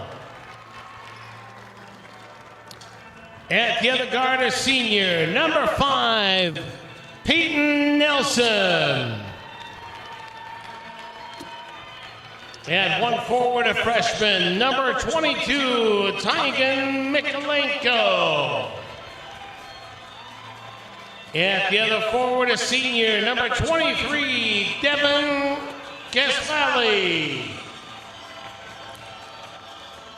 And the center for the Honkers, a junior, number 25, Jacob Zorn. Honkers assistant coach Luke Fraunfelter. Head coach Thomas Ankenbauer. Now here is the starting lineup for the home team in the scoreboard, the Alexander Comets. And one guard, a senior, number 5, Jacob Novak. And the other guard, a senior, number 21, Matthew Klein. And one forward, a junior, number 10, Julian Gantz. And one forward, a senior, number 23, Jaden Champion. And the center for the Comets, a junior, number 32, Colt Champion. Comets assistant coach Trey Jacobson. Head coach of the Comets, A.J. Ellard. Your officials for tonight's game, Drew Flongen, Kyle Hannitz, and Jarek Hansen. Medical coverage for the District 5 Boys Basketball Tournament is being provided by the McKenzie Health Sports Medicine. Big thank you to Jeff Graupie, our official public address announcer here down at Forebears Event Center. Game number 3 is set to tip off. Our Northwest Therapy Services tip-off belongs to the Alexander Comets, right into the hands of Jaden Champion, our Red Rock Auto player spotlight. Ball now over to Jacob Novak. Swings right corner over to Julian Gant, looking to try get some floating action. Goes baseline for Julian Gant. They're going to try rock this right side of the court here, try get some special play for this Alexander Comets team. Just outside the three-point line, off the mark, no good from Julian Gant. But you see it on that first possession, just taking their time, getting into their offense. That's the game they want to play. Slow it down, get some good shots. Gant just wasn't able to get it to drop. Ball into the hands of number 23, Devin Gasvali. Off the mark, no good. Rebound coast to coast by Jaden Champion. Dumps off to little big brother Colt Champion for 2, and the Comets are officially on the scorebook.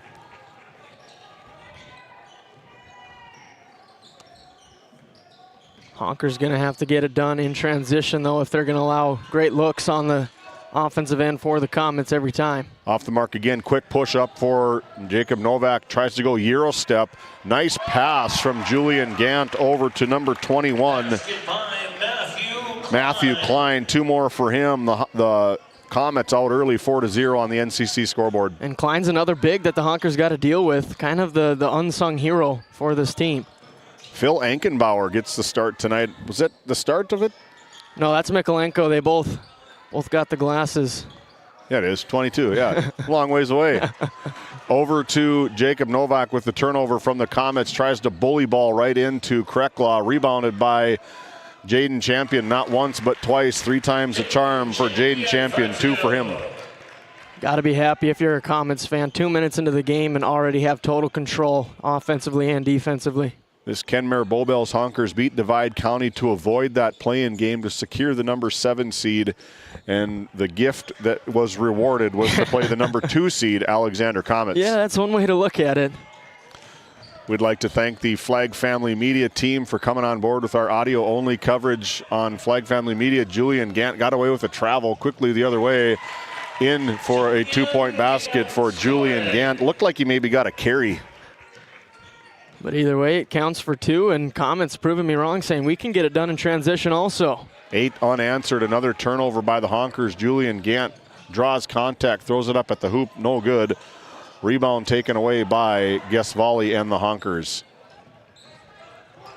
Quickly up the court to Krekla, drops it down to Zorn. Zorn goes glass, 2 more. First 2 points for Jacob Zorn. Honkers needed it just to stop the bleeding right away, give them some confidence that they're going to need to knock off the number 2 team Comets. Stops an 8-0 run for this Alexander Comets team, coming in with something to prove. The number 2 team in the district tournament bounces right into the hands of Matthew Klein, and that's going to be out of bounds, says Kyle Hennix. Our new officiating crew, Kyle Hennix, Drew Flogan, and Jarek Hansen, our crew from the Williston Basin Officials Association. As the other 3 get the rest of the night off.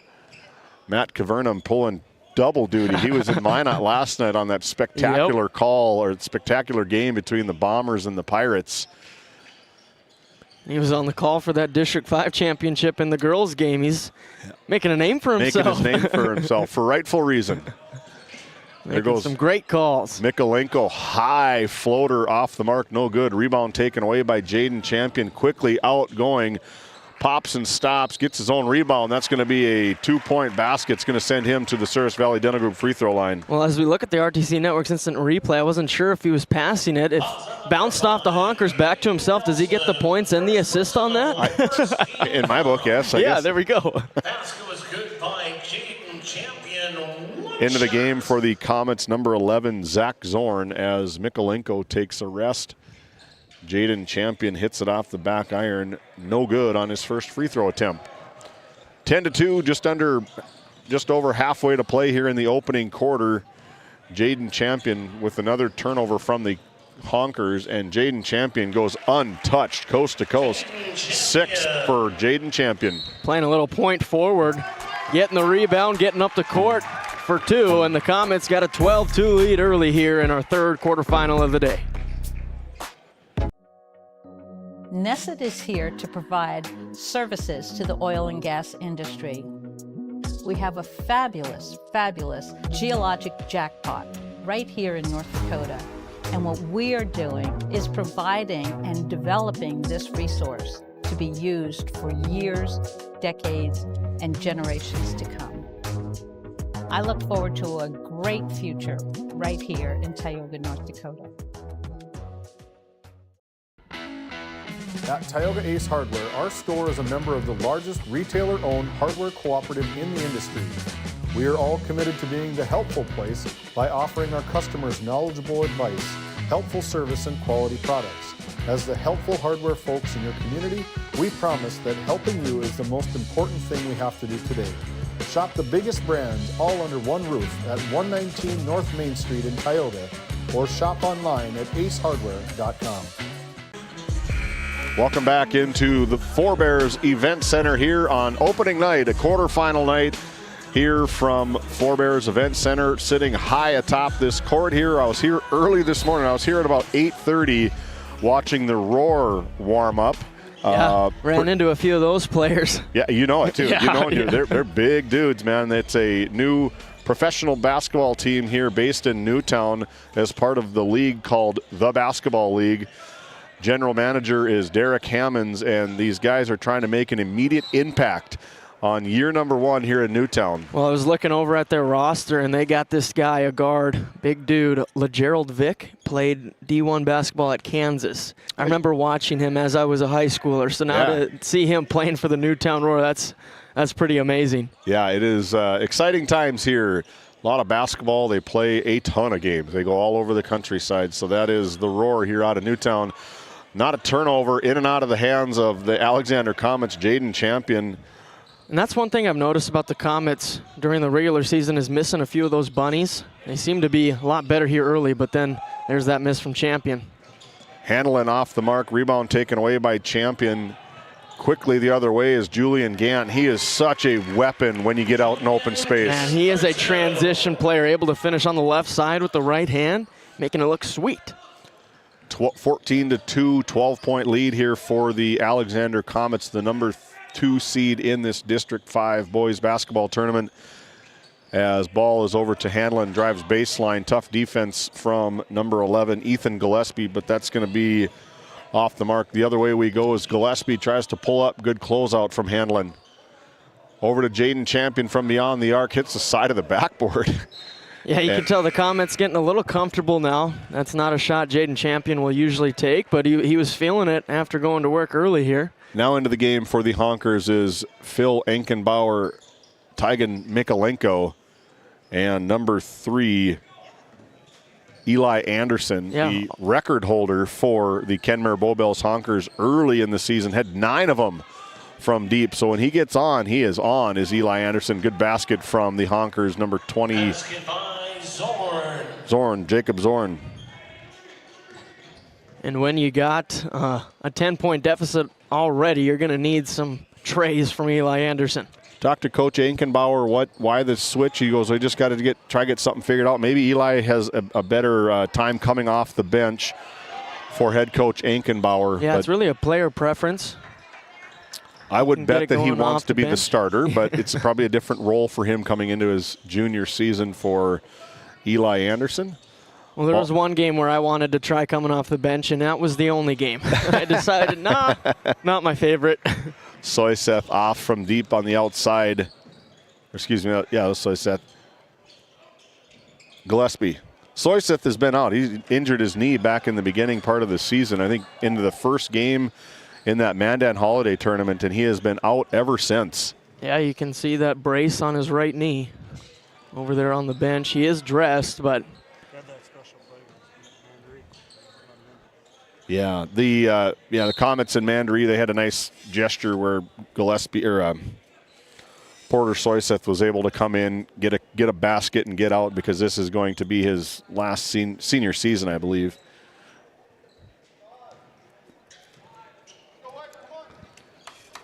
Ball over to Jaden Champion, now down over to Ethan Gillespie, over to Julian Gant. Try to get some high motion here.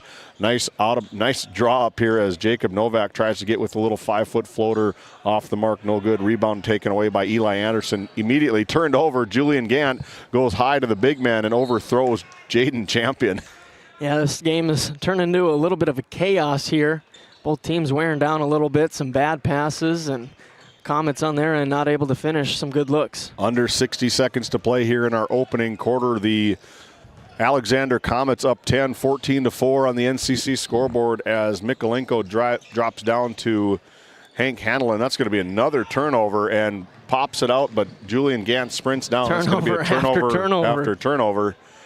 And Mikolenko trying to drive into the middle, puts one up, lost the play over to Jacob Novak. Jacob Novak looks to drive with a little bit of a Euro step. Jacob Novak finishes from 5. That was a tough move. The Euro step, right foot to left foot, floating to the left with the right hand. Good take there by Hank Hanlon. Off the mark, big rebound from Colt Champion, and the Comets going to try get another basket here if they can. Over to Jacob Novak. We've seen him bury it from about 80 feet away. This is well within range for the senior. And that's off the mark, and that's the way quarter number 1 ends. A 12-point lead for the Comets, 16-4 on the NCC scoreboard. We'll be back.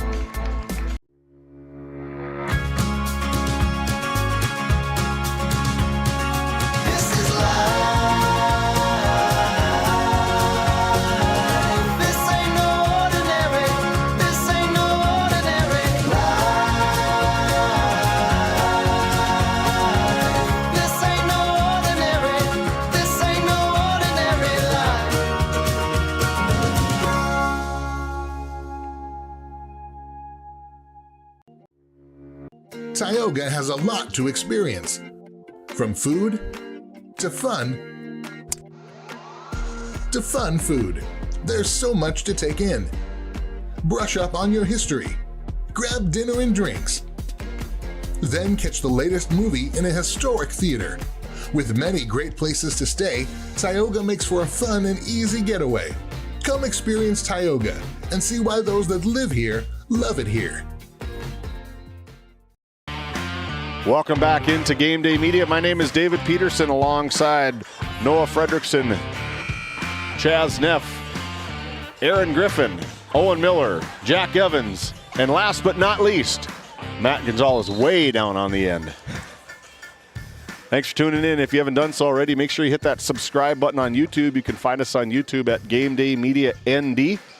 Make sure you share the feed, like it, share it with your friends and family. We're going to be here the rest of the night tonight, and then we come back Monday for semifinal basketball action. The Trinity Christian Crusaders and the Ray Jays have already punched their ticket, the bottom half of the bracket trying to do so, and right now the Alexander Comets have good odds of getting into that night. Yeah, it's looking good after that first quarter, and I wouldn't say the Comets even played a mid-quarter. They were kind of struggling too, but they still got a 12-point lead. See if they can pick up the intensity. 8 for 14 from the field in the first quarter for this Comets team, and goes right to work. A very high percentage shot for Colt Champion, his 4th point of the night. And the Comets are going to get that look every time if the Honkers don't start fronting with help side behind. They'll take those one-on-one matchups every time. Colt Champion stands about 6'7", another kid that probably has next-level basketball, football potential written all over him, as Jacob Zorn buries one from the Tioga Ace Hardware 3-point line, and that's going to be his 7th point of the night. 7 out of 7, Jacob Zorn carrying the load early. Jacob Zorn 7, the Comets 18. Julian Gant tries to match from the other outside, off the mark, no good from Gant. Rebound taken away by Colt Champion. He's just a man living in a boy's world. That is a mismatch every time. Gets the offensive rebound, one dribble, and he gained about 3 feet towards the basket. Eli Anderson trying to get one here to go. Little fadeaway. That's definitely was affected by Julian Gant, and that we are going to have a timeout from A.J. Allard. Saved his player from a turnover. Good timeout from A.J. Skin by Legacy Tioga opened doors February 2024. Skin by Legacy is a branch of the Minot location Legacy Health Clinic. Our goal is to bring big city conveniences to the rural and surrounding communities. We offer a number of aesthetic services and more. Skin by Legacy Tioga is open Tuesdays and Thursdays. You can find our link to book by Googling Skin by Legacy, by Facebook or Instagram, or you could book at either location. A healthier you starts here. Now accepting new patients. Lindsay Grocery is proud to be your locally owned and operated hometown store in Crosby, North Dakota. From fresh baked goods and crisp produce to our in-house smoked meats, we've got everything you need close to home. Stop in and experience the convenience and the friendly faces of shopping local again. We are open 7 days a week, and we look forward to serving you. That's Lindsay Grocery. Find us on Facebook for specials and updates. Welcome back into Game Day Media, high atop the court here at the Four Bears Event Center at Four Bears Casino and Lodge. Just under 6 minutes to play here in the first half as Colin Spell is checked in for the first time. I got to give Colin Spell, our early Brad Johnson Insurance Player of the Game, to know all of those handshakes coming out of the starting lineups is something impressive. That's an important role. As Colt Champion finishes from 2 feet and in, he's got 8 points here, 22-7, big lead for this Alexander Comets team. Jacob Zorn goes cross court over to Krekla. Nice closeout from Colin Spell. Tucked in the corner is Peyton Nelson back over to Krekla, trying to get some action going. Not really going anywhere for this Comets team as Ankenbauer and gets assistant coach Trey Jacobson out of his chair. A little fadeaway J from Eli Anderson off the mark. Good rebound from Spell. Yeah, you're seeing the size and the length from the Comets. A lot of fadeaway J's so far for the Honkers. Julian Gant can't find the net on that 15-footer, and that's going to be out of bounds. Going to stay with the Comets' possession. A fresh 35 for the Comets. 5:14 to go here on our NCC scoreboard. Gillespie, nice up and under. Better defense from Ankenbauer. A solid defender for this Kenmare Bowbells Honkers team. A 15-foot floater, no good. Rebound taken away from Gant. I was just going to bring up his touch, too. I saw him play a great game against the Ranchers in their JV game in the regular season, and I'm pretty sure he was 100% from the field and didn't even touch the rim once. Yeah, he's a good player. I remember talking to Tommy about it. Here's another over-the-back pass, exactly what you talked about. We take a look at that RTC Networks instant replay. And this time they had him fronted, and they just didn't have help side. Zach Zorn's got to be there right away. Great job by the Comets, seeing the opening, getting it there. And finishing the story, Coach Ankenbauer, Tommy Ankenbauer said, yeah, he's a much more polished player than I was when I was a freshman. So I imagine he'll probably stretch out a little bit more, probably be a really good weapon for this Honkers team in the future. Tommy also said that Phil beats him in one-on-one almost every time nowadays. That's a gutsy declaration from the head coach. He told me, and I was like, I'm going to use it. Eli Anderson tries to hit one from the outside, off the mark. No good. Rebound taken away by Novak. Quickly the other way. The big man sneaking through the back door, and turnover for the Comets out of the hands of Jaden Champion. Yeah, Honkers dodge a bullet there. You cannot be getting beat in transition by the biggest guy on the court, especially when the Comets don't traditionally get up and down like that. But if it's going to be wide open, you might as well. Should be the easiest guy to follow. Yeah. That 6'7" Jaden Colt Champion, excuse me. Yeah, you shouldn't be losing him in the open court. Back into the game for the Comets is number 21, Matthew Klein, as Krekla tries to drive in. Just loses his footing, and that's going to go out of bounds. Another turnover for the Honkers. 24-7 on the NCC scoreboard. It's been all Comets from the tip. Comets trying to punch their ticket into semifinal night. They will take on the winner, as that's going to be a turnover for the Comets. Julian Gant. The next game up is going to be between the Powers Lake Burke Central Ranchers and the Trenton Tigers. Should be a good one. The last time those two teams matched up, it was in Trenton, and it was a good 3/4 of a game, and then the fourth quarter, the Ranchers just did what Ranchers do. Nice push from the Comets as Spell unable to find the bottom of the net, and Julian Gant picks him up and gets two more for Julian. Yeah, and talking about the Ranchers versus the Tigers in that game, it's one of those where the score looks a lot worse than what the game truly was. So it was a really fast-paced basketball game. The Tigers, kind of in a position to where they could maybe pull an upset tonight if they can they got to really get Jalen Chapman going. He is really the heartbeat of that team, along with the two Sage brothers, as Krekla gets in the scorebook. Finally, the first person to score outside of Jacob Zorn is Trevor Krekla at the 3:12 mark of the second quarter.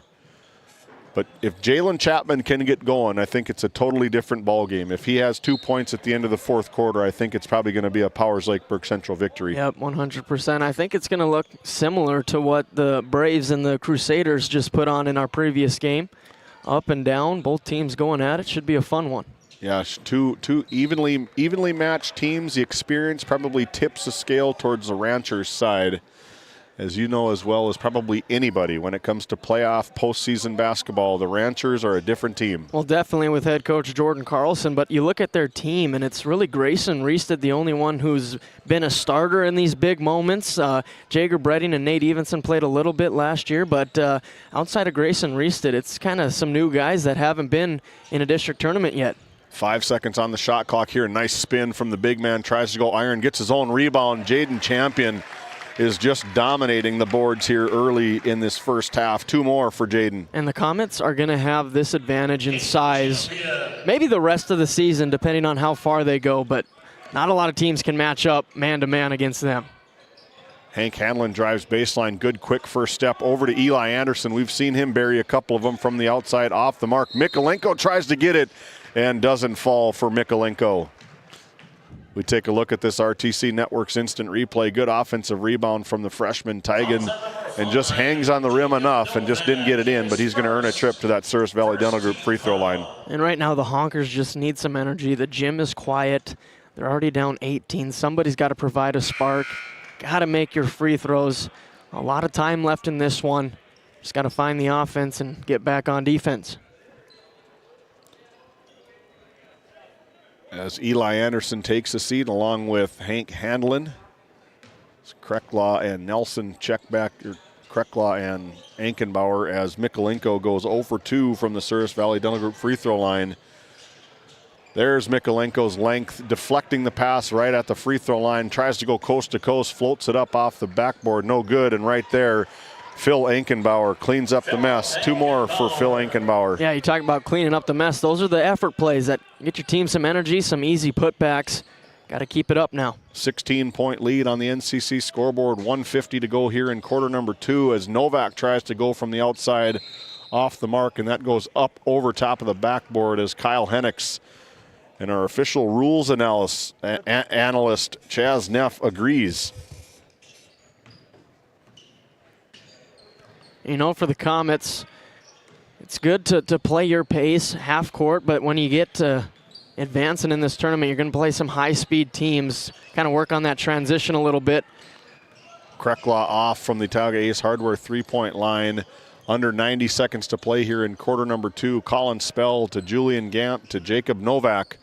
They play catch along the perimeter right side as the flashing Jaden Champion dumps it to Matthew Klein, and Matthew Klein for 2 more. You know about the high-low game. That was the low-low game. They were both on the low block, and just a little dump-off pass for the easy 2. The Comets extend their lead 30-12 as Nelson can't find. And the Comets push the other way. Colin Spell tries to go from outside, no good. Another rebound by Ankenbauer. Picks it up in a tough place. Sorry, Mikulenko. Those are identical frames almost, those 2 guys. Similar in stature is Trevor Krekla. Dumps down to Peyton Nelson, throws it away, and that's going to be a turnover for the Honkers. Trying to put you to the test, David. Yeah. Speaking of Honkers, the Honkers are playing tomorrow too. The girls, the Kenmare Bull Bells Honkers, taking down the, help me out, you were there. The Glenburn Panthers. The Glenburn Panthers in a big-time win between the battle of the number 1s in District 5 and 6. Just controlled that whole game. Team effort, knocked down some big shots, advanced to the state qualifying day. Minimal difference in the shot clock. That's going to be a ball bouncing around, and Jaden Champion ultimately ends up in his hands for 2. They're just getting scrappy with the ball. It's ending up in their hands, and that's why it's 32-12. Those 50-50 balls have been going to the Comets. Literally bouncing their way. Yeah. Bounced right into his hands there off of a shin. And Mikulenko is going to draw a foul. It's going to be sideline out of bounds right in front of head coach A.J. Allard. That's going to be a personal foul whistled up to Ethan Gillespie. His first personal, second team foul. See what they draw up here. They need a bucket. 2.9 seconds to go here. Our clock is unofficial as changes direction in midair is Jacob Zorn. Almost drops for the Honkers. 20-point lead for the Comets. We'll be back with our Bank of Tioga halftime show. Kyle Hansen is proud to be a Thrivent financial professional, providing personalized financial guidance to people of all stages of life. Thrivent believes humanity thrives when individuals make the most of what they've been given, and Kyle is here to help you do just that. Larson Boston Agency, your Farmers Union insurance agents located at 106 Main Street North in Crosby, North Dakota, offer multiple lines of insurance, including crop, farm and ranch, home, auto, commercial, and health insurance. Give Chell or Robbie a call today at 701-965-6335. Looking for top quality groceries and ready-to-go meals? Visit The Depot, owned by Julie and Josh Bummer in Crosby, North Dakota. This specialty grocery store offers a wide selection of premium meats, including 100% ranch-sourced beef from the Nelson Livestock Company, essential grocery items, and delicious pre-made meals, perfect for any occasion. If you're planning family dinner, need something fast, or need a special order for an upcoming event, The Depot has you covered. Support local and shop The Depot in Crosby today. Find us on Facebook at The Depot LLC. Farmers Union Oil of Kenmare has it all. The Cenex C-Store Plus Automotive Service and quality Napa parts. They deliver bulk fuel and propane. Now is the time to contract your rate and save on fall and winter propane. Find complete agronomy services with chemical, seed, and dry fertilizer, along with custom application services available from their fleet. And our Green Ag location in Mohall handles Borgo implements. That's Farmers Union Oil of Kenmare. located in Crosby, North Dakota. Brad Johnson Insurance has been helping clients find insurance coverage since 1986.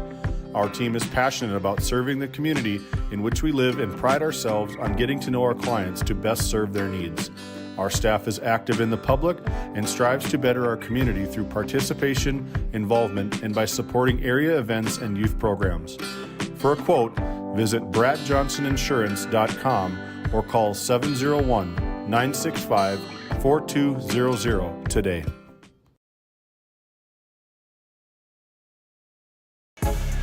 Welcome back into Game Day Media. We have reached halftime, brought to you by the Bank of Tioga. Two convenient locations, one in Crosby, North Dakota, and one right in Tioga, North Dakota.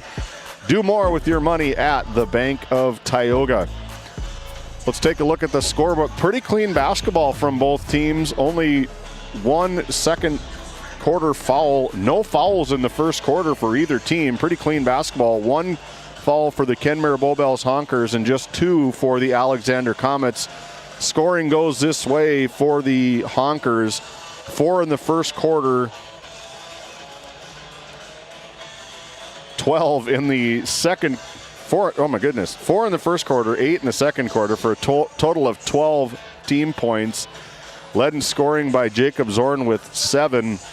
Trevor Krecklaw with 3, and Phil Ankenbauer with that floater with 2, shooting 25% from the field, going 5 for 20 and 0 for 2 from the free throw line. No foul trouble really for this Kenmare Bowbells Honkers. So if you're down 20 going into the second half and you're Phil Ankenbauer, what's the message to the team? Well, for sure, you got to look at it this way. Like you talk about it being a clean game, it's because the Honkers are settling for fadeaway jumpers, outside shots. They're not putting the ball on the deck, getting to the hoop, making the Comets bigs try to defend them. And hopefully, if you're the Honkers, you can pick up a few fouls. But if you're not driving, that's not going to happen.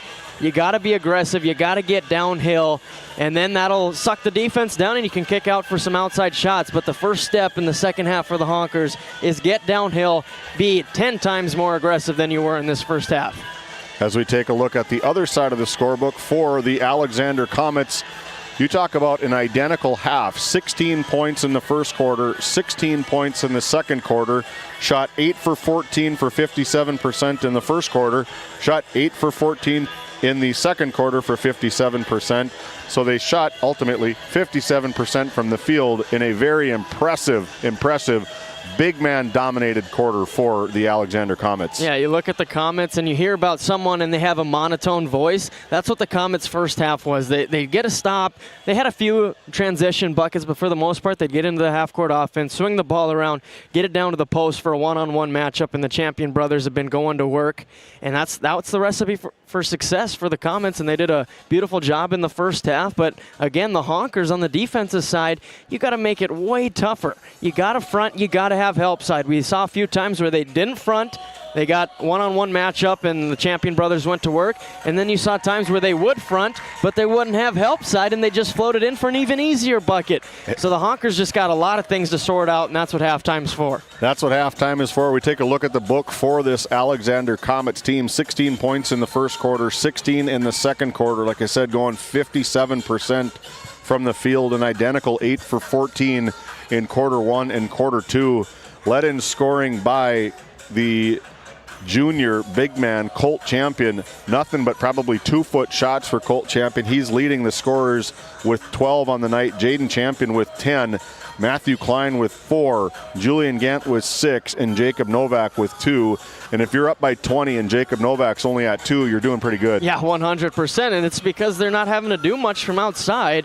When you got the mismatches down low, get it to them every time, and it's resulting in buckets, and they're just playing efficient basketball. Out come the Kenmare Bowbells Honkers out of the halftime break. 3:50 to go here in our Bank of Tioga halftime show. And we come back, we'll conclude, check some scores around the area, see what we got going on here at Game Day Media, and second half tip-off up next. Looking to save on fuel and fuel up fast? Patriot Fuels of Alexander, North Dakota is your partner in profit.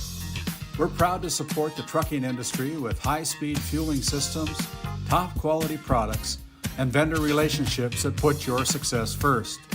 Join the Patriot Fuels Fleet Card program and unlock exclusive discounts, or simply pay at the pump. Either way, you're fueling with integrity and efficiency. Patriot Fuels, driven to deliver more, located in Alexander, North Dakota. Founded in 2019, Northwest Therapy Services, located in Ray and Williston, North Dakota, provide speech therapy in our clinics as well as partnering with local schools and nursing facilities to provide on-site therapeutic services. Our therapists offer language therapy as well as therapy for social, cognitive, communication, swallowing, feeding, and voice disorders. We are dedicated to providing the highest level of quality services. To schedule an appointment, visit nwtherapyservices.com or call 701-568-8255. Based in Williston, North Dakota, Busy Bees Hot Oil Incorporated is a veteran-owned and managed company. Busy Bees services include water hauling, hot oil services, cap string flushes, and much more. Busy Bees will approach any job, no matter how large or small, with 100% safety and commitment. We pride ourselves on giving back to the community that has given so much to us. Looking for the perfect career? Consider Busy Bees Hot Oil Incorporated. Find them at busybeeshotoilinc.com or give them a call at 701-572-9303 today. Welcome back into our Bank of Tioga halftime show. Two convenient locations, one in Tioga, one in Crosby, North Dakota. We take a look around the area that District 6, the other half of Region 3. Finals to report from the ND Scorefeed app is Bishop Ryan all over the Surrey Mustangs, 52-12.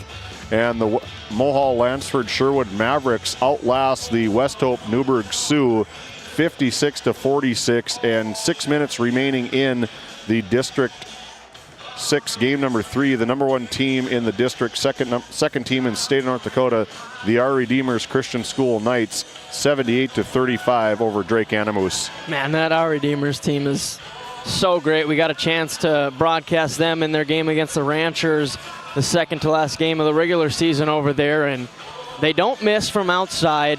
They are so efficient in what they want to do on offense and defense, and yeah, they're going to be a tough team to beat in either districts, regionals, and probably the state tournament. Yeah, we take our look at our NDAP SSA polls brought to you by Prairie Home Furnishings in Stanley.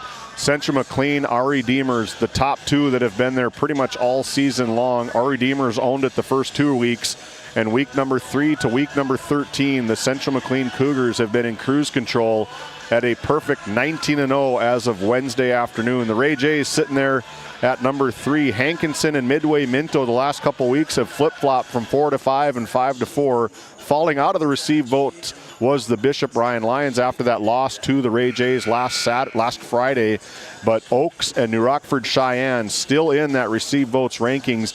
And they probably don't matter so much back in week 1, but when you're talking district tournament time, region tournament time, those top 5 rankings are huge going into state potential. That's where the seeding happens, and that's why during the regular season you gotta win those big games. If you have that chance to go to state, you want to put yourself in the best possible situation. But yeah, you look at those teams. Hankinson defeats Enderlin 79-21, and Oaks is in a rock fight with Tri-State 31-20 at the end of the first half. Yeah, get a hold of that score feed. You can become an official scorer. You see it down across our bottom ticker.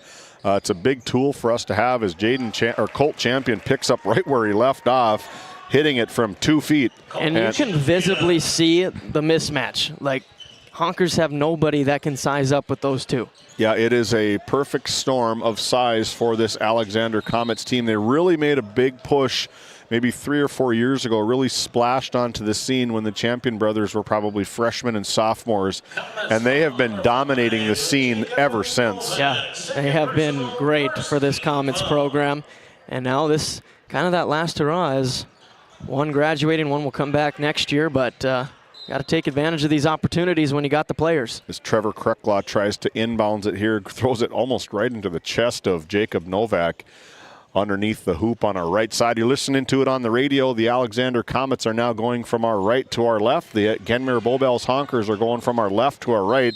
And there is Jaden Champion affecting the shot, but he got too much body, and that's going to send Jacob Zorn to the Surrey Valley Dental Group free throw line for 2 shots. Jaden Champion, his first, Comet's second team foul. The Honkers are currently sitting at 0 for 2 from the free throw line. Tygan Mikolenko was the first 2 free throws, and now Jacob Zorn is off the mark on the first one. But that's a good sign. That's what I wanted to see out of the Honkers, was get downhill, get aggressive, draw some fouls, but still, you got to convert from the line. As Jacob Zorn gets his 8th point of the night, going 1 for 2 from that charity stripe trip. The Alexander Comets have possession, just underway here in quarter number 3 as Jaden Champion looks to go baseline. Just floats it as little brother Colt Champion wasn't quite expecting it. And Julian Gant contests a huge... The backboard slap. The backboard slap affected the shot to some extent. And Jacob Novak, nice play from Jacob Novak. A little bit tougher than what you would think. He controlled the ball and got the ball out to avoid any contact. That's them doing some work in transition, something that they got to get a little bit better at. 4 points now on the night for Jacob Novak, and immediately the other way is 2 points for Peyton Nelson. As Peyton Nelson gets his name into the scorebook, as now the Comets up by 21, 36-15 on the NCC scoreboard. 6.5 to play here in quarter number 3. Down to Matthew Klein. Tries to go up and under on the reverse side of the hoop. No good. Rebound taken away by Mikolenko. He's looking to try and make something happen. Head the roll. Jacob Zorn goes over to Peyton Nelson. Peyton Nelson stepped back over to Trevor Krecklaw. He's hit it from the outside quite a few times this season, and that falls out of bounds. Jarek Hansen says, ball, Alexander. Thought he might bank that one. Had a lot of mustard on it. A little too much. As some of the Rancher faithful are starting to enter in to the event center, maybe getting off their chair on the other side of the wall. Yeah, doubtful. You got Ranchers by the Honkers. A lot of maroon on that same side. color, so you got to really dissect them to see who's who. That's going to be a turnover from Colt Champion as he was trying to find Julian Gant. Julian Gant goes up the court trying to explain his case to head coach A.J. Allard. Coach Allard has been in the thick of it with this Alexander Comets team. I believe this is his 8th year coaching boys basketball down in Alexander. Tommy Ankenbauer at his 1st year, taking over for Casey Kaiser, now just the athletic director. Not just the athletic director, he's one of the best in the business. He wears a lot of hats. He wears a lot of hats. As Nelson draws iron, no good, and the Comets quickly the other way. And that's going to be a lob attempt from Julian Gant to Colt Champion. You can see the frustration on A.J. Allard's face. Let's just get the layup. They want some showtime like Peyton Nelson there, but it's going to be a foul call. As Novak driving. Thought about the alley-oop one more time, but is like, I better go up strong. Go to the charity stripe. If that wasn't a district basketball foul, I don't know what is. That was a perfect foul. It was transition basketball, and it's the 2nd personal foul for Peyton Nelson, but I love the play. It's a hard foul. It's a clean foul. It doesn't allow the basket to go in on a transition layup. Yep.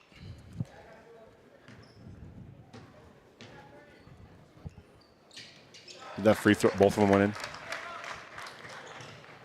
As Novak goes 2 for 2 from the Souris Valley Dental Group free throw line.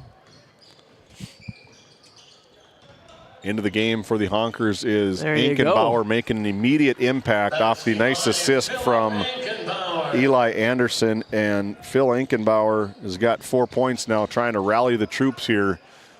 Down See, this 21. is a lot better defense from the Honkers, contesting at the basket, creating some misses. Mikolenko over to Eli Anderson, back over to Mikolenko. Just a freshman for head coach Tommy Ankenbauer. Steps back beyond the three-point line, draws iron off the mark, and the Comets quickly up the other way. Another dump, another nice drive from Novak, and a dump down to Colt Champion. 2 more for him, 16 on the night for Colt. Yeah, this feels like 90s basketball for the Comets. Just drive and dump it down to your bigs every possession. As Mikolenko, we take a look at that RTC Network's instant replay. Mikolenko drives baseline, runs into a huge wall of Colt Champion and draws a foul, and he's going to earn a trip to that Souris Valley Dental Group free throw line. Colt Champion, his first 13. You got to wonder if Mikolenko is just, as he's growing, getting longer, trying to get used to his body and the length he does have and getting some more coordination. But he's going to be a fun one to watch for many years. Many years, yeah. Just a freshman is Tioga. He's related to the Offorth family up in Kenmare. He's also got some relations to big man from Bishop Ryan last year. Drawing a blank right Ramsey now. Walls. Ramsey Walls. As Tiogan Mikolenko. You know, that makes sense. Looking at his length. Yep. I'm sure Tommy Inkenbauer wants him to be about 6'8", just like. Yeah, he'd say that's pretty nice. Like Ramsey. Ball down to big man. Nice find. Goes right through the legs of number 11. His own player. Ethan Gillespie. And A.J. Allard has seen enough. We're going to take a Nesset timeout. We'll be back. The 26th Annual LBS Angus Production Sale, March 11th, 2 p.m. Central Time, Sydney Livestock Auction. Offering 70 yearling bulls, 12 age advantage coming 2-year-olds, and 80 fancy replacement heifers. Sires include Styles Ambassador, Styles Jumbo, and BSF Resilient, along with others. Over 90% repeat buyers for the past 11 years, with bulls developed for the cattle producer on high roughage for their health and longevity. Contact Ryan or Butch Sorensen for more information or go to DV Auction. LBS Annual Production Sale, March 11th, 2 p.m. Central, Sydney Livestock. Evolution Genetics, established by a group of dedicated farmers and seedsmen. With years of experience in farming, certified seed production, and crop consulting, we understand the needs of producers across central and western North Dakota and eastern Montana, because we're farmers too. We provide the best genetics for your farm by customizing seed and input choices to meet each grower's needs. Evolution Genetics, seed for your future. Welcome back into Game Day Media. My name is David Peterson alongside Noah Fredrickson. We're going to be testing that golden voice here, Noah, giving you less than 24 hours off to call the championship game in Region 3 girls basketball. Quick turnaround. You got a big one next game. That's why I chose to do this. And we're glad you did. Eli Anderson tries to bury from the outside. Eli Anderson, just what the doctor ordered out of the A.J. Allard timeout. Eli Anderson gets his first three-point basket of the night. Yeah, and David, there's still 12 minutes left in this game. Honker's only down 18. They can make a push here, especially if Eli Anderson's going to get hot. Colin Spell throws it right over to Zach Zorn into the game. And Peyton Nelson hits one just inside the three-point line. Does Peyton Nelson. 5 quick ones for Nelson. Ethan Gillespie brings it up over to Rope Simonson. First time we've called Rope Simonson's name. Thought he was maybe out of bounds there on that sideline, but here goes Colin Spell from the outside. No good. Offensive rebound by Gillespie. Gillespie goes right back up with it. Good play from Gillespie. I don't know how you don't have a body on him at all. He gets the offensive rebound and just, I'm wide open for a layup. Big thank you to our premium sponsors as Zach Zorn unable to get one to fall. Our premium sponsors, NCC and RTC Networks, powering us up with the best internet North Dakota has to offer, as Rope Simonson checks in, makes an immediate impact for this Alexander Comets teams, extends the lead back to 21. Yeah, that's a great response from the Comets saying, all right, we still got control of this game. You can make a little run. We'll come right back at you. Nice pass from Jacob Novak to Colin Spell for 2. Colin Spell gets his first 2 points off of a beautiful assist from Novak. Mikolenko, there's going to be a 3-shot foul, as that foul is going to be whistled up against Colt Champion. Going to be his second personal foul, and that's going to send Mikolenko to the Souris Valley Dental Group free throw line for 3. And you saw head coach A.J. Allard after that quick 5 points from the Honkers. He's going to sub Jaden Champion and as Julian Gant right back in the game. Mikolenko remains perfect at 3 for 3. He's got 2 more. After this free throw, they're going to send in Julian Gant and Jaden Champion as Mikolenko hits another one.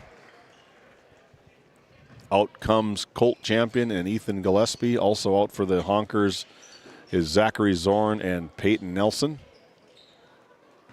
Into the game is Ankenbauer and Trevor Krecklaw and Hank Handlin. Tioga Mikolenko goes 1 for 2. 2 for 3. 2 for 3. You were ready for that. You knew it's like you knew I was going to say that. We haven't had many 3-shot fouls on GameDay Media. No. So. One to mark down. Some Trenton Tigers starting to fill the event center in here. Nice to see some blue and gold. I see what you did there. Couple offensive rebounds for this Alexander Comets team. You give a team like the Comets 3 or 4 attempts, they're going to bury one here. And they're also going to milk the time even more. Reset the shot clock. Just at 90 seconds to play here in quarter number 3, trying to find the middle in this 2-3 zone from the Honkers. Couple extra passes, 16 seconds to go on the shot clock into Jacob Novak. Jacob Novak turns and affected. Good defense from Mikolenko to stay clean, and Mikolenko looks to push for the Honkers. Right into Ankenbauer. That little floater bounces once, twice off the mark, right into the hands of Tioga Mikolenko, and he's going back for 2 shots from the free throw line. And you got to think Ankenbauer's not used to these bad rolls. Usually he's got that shooter's touch. It'll bounce in no matter where it hits the rim. Mikolenko goes to the Souris Valley Dental Group free throw line where he is 4 for 6. Now he is 5 for 7 from the field. And you got to give head coach Tommy Ankenbauer a lot of credit. Come to this program, really a rebuilding program. Got a lot of youngsters, guys who haven't played much, and starting a program. Or I should say restarting a program. Yeah, Casey Kaiser stepped down probably to be with his kids a little bit more as his kids are getting older. You don't get that time back. Yep.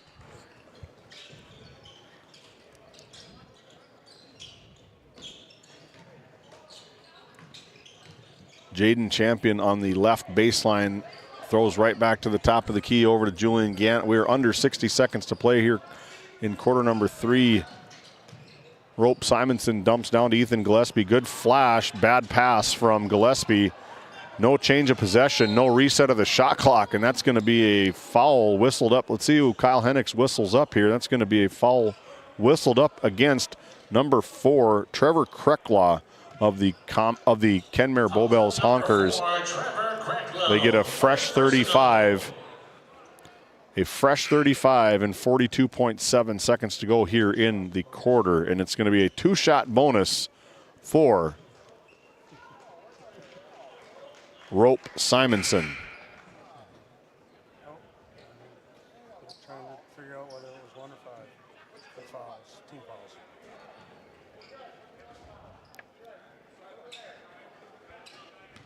First Kenmare team fouls for the others. Shows 5 on our scoreboard, which is not correct. It shows 5 on the scoreboard here at the event center. But that is going to be the first personal foul whistled up to.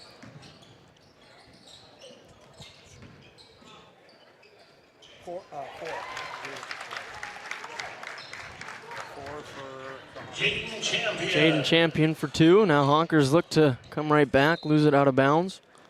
But yeah, it looks like it was just a little mess up. It's the Comets who have the 5 team fouls, and Honkers only picked up their 2nd on that one. Everybody's working the kinks out like our rules analyst just said into our headsets. He knows a thing or two because he's seen a thing or two. Yeah, there you go. Nice defensive play from Colin Spell, goes right into the hands of Jaden Champion, and the Comets can hold for the last shot. 10.4 seconds to go here in quarter number 3. The Comets up by 21, 49-28 on the NCC scoreboard. Over to Colin Spell. That's going to be picked off almost by Hank Hanlon. Good handles from Julian Gant over to Rope Simonson. Back up to gotta go. Julian Gant. A fadeaway just about hits it from about 30 feet. Off the mark, falls harmlessly to the floor. The Comets take a 21-point lead to the 4th quarter. We'll be back. How it's always been done isn't good enough. When it comes to your farm, your family, and your future, you deserve better. At Howland Insurance Services, we specialize in how insurance should be done. We creatively customize farm and ranch insurance to meet your marketing goals and minimize risk. providing the protection that you need. We help lessen your dependence on the bank and set you up for long-term success. Contact us today to build a brighter, more secure tomorrow. Located in Powers Lake, North Dakota, the Country Store has what you need. From hardware to everyday essentials, including FR clothing, power tools, and even embroidery and screen printing. You can find most everything at the Country Store. There's always a friendly face willing to help you find what you need at the Country Store. Jared and Brenda invite you to visit them on Main Street in Powers Lake. The Country Store has been in business for almost 50 years. If they don't have it, you probably don't need it. Give us a call at 701-464-5434 today.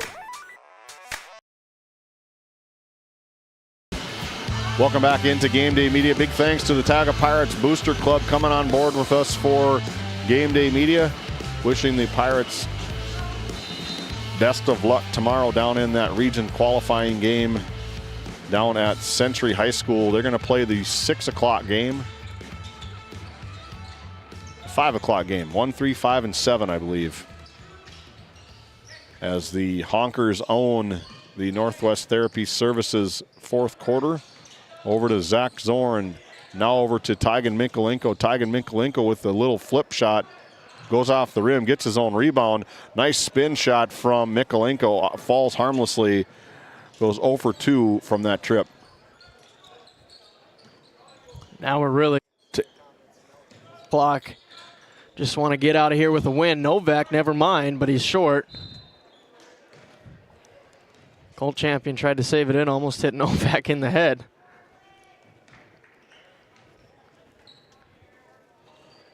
$16-point quarter from the Kenmare Bowbells Honkers, 17-point quarter for the Alexander Comets. See what the Honkers can do, down 21 over to Trevor Krecklaw. Trevor Krecklaw just trying to get something going. A big screen from Jacob Zorn. Dumps down to Mikulenko.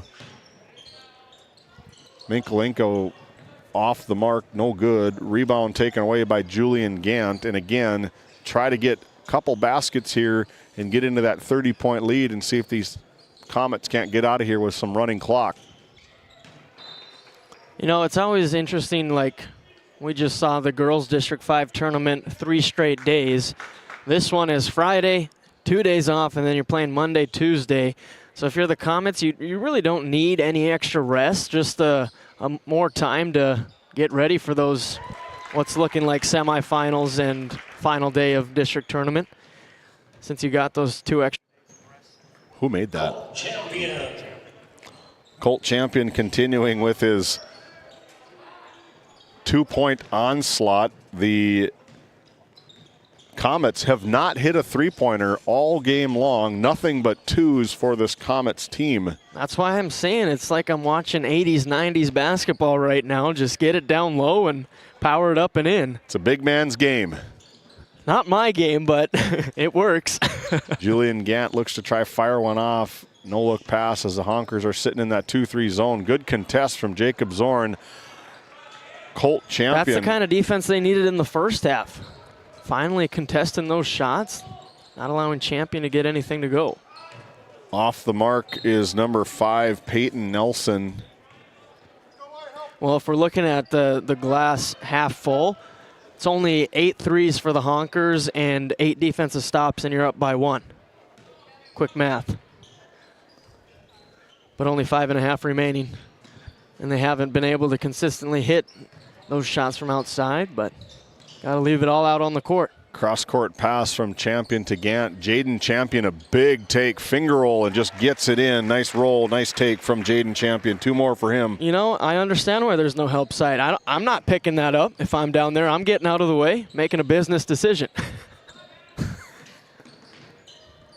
There's a reason I didn't take 1 single charge in my career. I bet you Jordan Carlson would let us know that too. Probably. Nice take from Jacob Zorn. His 10th point of the night. Good baseline drop step. Excuse me, in for 2 for Jacob. First 2 points of this fourth and final quarter is again 2 feet and in for Colt Champion. I'm running out of room in my scorebook for Colt champion. Nothing but 2s for Colt. And David, in my offense, when you dislocate your shoulder 6 or 7 times throughout your career, you start to try to avoid any contact at all costs. That's just being soft. Into the game for the Honkers is number 21. I don't have him in my book. Number 10 is Brooks Ones. Number 3 is Eli Anderson. I do not have number 21. We'll work on getting that. Number 10 is Brook Ones. Number 33 is Ankenbauer.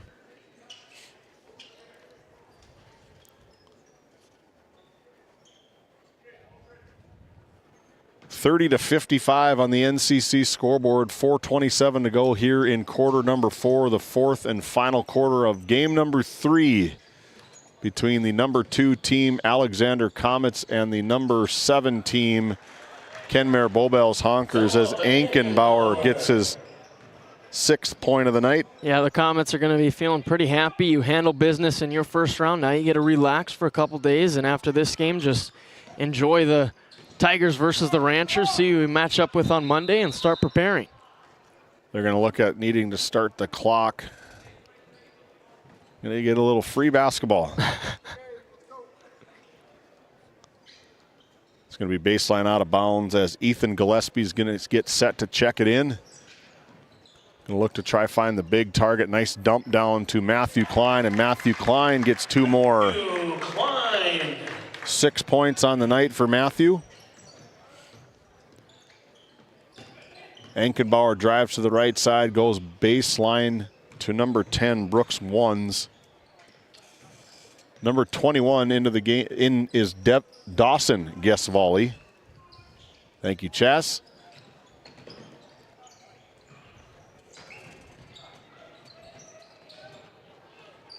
Nice play there to save it in by Gillespie behind the back, and then the Comets draw the foul.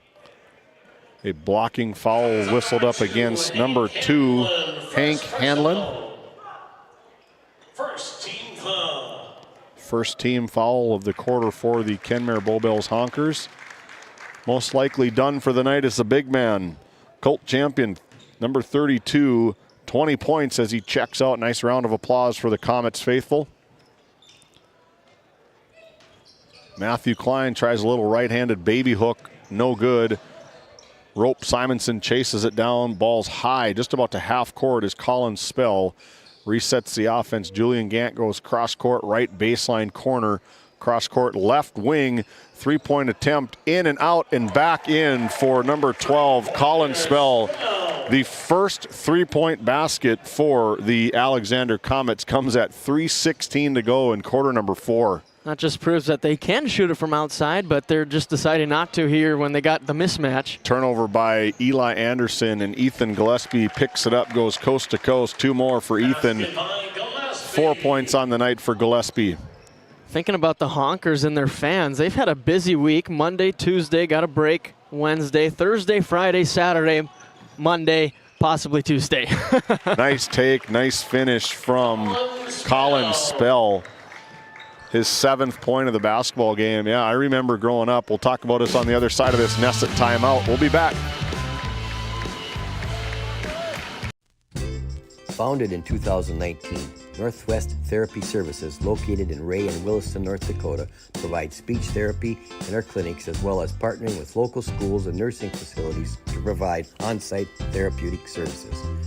Our therapists offer language therapy as well as therapy for social, cognitive, communication, swallowing, feeding, and voice disorders. We are dedicated to providing the highest level of quality services. To schedule an appointment, visit nwtherapyservices.com or call 701-568-8255. 2 a game, 4 a game. That's what we grew up in our vehicles, because my parents were all over the countryside chasing us around, and I feel like that's something that some of these families now from Kenmare, to your point, are chasing these kids all over the countryside, putting miles on vehicles. Hey, if you need a new vehicle, get over to Red Rock. They got specials here on February. One more day in the month of February, then we start officially March Madness. Yes, sir. Dawson gets volley off the mark from the three-point line. No good. Rebound taken away by Colin Spell for the Comets. Closing in on 2 minutes to play here in the fourth and final quarter. Into the game is number 14, Chase Powell. No good for Chase. Case Powell. No good from the second attempt from Case. His proud dad looks on.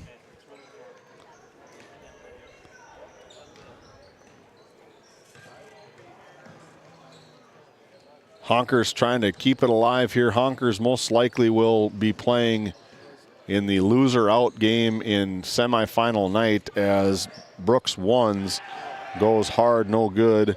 Rebounded by Colin Spell, who's excuse me. Colin Spell comes in. He's had some really good, meaningful minutes for head coach A.J. Allard.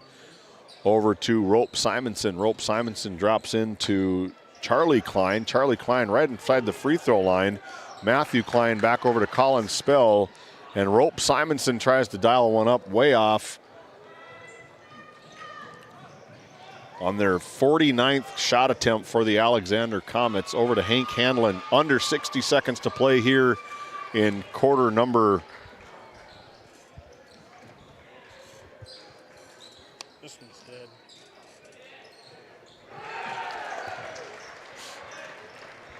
Three-pointer bonus. We're gonna keep it right here as number 13, Mason Lucas, checks into the game.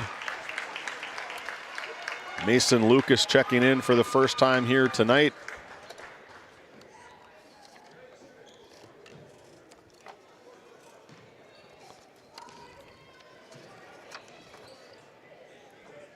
It's Mason Lucas, a 5'9" freshman, just about drops one in for Mason. As the Honkers quickly the other way. Hank Hanlon tries to drive baseline, finishes with that left hand. No good, gonna take a trip to the Souris Valley Dental Group free throw line.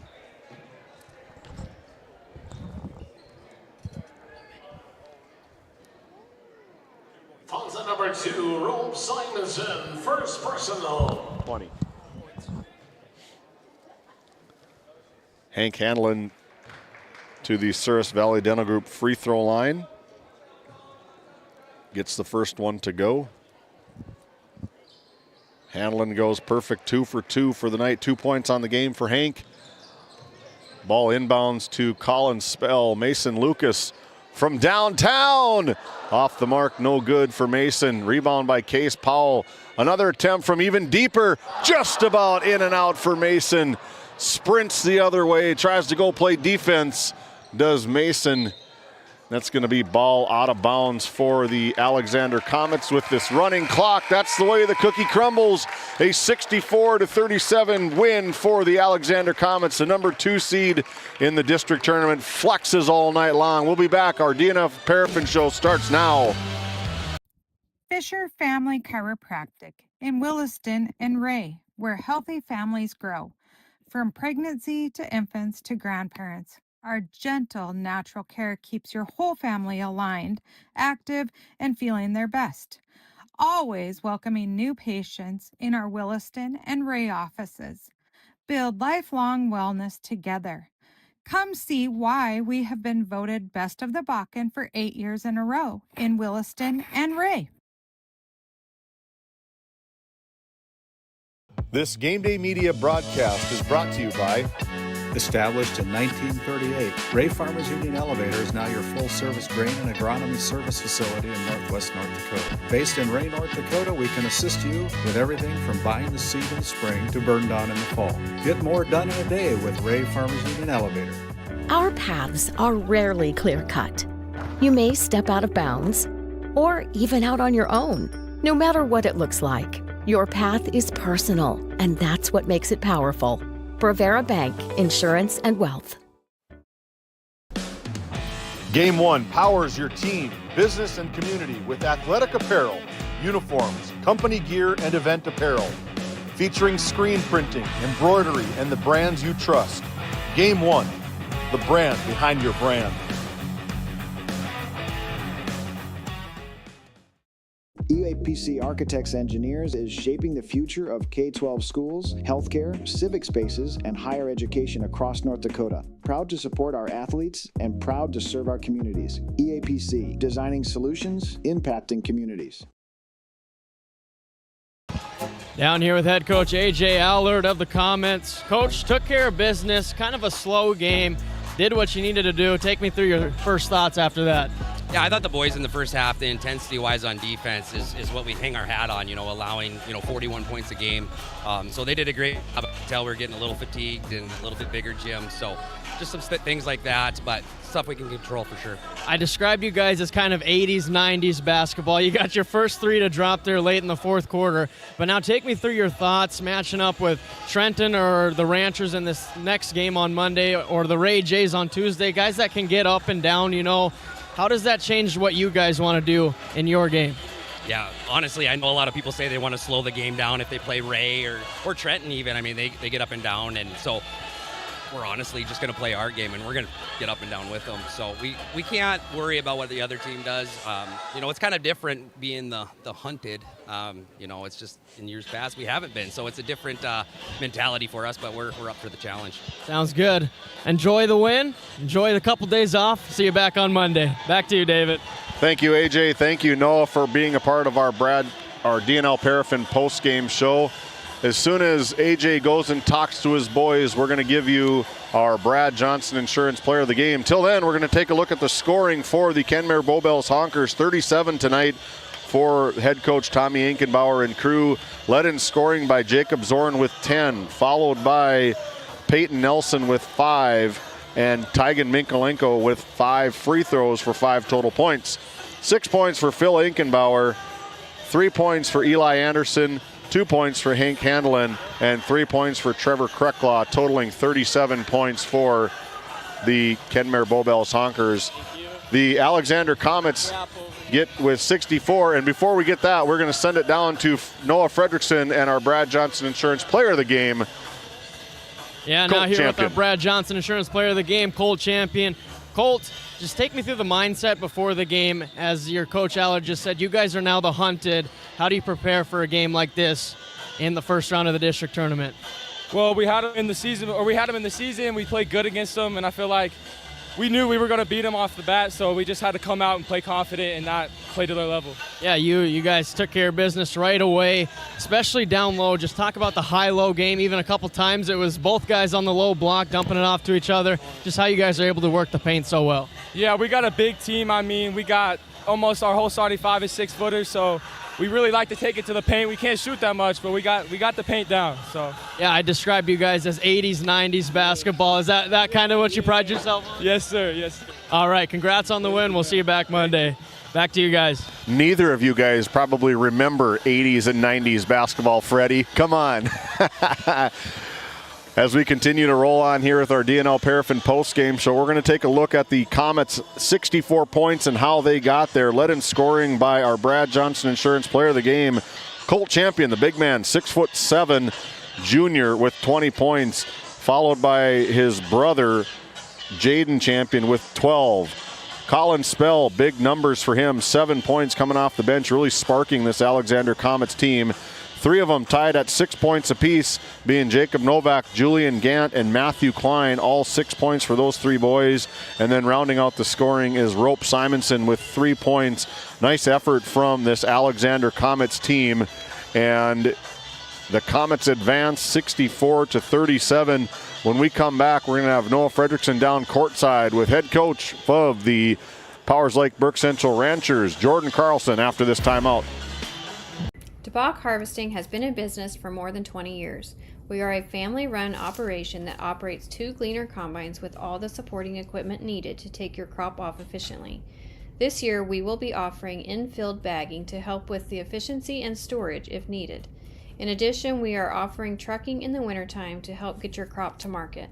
We would love to have your business. Look us up on Facebook or call us at 405-612-7990. Continental Resources is proudly independent and fiercely pro-American energy. American-produced oil and natural gas will play a critical role in America's and the world's energy future. So will we. We are deeply invested in our communities in North and South Dakota, Montana, Oklahoma, Wyoming, and Texas. Visit CLR.com for job opportunities. We are Continental Resources, America's energy champion. Welcome back into our Border Plains Equipment pregame show. Right now, we've got Noah Fredrickson standing courtside with head coach of the Ranchers, Jordan Carlson. Take it away, Noah. Yeah, now it's time for our Lindsay Grocery coach's comments. First up, head coach Jordan Carlson. Coach, played these guys earlier in the regular season, won by 18, but it was really that fourth quarter where you finally put your foot down on them. Yeah, first three quarters, the guys did a good job of kind of controlling the game. They got hot in the fourth and, took a little bit to, finish the game, but yeah. And now, looking at your team, Ranchers usually always have experience, but you look at this team, Jager Bredding played a role last year, not a starter. Same thing with Nate Evenson. So Grayson Reese said kind of your lone starter to play in a district tournament. Just kind of talk about that inexperience and what it's going to take for you guys.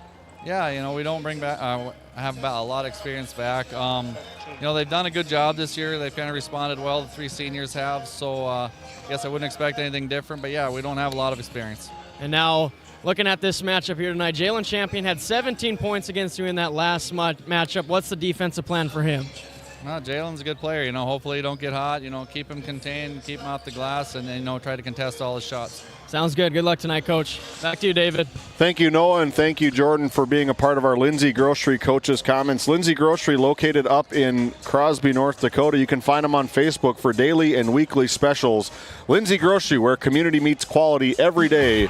And when we come back, we're going to visit with the best dressed in the business, Lucas Seiko, the head coach of the Trenton Tigers, after this break.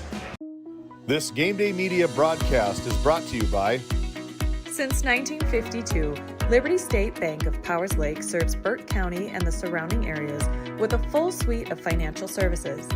We are committed to being your bank of friendly service. Liberty State Bank, FDIC insured. Tioga Drug and Soda Shop, located at 106 North Main Street in Tioga. Visit tiogadrug.com.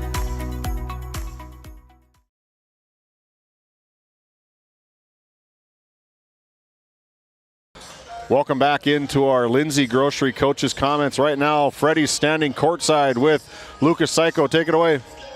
Yeah, now down here with head coach Lucas Seiko.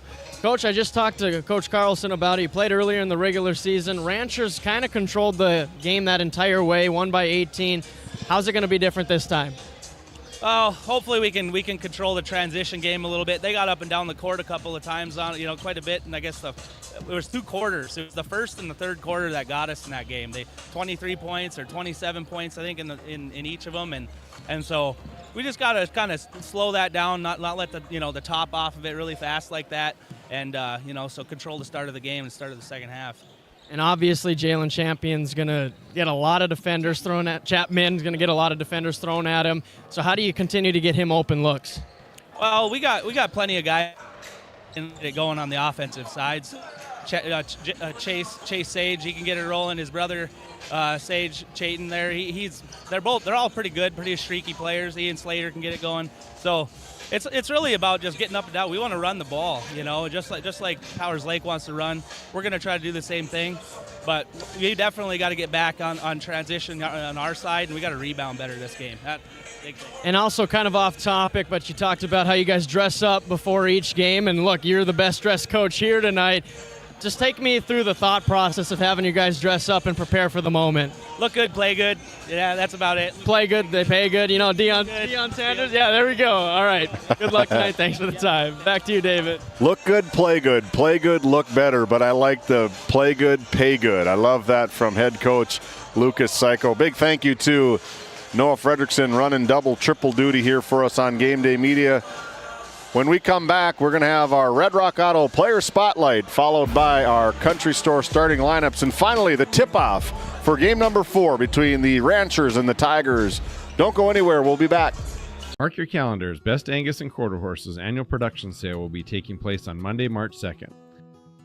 We've been raising registered Black Angus and quarter horses in some of North Dakota's most rugged badlands for almost 20 years. This year's offering will include 11 top-cut 2-year-olds and 85 yearling bulls. We'll have 3 fancy ranch geldings and 2 excellent prospects from our new stallion, Classy Red Favors. Lunch at noon, sales at 2. Hope to see you there. This GameDay Media broadcast is brought to you by, located in Tioga, North Dakota, Patriot Oilfield Service Incorporated is a proud supporter of the Tioga Pirates, supporting the Bakken with hot oil and water hauling services.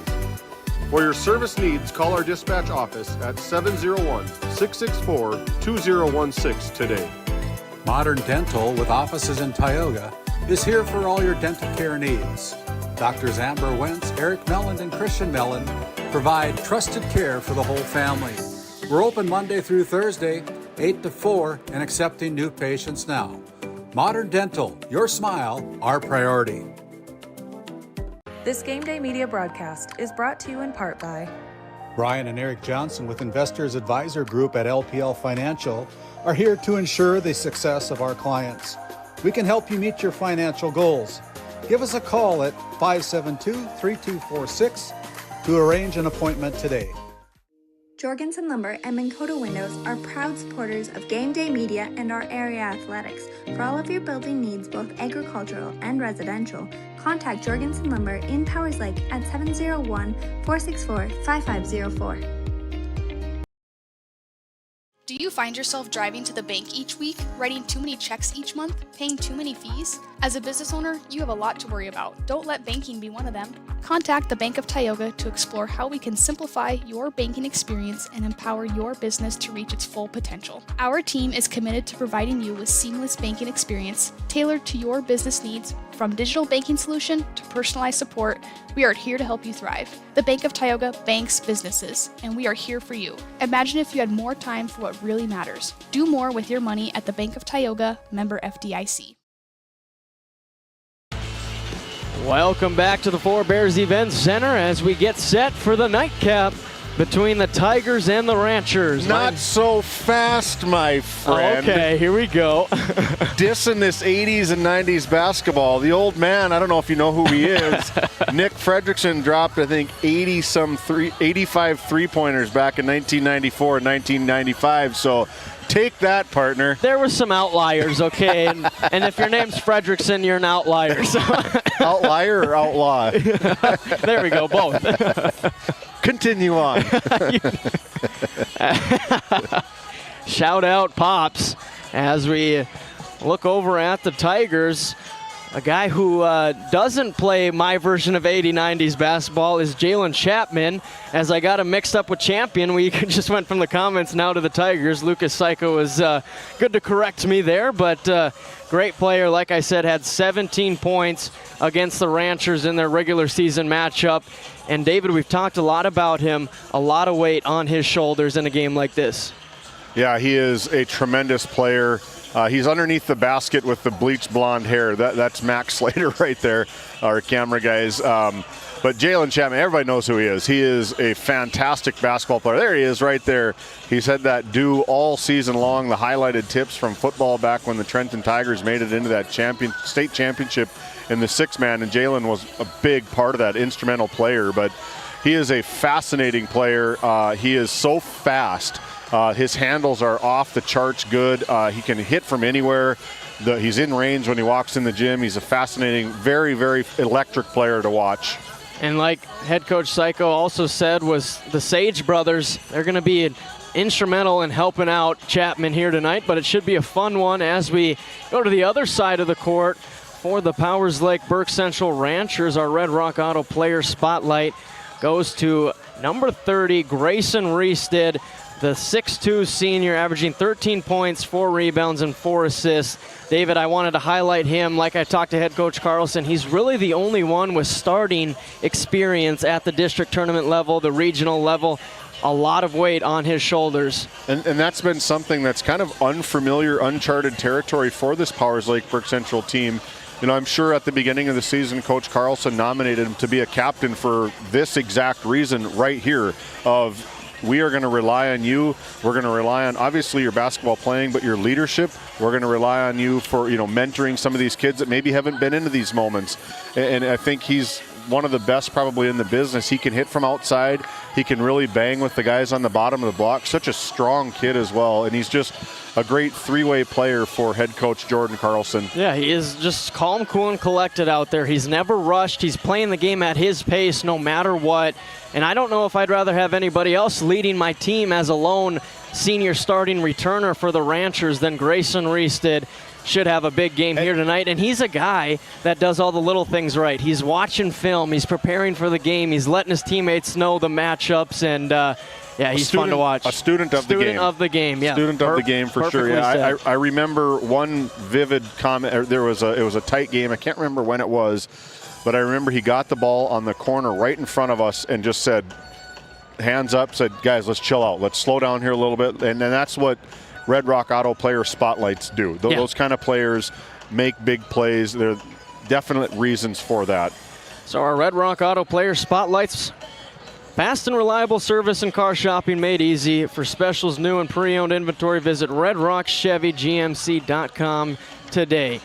David, as we look at those first three games, it was the Ray Jays taking down your Tioga Pirates in the opening game here in Newtown. They'll advance to the semis where they'll take on the Crusaders of Williston Trinity Christian in that 1-versus-5 matchup. That should be a fun one. And then it was just the Comets cruising past the Kenmare Bowbells Honkers in a big-time win, and they will take on the winners of the Tigers versus Ranchers here tonight, and the Honkers will take on the loser of this battle.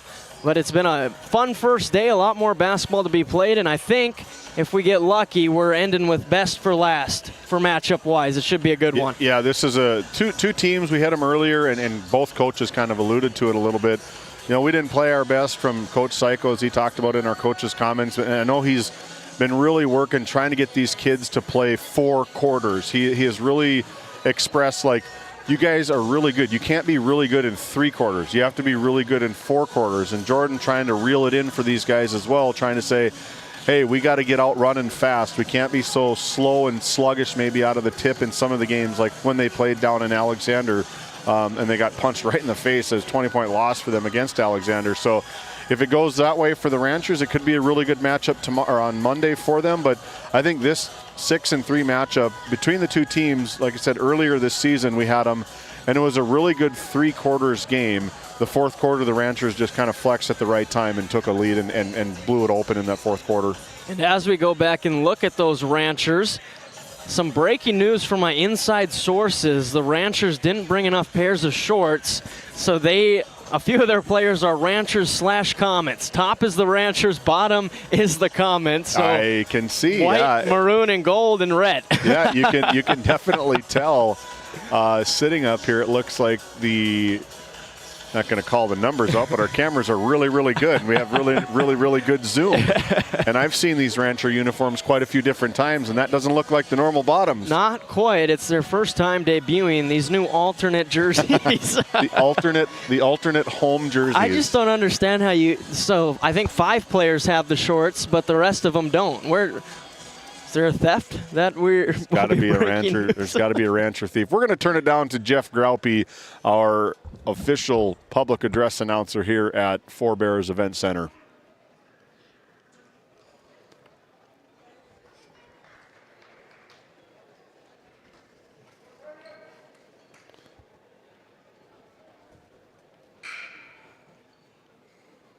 They looked like they were going to do it, but they looked ready to us. We'll just wait. It is just quiet in this event center. Silence is a virtue. So is patience. Good evening, ladies and gentlemen. Welcome to the event center at Four Bears Casino and Lodge for today's District 5 Boys Basketball Tournament. Today's final game features the Powers Lake Burke Central Ranchers and the Trenton Tigers.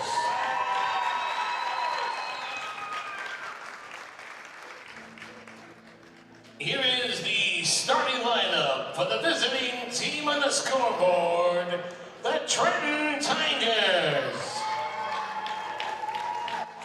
And one guard, a senior, number 4.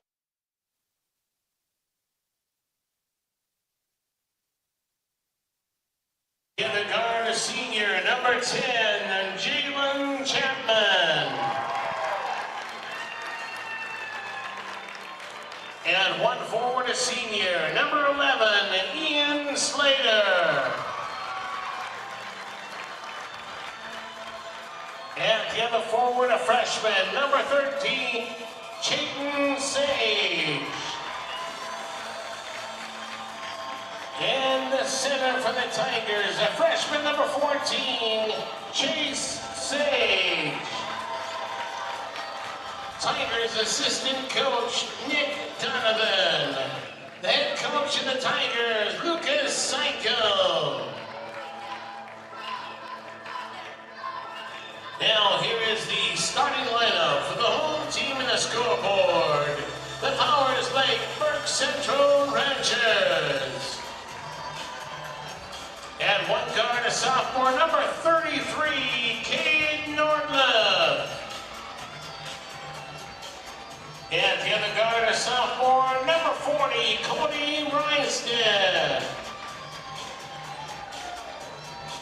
And one forward, a senior, number 23, Jagger Brenning.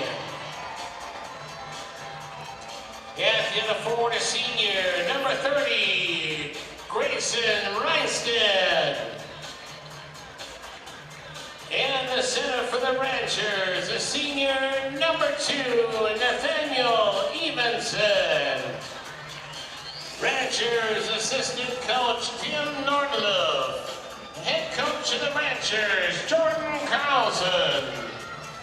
Your officials for There's a look at our country store starting lineups for the Tigers. Max Slater, Jalen Chapman, Ian Slater, Chayton Sage, and Chase Sage, coached by Lucas Psycho. And for the Ranchers, Nate Evenson, Jager Bredding, Grayson Reested, Cade Nordloff, and Cody Reested in at the 5, coached by Jordan Carlson. And we're ready to get our fourth quarterfinal game underway. Jump it up. Tip is won by the Tigers. Sage controls. And it'll be Trenton's possession first. Chapman up top, guarded by Reested. Down to Slater, easy 2. That was wide open for Ian Slater. 2-0 on the NCC scoreboard. Now down to Reested, and he answers with a 2 of his own. This could be a matchup where they just exchange baskets back and forth. That's what the first 30 seconds have shown us. Chapman controls again. Over to Max Slater on the right wing. Guarded by Nate Evenson.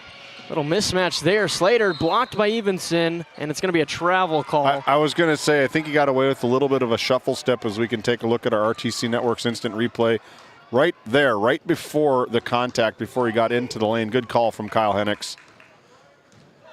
So now Bredding brings it up for the Ranchers, uses a screen from Reested, working the left side of the court, gets down, fakes, puts it up and in, same spot as Grayson Reested's 2. You know, Jagger has come so far in this last couple of seasons as here all the Ranchers clear the bench going to get their new jerseys, and you saw them.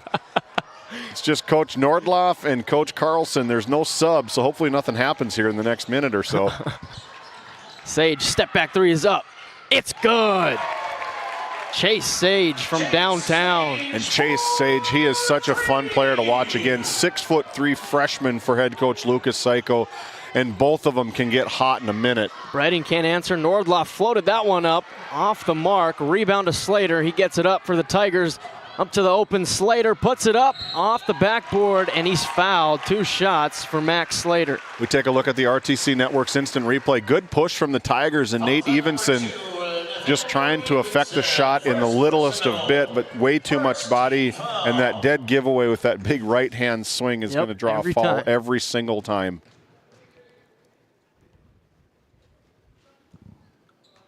Oh, good. Way left on the first for Slater. Now the Ranchers are back, fully dressed in full uniform. Somebody's got to give. It was a short stint for those new alternate uniforms. Slater gets the second. So 6-4, Tigers lead on the NCC scoreboard. 6:15 remaining in the first quarter. Over to Reested on the left wing. That one's tipped back to Grayson Reested. He's going to attack this time. Guarded by Sage, picks it up. Over to Evenson. Now Nordloff, top of the key. Now they're going to try to get it down to Reested in the short corner. Tipped and taken away by Chapman. Now he lost it. Got to get back on it. Cody Reested putting his body on the line. Slid, got up, and stole the ball for the Ranchers. That was a tough play. Jalen was just about to get up and run, and the ball hit low and just stayed rolling. Worst case scenario for the Tigers. Chase Sage got his shot deflected out of bounds by Nordloff. Good transition defense. John Inget, the last of the Mohicans, coming out of the locker room with the bag full of shorts and jerseys. Lowest man on the totem pole in the coaching ranks is probably his fault. Slater inbounds to Sage. Chase Sage back to Slater in the corner. Now Chapman controls, guarded by Nordloff right now. Tigers slow it down, 20 seconds on the shot clock, taken away by Evenson. Let's see if he goes for the slamma-jamma. He does! Nate Evenson, say it with your chest. We take a look at that RTC Network's instant replay. The gather, he's very comfortable from that left side. He said earlier this season, my left hand is longer than my right hand, so he really likes to finish with that left hand, but easy flush for the big man. Chapman floats one up for the answer, no good. Evenson the rebound. Now outlet to Grayson Reested. He'll stop, get it down to Evenson for two on the right side.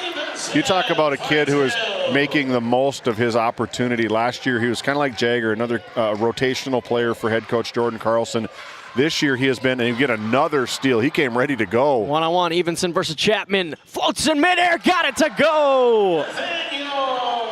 6 quick points for Nate Evenson. And he is just excelling so well in this role, this new role for him this year for the Ranchers. Offensive rebound by Sage. The fadeaway J, no good, but his brother Chase Sage there for the putback. Yeah, the Sage twins. Good luck with the good thing one has orange. And they're 14 and 13, two close numbers. Yeah, it's making me work for it. Grayson Reested drains the three. Big hit from Grayson. That's what we talked about in our pregame show. He can bang with the bodies on the bottom, but he can also extend out and hit from deep. He's a very tough player to guard. Now that pass somehow makes it to Sage on the right side. He drives middle, kick out. Ian Slater, and he lost it. Turnover Tigers. Some frustration from Ian Slater, knowing that should have been maybe a catch and shoot situation.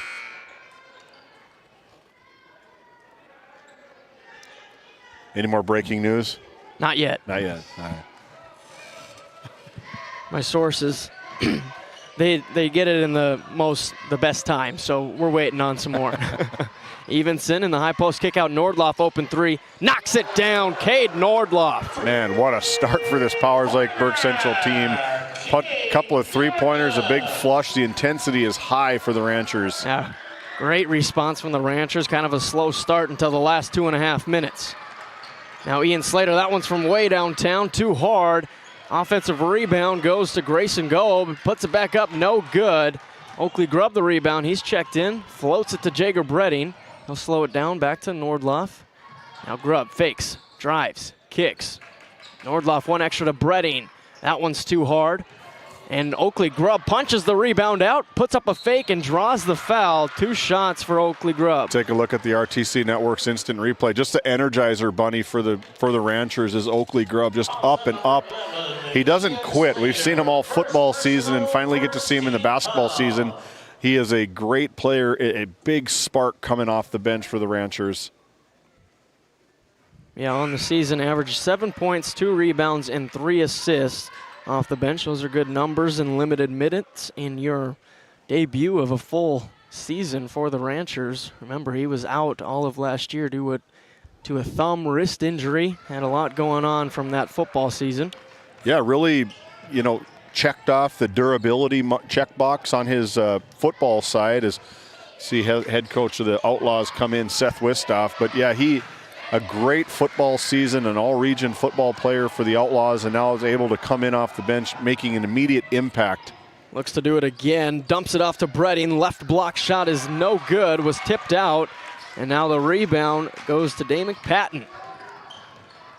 The big fella, now Chapman, coast to coast, got it. Nice finish from Damick. Really lost the handle about the free throw line, stayed with it, and went in hard. They're gonna really need a bunch of effort from Jalen Chapman to stick with this Ranchers team. Cross-court pass, Nordloff thought about the deep three. Oakley Grubb wide open, corner three is in and out and back in. Just a triangle effect. Long iron off the backboard, front iron, and dropped in for three. Ranchers going to work here in the opening quarter of their District 5 tournament, up 21-10 on the NCC scoreboard. Patton up top, pressured by Bredding. Now he lost it. Cade Nordloff tips it to himself, looking to go coast to coast. With the right hand, no good. Cody Reested, or Grayson Reested, gets the putback. And again, I don't know if there's enough adjectives to describe Grayson's importance to this team.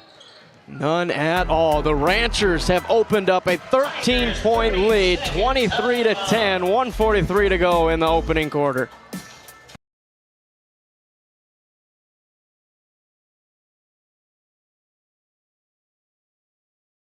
Cattlemen, the Northwest Select Simmental Sale would like to invite you to our annual sale Saturday, March 14th at 1 o'clock p.m. with a free lunch starting at 11 o'clock featuring 80 Simmental and Sim Angus bulls and heifers. If you can't make it, the sale will be broadcast on DV Auction. Juniors all open heifers will be eligible for the Northwest Select Junior Futurity Show this summer. For more information, call Bob Grant at 701-340-8082 or Gary Cease at 701-509-1154.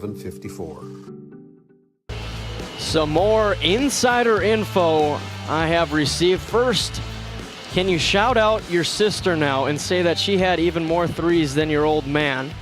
So shout out Savannah Fredrickson, and also from my father, Jordan Jensen texted me to tell you it's Lindsay's 40th birthday today. All so right. Happy birthday, Lindsay Jensen, the big 4-0. That's a bold move, my friend. Calling out her. I read what was given to me. Yeah, That's all I did. Hey, 40's not bad, right? They wanted it. They got it.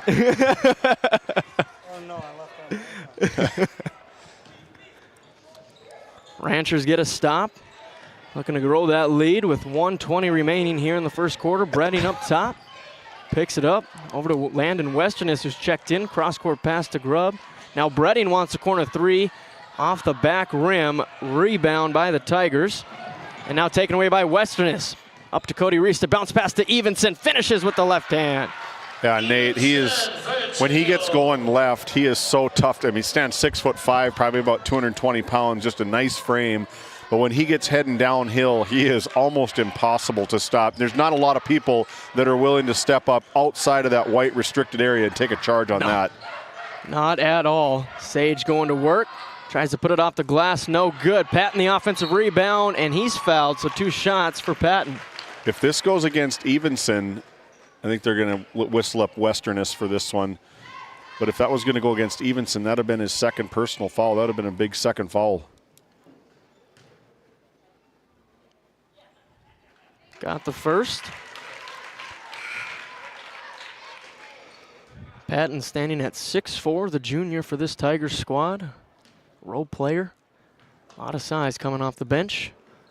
And Converts Patton, on the second. He's a really good three-point shooter from the outside, and if you leave him alone, maybe doesn't look like your everyday, deep three-point shooter, but when he is open, he is almost lights out for the Tigers.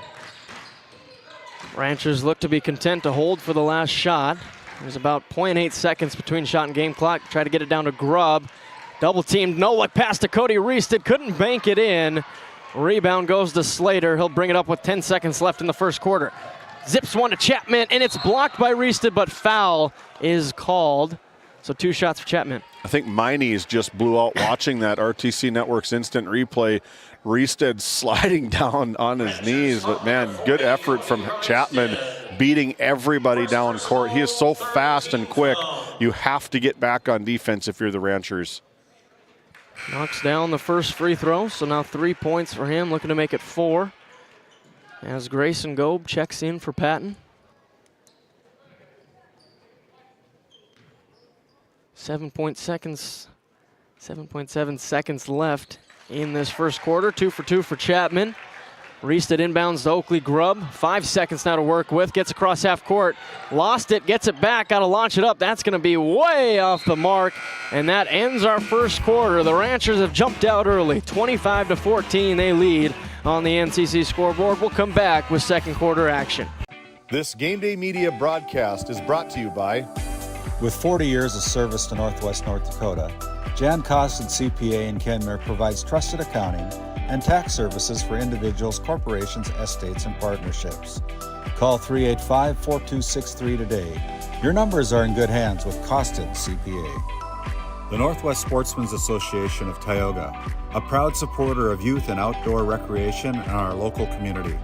We're aiming high, keeping it local, and building the future for outdoor events. Join us in making a difference. The Northwest Sportsmen Association, where the outdoors brings us together. What a first quarter it was for the Ranchers, especially Nate Evenson, who had 8 points in that first quarter, and that came in about a 1 minute span, just dominating. Yeah, and a big highlight reel too as well, the big left-handed flush for the big man.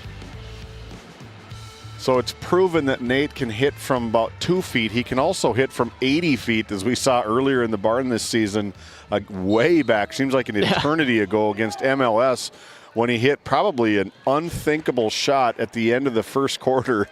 And that's the only three-point field goal he has made all year. Yeah, it's good. Quite a big one. Good shooting percentage for the big man. We've had 3 of them. Yeah. 2 of them counted. One was after the buzzer, but 75. Nordloff knocks down another. 75, 80-foot shots come easy these days to these kids. It must be us. We must empower these It's gotta be us. great players to make some big-time shots. 28-14. The Ranchers are currently doubling up the Tigers. Get it down to Sage. Thought about the step back instead to Gobe. Back to Chapman. Look on the left side. Tried to split the double team. Grayson's there to clean it up for 2. His first points of the game.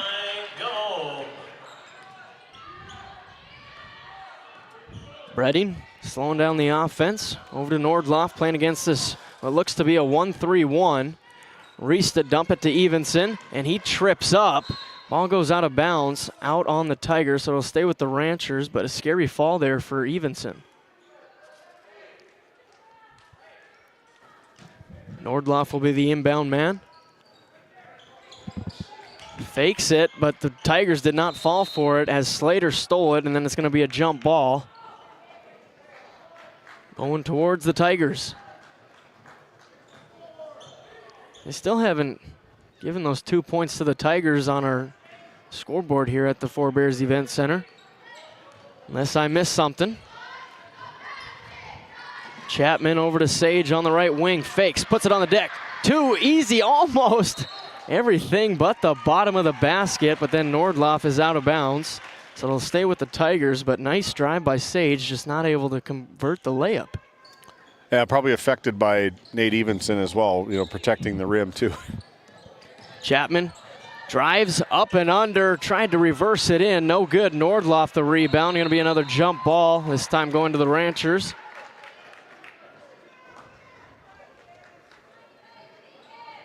David, that is a pet peeve of mine, is the score not being updated right away. Yeah. So we'll see. Yeah. I didn't hear a whistle or anything, and unless my 20/20 vision has failed me, I was pretty positive that shot went in the bucket. Well, out of us 3 sitting here, you're the youngest one, so we're relying on your eyesight. Cody Reese, the top of the key 3, banks it in. Cody Reese did. The double doink works. And that's going to be a Nesset timeout on the court called by head coach Jordan Carlson. It's now a 17-point lead for the Ranchers, 31-14, 6:11 remaining in the first half. This GameDay Media broadcast is brought to you by... Since 1952, Liberty State Bank of Powers Lake serves Burt County and the surrounding areas with a full suite of financial services. We are committed to being your bank of friendly service. Liberty State Bank, FDIC insured. Tioga Drug and Soda Shop, located at 106 North Main Street in Tioga. Visit tiogadrug.com. We are back here at the Four Bears Event Center. Currently holding a 31-14 score on the NCC scoreboard, but according to my calculations, it should be 31-16. But Tigers possession. Chapman will bring it up. Hands off to Sage. Now over to Chayton Sage. Backdoor pass is taken away by Cody Reested. Now he launches one up to Grayson. Left-handed bounce pass to Bredding under the basket. Got to get it out now. Somehow Nate Evenson's there to scoop it up, but can't score it. Sage the rebound. Outlet pass is stolen by Cade Nordloff, but they're going to say his foot was on the line. Almost got there and made a nice play.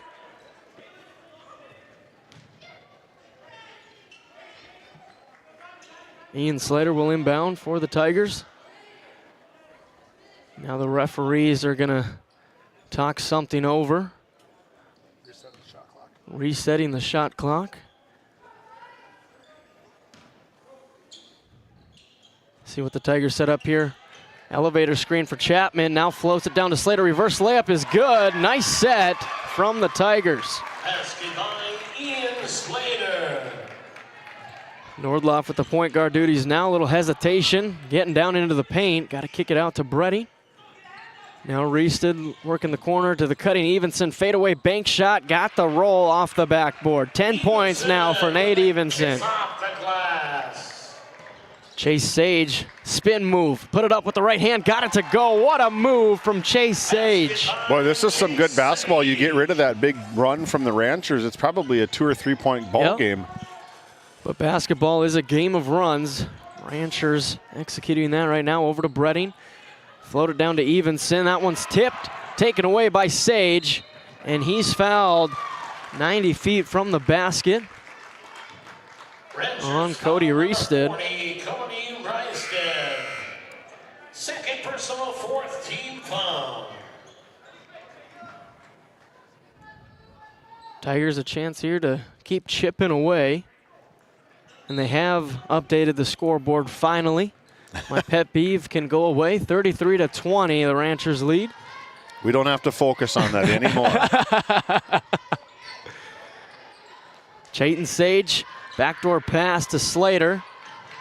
Now out to Gobe. Corner three is up, off the mark, drifted from the wind in the building. Chapman now fade away. Jay off the back rim. Gobe, offensive rebound, ends up in Sage's hand, and he can't bank it in. Nordloff fights for the rebound, saves it to Grubb, and Oakley Grubb is fouled.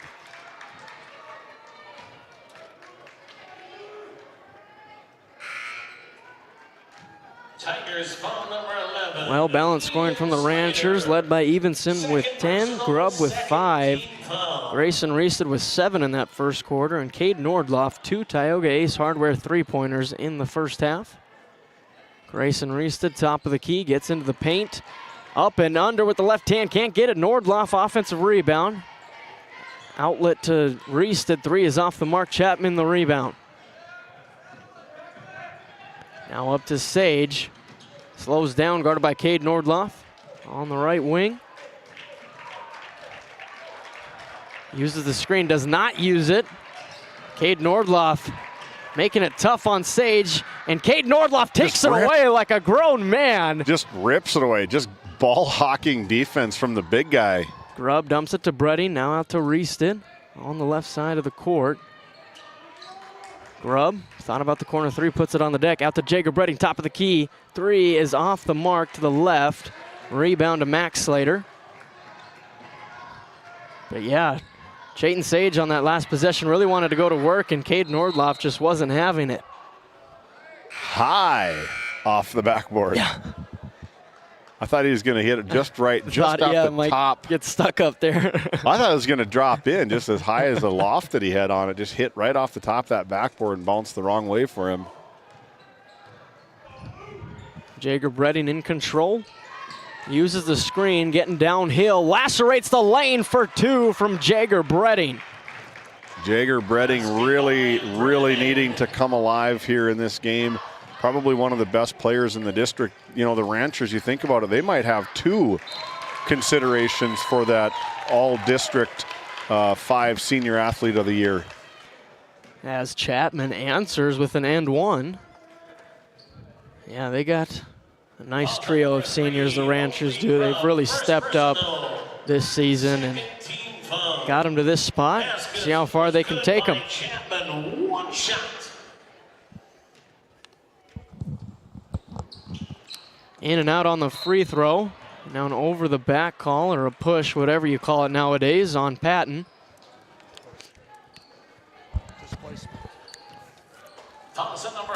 We're not challenging any rules this year. Chaz is on the other mic that's muted off. He's our Dean Florio, is that his name in the NFL? Gene Sterator? Sterator, and there's another guy. Mike Florio, there you go. You mix and match. Now Ian Slater steals it away for the Tigers. Staying out around that 13-point deficit.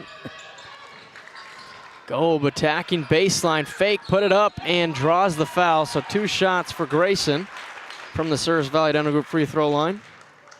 Fouls on number 3, Oakley Grubb, second personal, 13 foul.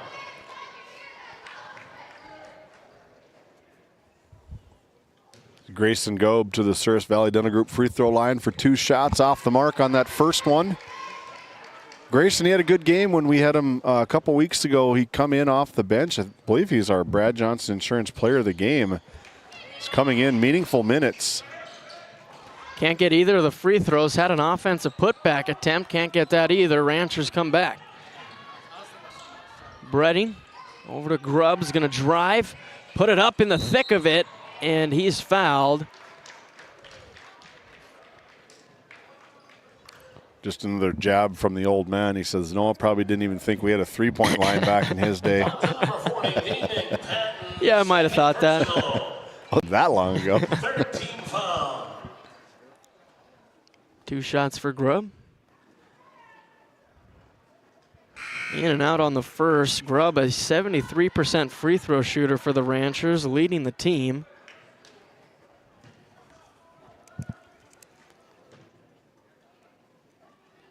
Second one is up. That's short, so 0 for 2 for Grubb.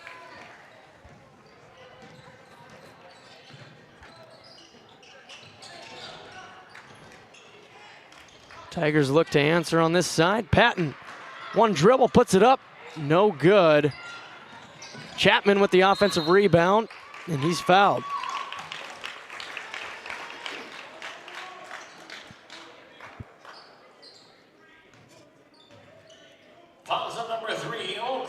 Landon Western is set to check in for the Ranchers. He'll come in for Grubb after those 2 free throw misses.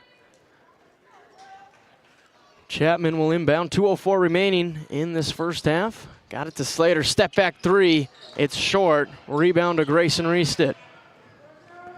Gets it up to Bredding to get into the offense. Bounce pass to Nordloff working the baseline. Out to Grayson Reestedt. Now Nate Evenson. Corner 3 is up. That one's too strong. A rare 3-point shot from Evenson. Like I said, he's only made 1, and it was from about 80 feet away.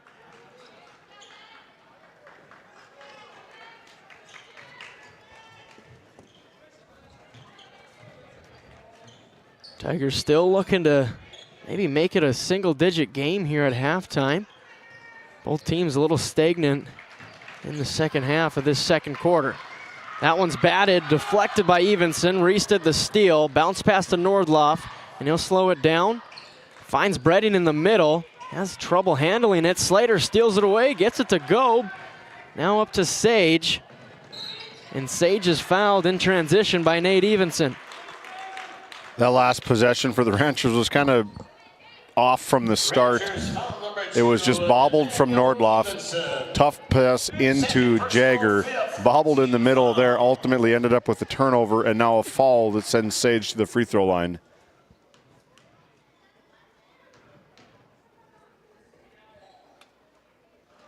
First one is short, so the Tigers struggling from the line here in the second quarter. 0 for 4 so far. Chase Sage with 5 points coming in that first quarter. 3 in the second, so 8 points in total for Chase Sage. He had 12 points, 7 rebounds, and 2 assists in their regular season matchup over there in Trenton. Wasn't quite enough. Now Coy Carlson, coach's son, has checked into the game. Bredding in the corner. Out to Coy Carlson, fakes, gonna drive it. Put it up with the right hand, no good. Was kind of off balance, not able to get back to it. Chase Sage, kick to Chapman, corner three is up. That's too hard. Offensive rebound for the Tigers. Golub looks to attack it. Can't bank it in. Got another offensive rebound. That one's deflected. Westerness out for the break, up to Carlson. Fake, up and under, and he's off the mark again. And now Slater, they got numbers 3-on-2. No look pass to Chapman. Can't get it on the left side with the right hand. Missed opportunity for the Tigers, and now the Ranchers can hold it, but instead they throw it away. Throw it out. Just some miscommunication as Jordan Carlson maybe looking for a little bit of contact or something from Jarek Hansen on that far side. But that was just bad communication between Westerness and Bredding. So now instead the Tigers get one last opportunity. Sage up top, hand off to Slater. Alley-oop play, but Sage just controls it for an easy two. That was a really nice designed sideline play. Gets Lucas Psycho out of his chair, now down to 10. Here's a momentum possession. Can the Tigers get one more stop and take all that momentum into the halftime break? Play call from the Ranchers. Bredding can't get it to go. Got his own rebound. Can't put it back at the buzzer. So that ends the first half here in our fourth quarter final. Take one more look. Got the offensive rebound. It's not going to get any easier than that. Can't get it to drop. Our NCC scoreboard shows Ranchers 35, Tigers 25. Coming up next, the Bank of Tioga halftime show. This GameDay Media broadcast is brought to you by Ranchers, circle March 4th on your calendar. Sorensen Ranch of Grenora will hold their annual bull sale at the Sydney Livestock Market Center in Sydney, Montana. Your source for composite Simmental bulls that are bred for docility, longevity, and fertility. Find them on Facebook at Sorensen Ranch and DV Auction. The way we live and work has changed, but our service and commitment remain. We're evolving to meet your insurance needs with answers where and when you need them most. Nodak Insurance Company. Give Angie or Candace a call for all your insurance needs. This GameDay Media broadcast is brought to you by Life is busy. Your vacation shouldn't be. Skip the stress of planning. Wild Air Travel designs personalized trips, cruises, and getaways. Handled start to finish by real travel advisors. You dream it, we handle the details. Wild Air Travel. This GameDay Media broadcast is brought to you in part by Tegan's Interiors, located on Main Street in Crosby, North Dakota. Follow them on Facebook or find them online at tegansinteriors.com. Gustafson Septic Service Incorporated, family owned and operated since 1986. Offering septic service, portable restrooms and hand wash, sewer jet and camera services. Located in Stanley, North Dakota, call for a free quote at 701-628-2960. This GameDay Media broadcast is brought to you by Brandy Larson Insurance of Stanley offers home, auto, business, and farm insurance. For a quote, call 701-628-1414. Your local Farmers Union insurance agent. Located in Tioga, North Dakota, Wham LLC and Dry Fork Supply are companies that specialize in gas flow measurement and equipment, along with a fully stocked oil field parts and supply warehouse in the Bakken. Give them a call at 701-664-9425 or stop by today. This GameDay Media broadcast is brought to you by Napa Tioga Parts Supply, located at 105 North Main Street in Tioga. Visit napaonline.com. Hungry? Head to the Food Barn in Powers Lake. Open Monday through Saturday with daily lunch specials, a full breakfast menu, and don't miss Taco Tuesday on the last Tuesday of every month. Try Michael's Alfredo Pasta. It's a local favorite. Come on down to the Food Barn, where good food meets great company. Kyle Hansen is proud to be a Thrivent financial professional, providing personalized financial guidance to people of all stages of life. Thrivent believes humanity thrives when individuals make the most of what they've been given, and Kyle is here to help you do just that.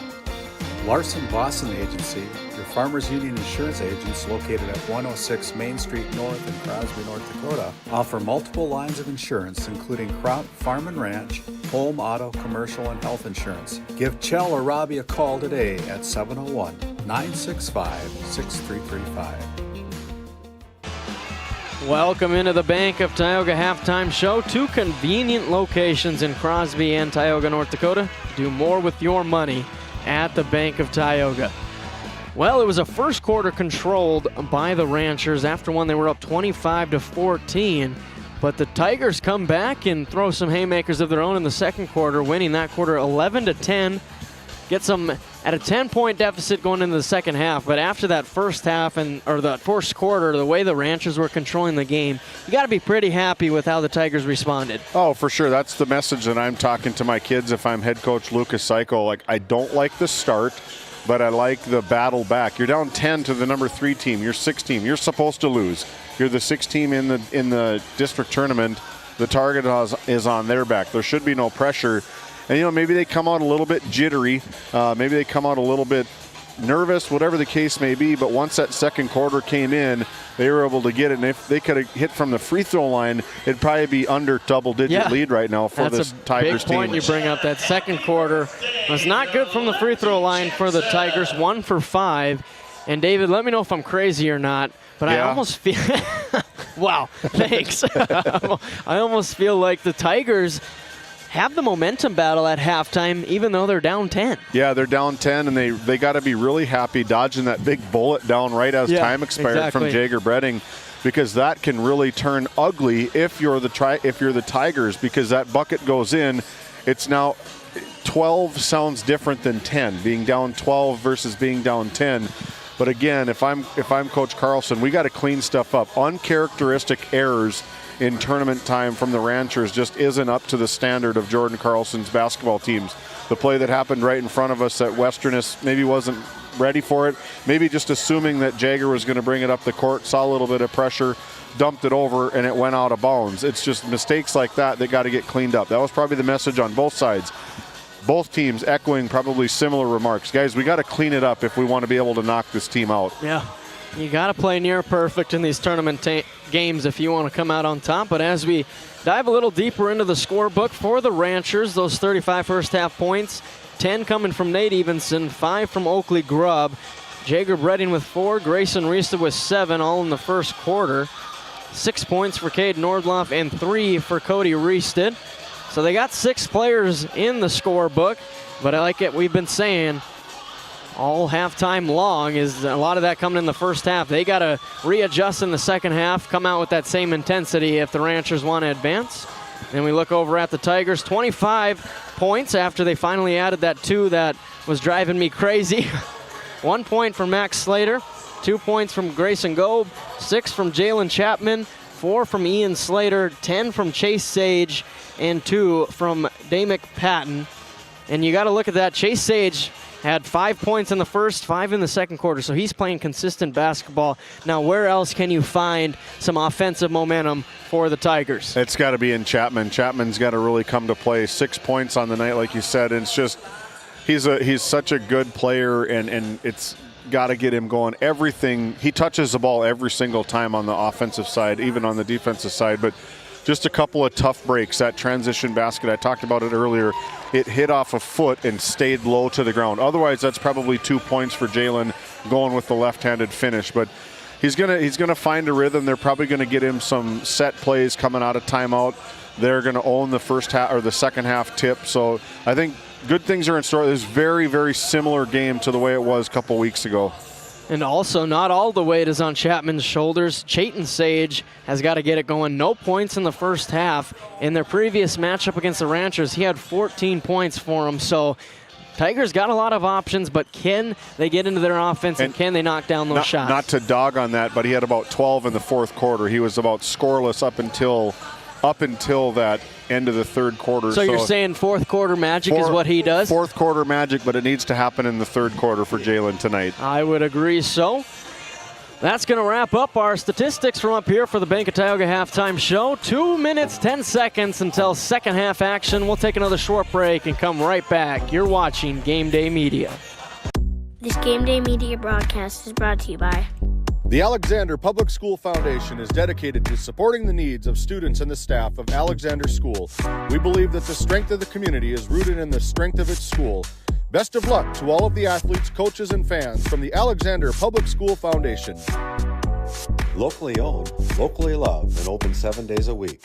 Fresh, hearty meals, hot coffee, and a friendly face. A place where the community comes together. Pull up a chair at the Little Griddle Cafe in Alexander.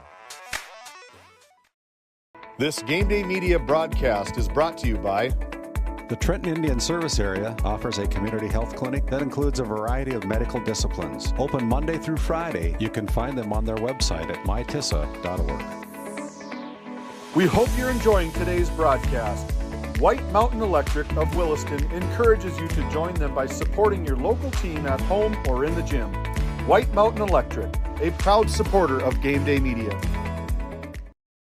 Play your cards right and shop the savings and selection at Prairie Home Furnishings in Stanley. Browse a wide selection of furnishings for every room in your home. The latest styles and trends and comfortable quality furniture. And it's all at reasonable prices. Plus, they have a great selection of flooring and bedding as well. High quality and reasonable prices make Prairie Home Furnishings the place to make your house a home. Make sure to shop at Prairie Home Furnishings. We deliver everything your home deserves. Welcome back to the Four Bears Event Center. The Ranchers have made their way back out onto the court, ready for some second half action.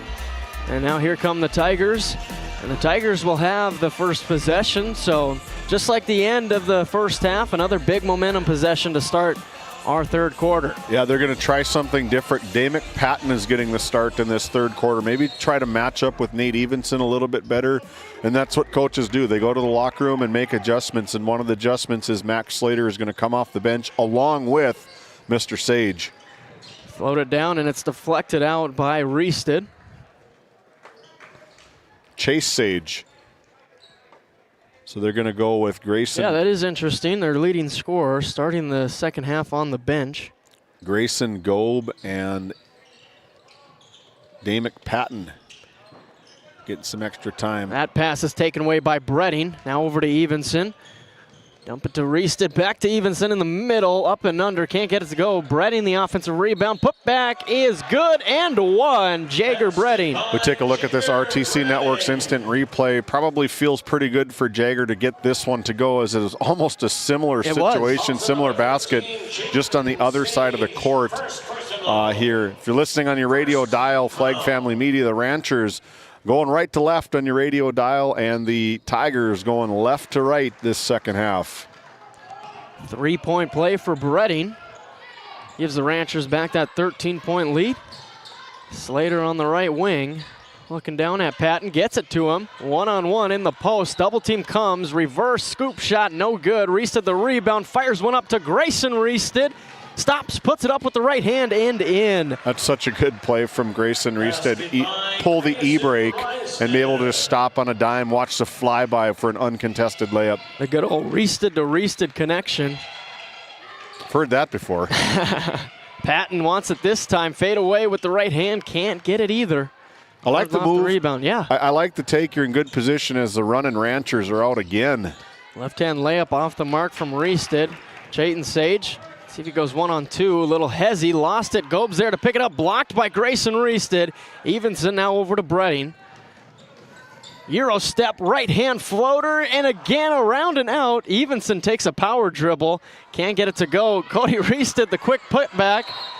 And now finally a foul called, but just kind of out of control. There's like 5 shot attempts right there. It's quick. Just, again, uncharacteristic misses from the Powers Lake Burke Central Ranchers, about that 3 foot and in. Second team foul. So 2 shots for Cody Reested. Tickles the twine on the first. Cody Reested, a 52% free throw shooter.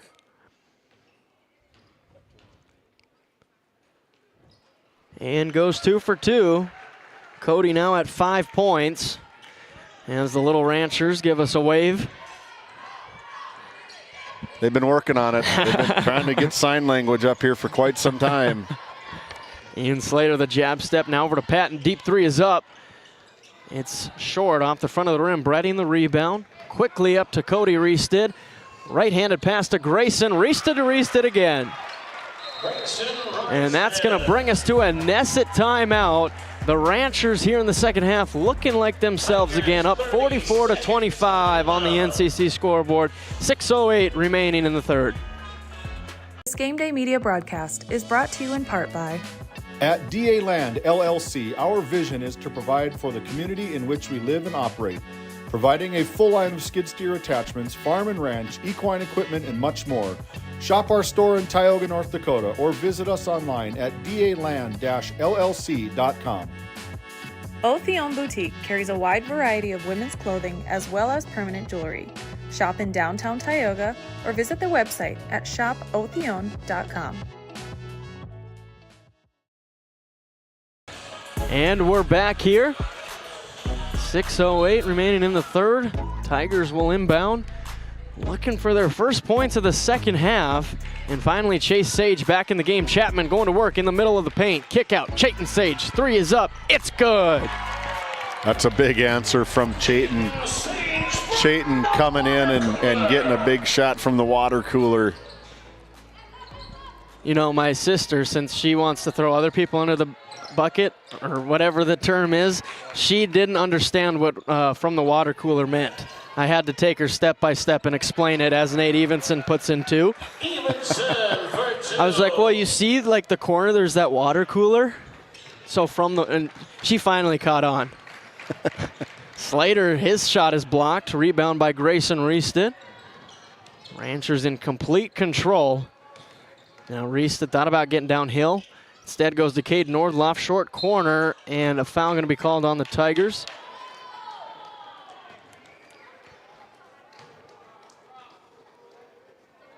Fouls on number 11, Ian Slater. Third personal, third team foul. Under the bus, there it is. Finally came back to me. That's why I sat here silent and just let you think. Evenson off the mark. Sage the rebound, getting it up for the Tigers. Behind the back, stop and pop, got it. Another nice answer from Chase Sage. 5 big points from the Sage brothers. They got to keep it back into that 10-point lead. A slow start for this Tigers. That doesn't help as Evenson another 2, 14 points on the game. Again, they tried the big for big with Patton and Evenson. And here's a nice explosive blocked move. By Bredding. Ball went out of bounds. Take a look at that RTC Network's instant replay. Just an explosive move. Just caught the tail end of it. And just Bredding a little bit quicker off of his feet off that double pump from Jalen Chapman. Chase Sage inbounds to Chapman. Rancher fans trying to trick him with the countdown. They don't fall for it. 20 seconds on the shot clock. Chase Sage, pull up 3. Off the mark, rebound to Evenson, and then he stumbles, stolen back by Slater, got the floater. Just kind of sneaky little Slater, able just to kind of hang around and just Evenson kind of got caught, sideways a little bit, I guess, and was able to it didn't really hurt him a whole lot. It was just a good hustle play from Slater. Right spot at the right time. Evenson couldn't quite control his body as he was falling to the ground. Rancher turnover. You just kind of feel like you're on an island. There's nobody else there to throw it to. Nordloff gets it to Bredding. Now Cody Reested in the post. Spin move back to the left shoulder. Can't get it to fall. Some trouble with the bunnies. Chayton Sage. Can he go coast to coast? Euro step, fade away. Lost it. Got it back. Now taken away by Cody Reested. 3-on-3 over to Evenson. Tried to dunk it, and he traveled because he does that little stutter step to get going. Look at the effort here. 1, 2, 3, 4. Looks like Giannis. That took about 5 steps with no dribble. Hey, if you get away with it, you get away with it. Didn't quite get away with it there. Oh, the explosion from these young legs here tonight. Slater, corner 3. Bingo! Rattles it in. Max Slater. 5 points in this third quarter. Another 3 from the water cooler. Yeah, they need to get this back to 3 getting into that fourth quarter. And that's a tough call there. Maybe a little bit oversized. Size maybe advantages to Nordloff, but it's a good effort play as Grayson falls off the court. Can it result in a Bredding 3? No, it's short. Rebound ends back up with Chase Sage. Some more momentum for the Tigers. Need to capitalize. And now he travels. Yeah, he switched pivot feet. And now a timeout going to be called on the floor. 3:11 remaining in this third quarter. Ranchers up on the NCC scoreboard, 48-35. Voted a top 20 critical access hospital in quality, our Level 5 Trauma Center is ready to handle all your emergency needs with our acute stroke ready certification and full lab and radiology departments. Our physical, occupational, and speech therapy providers are available for all your rehab care, and our family practice clinic provides a variety of care including well child and child immunizations. Psychiatric care is available by telehealth, and mental health is available in person. To schedule an appointment, call us at 701-628-2505 or find us on our website at stanleyhealth.org. Montreal County Medical Center, here to help you throughout a lifetime.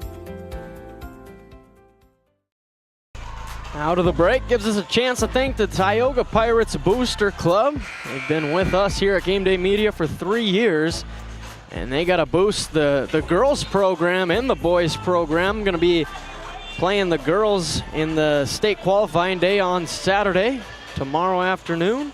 Should be a big game.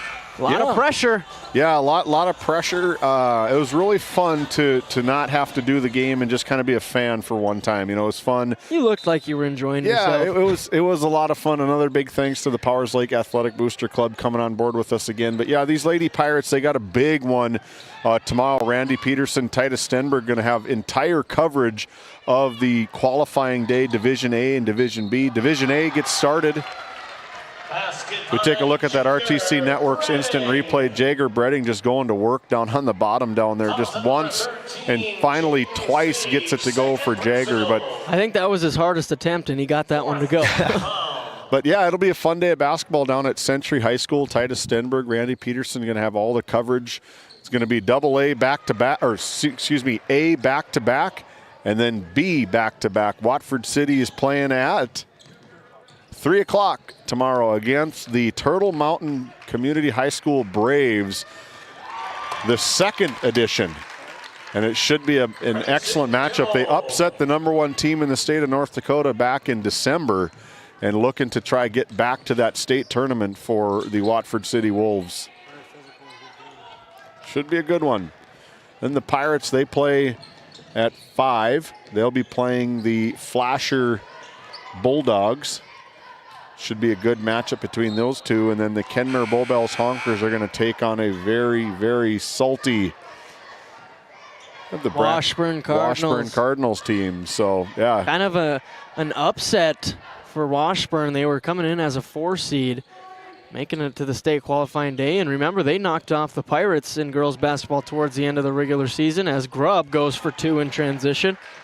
A final score according to the score feed. The Stanley Blue Jays take down the Deluxe Burlington Lakers 56-54?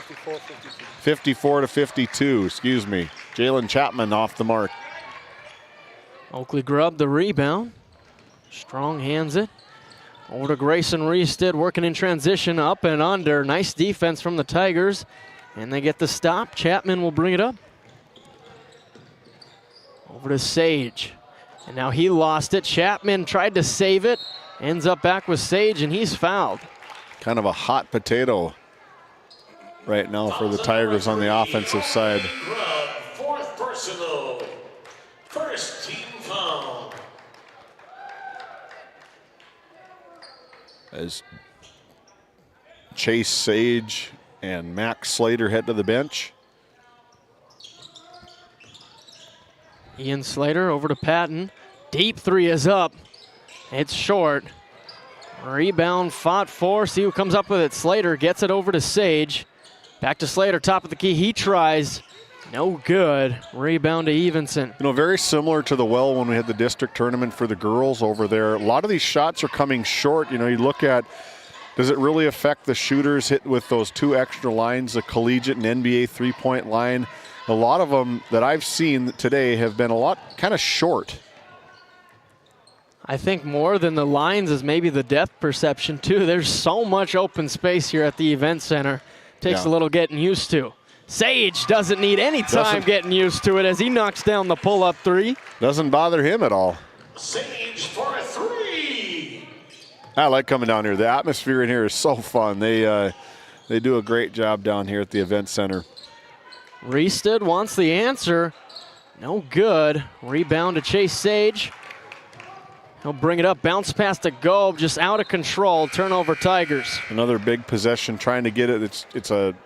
Gets to be a 10-point game if they can hit a 3 on this side. Maybe get some momentum again back where it started at halftime at 10. Yeah, it's kind of just been trading buckets ever since that first quarter. You brought up that one run by the Ranchers, and that's kind of been the game so far. That early run to start, it's been a pretty evenly matched basketball game. Second quarter was 11-10 for the Tigers, so that 25 Nordloff got another one. 3 Tioga Ace Hardware three-pointers for Cade Nordloff. That 25-14 first quarter is a big play. Sage is fouled on a three-point attempt. We haven't had a whole lot of them all year. We've had 2 in this game. There we go. 2 today, I guess. One with the Alexander Comets and one now. Sends Chase Sage to the free throw line for 3. It's the first, so now 6 points in this quarter. So I got to ask you, David, what was the thought process in having him come off the bench in the second half?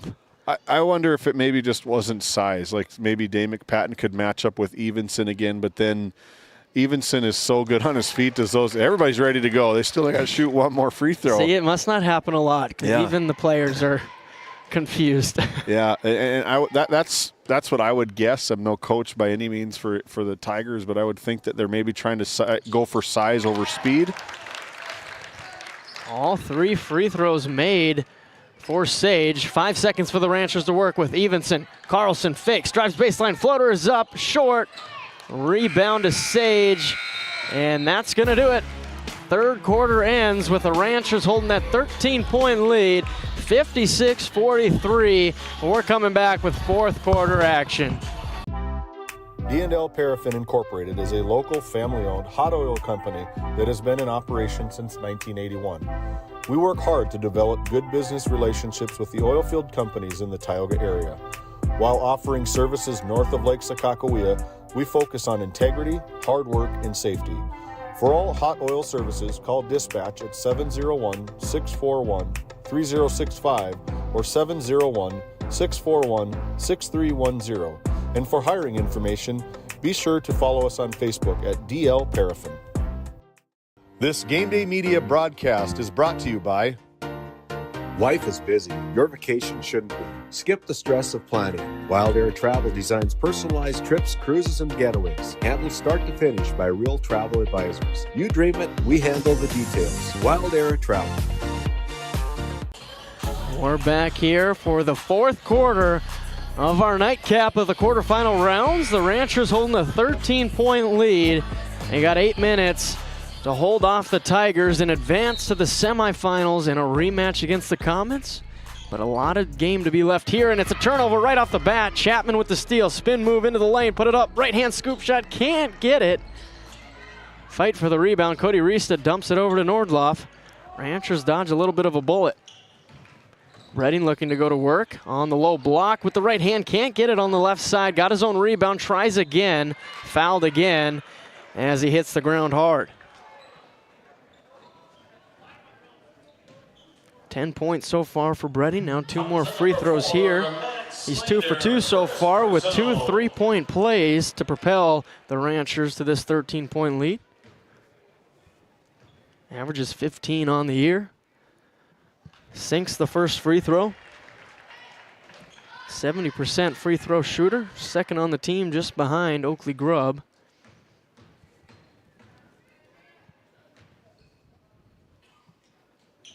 Second one is good as well.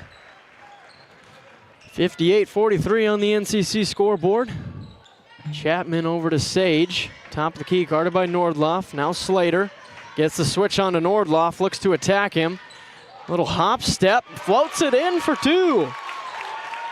6 points now for Ian Slater.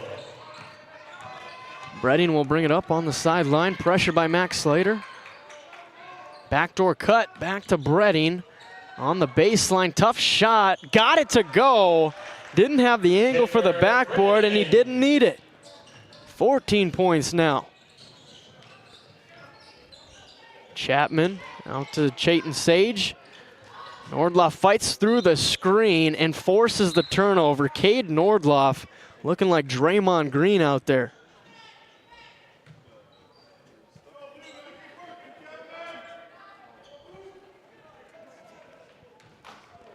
Full court pressure here from the Tigers. 60-45 on the NCC scoreboard. Grayson Reested uses the screen from Nordloff, creates a little bit of space. Back to Cade Nordloff, looking to go downhill instead to Cody Reested in the corner. Now down to Evenson in the post. Gets that left shoulder, puts it up, and it's short. Rebound to Gobe. Bring it up in transition for the Tigers. Chase Sage to Chayton. Corner three is up. Too hard. Another offensive rebound for the Tigers. Out to Eden Slater. Left wing three is up. Off the front rim. Another short shot. Fighting for it. Grayson Reested. Strong man hands it and gets it up for the Ranchers. Stops.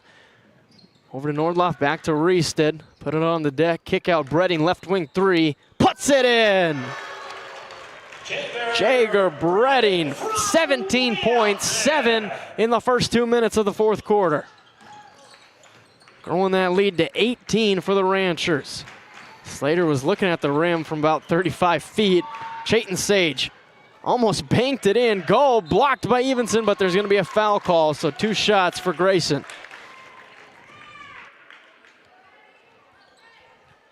Fouls at number 40, Cody Reisted. Third personal, first team foul.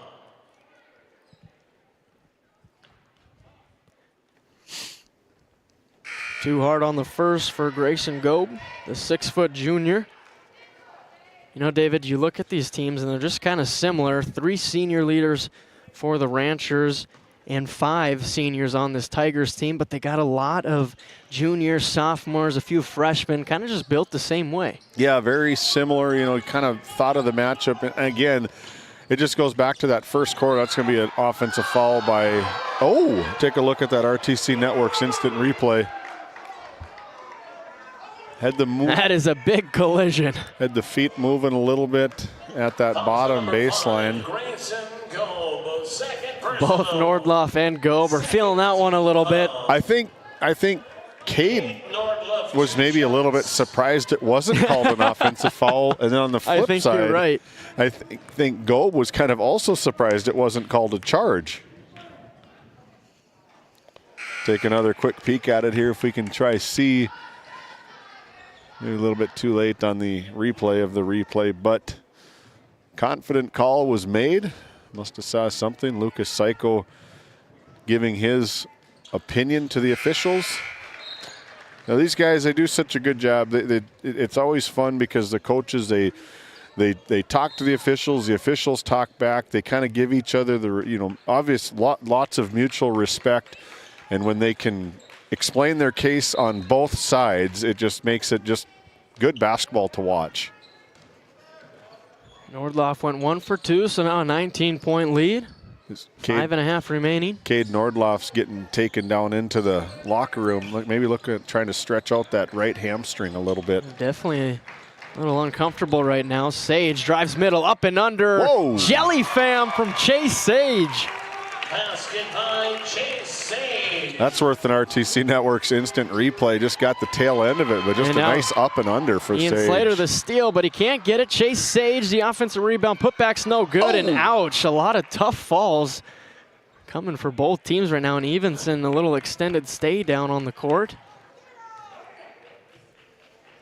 I think he maybe got a foot or a heel into the lower midsection, we'll call it. That's what it seems like.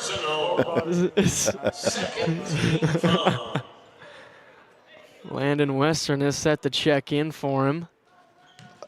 Yeah, just go take a little breather, fella. He'll be straight. Tigers possession. Sage lost one to Chapman. Now he's going to spin move. Oh, what a move, but he's short on the scoop shot. Grubbed the rebound. Man, that was quite the spin move from Chapman. Yeah, we talked about it in the pregame. Just an electric player. Grubb up top, pressured by Chase Sage. He's got to pick it up now over to Bredding. Down to Grayson Reese in the post. Finds the open Grubb, fake, put it up. No good. Bredding can't get that one. And now the Tigers finally come away with it. They got numbers.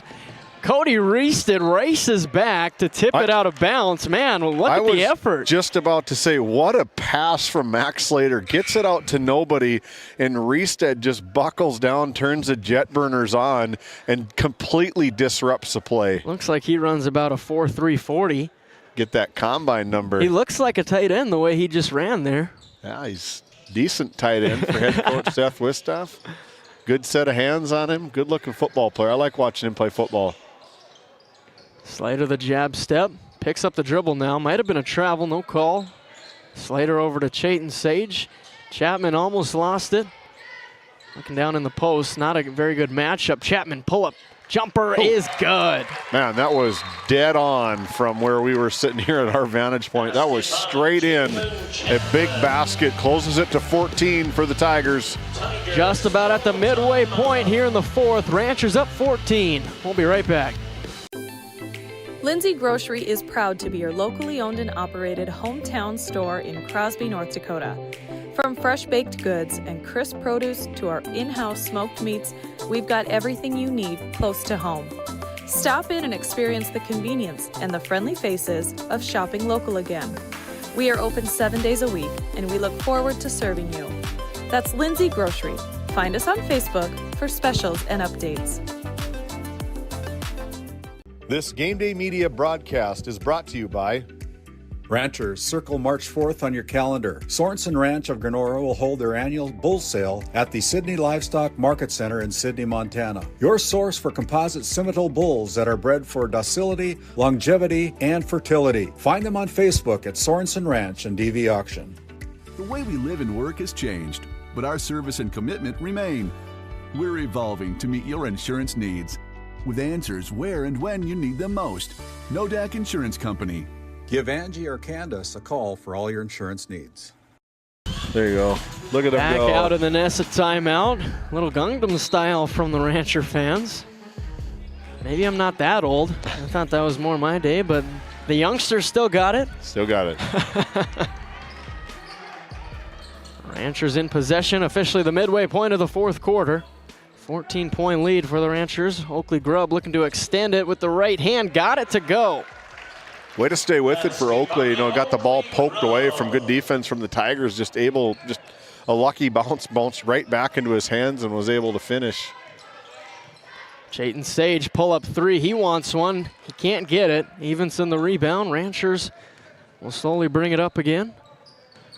It's a big minute or two for this Tigers team. They're down 16. They head it down to 13, 14. They need to really not let that happen.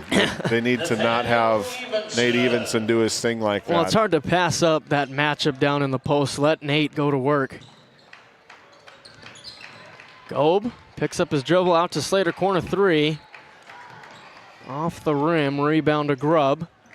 Up to Westerness.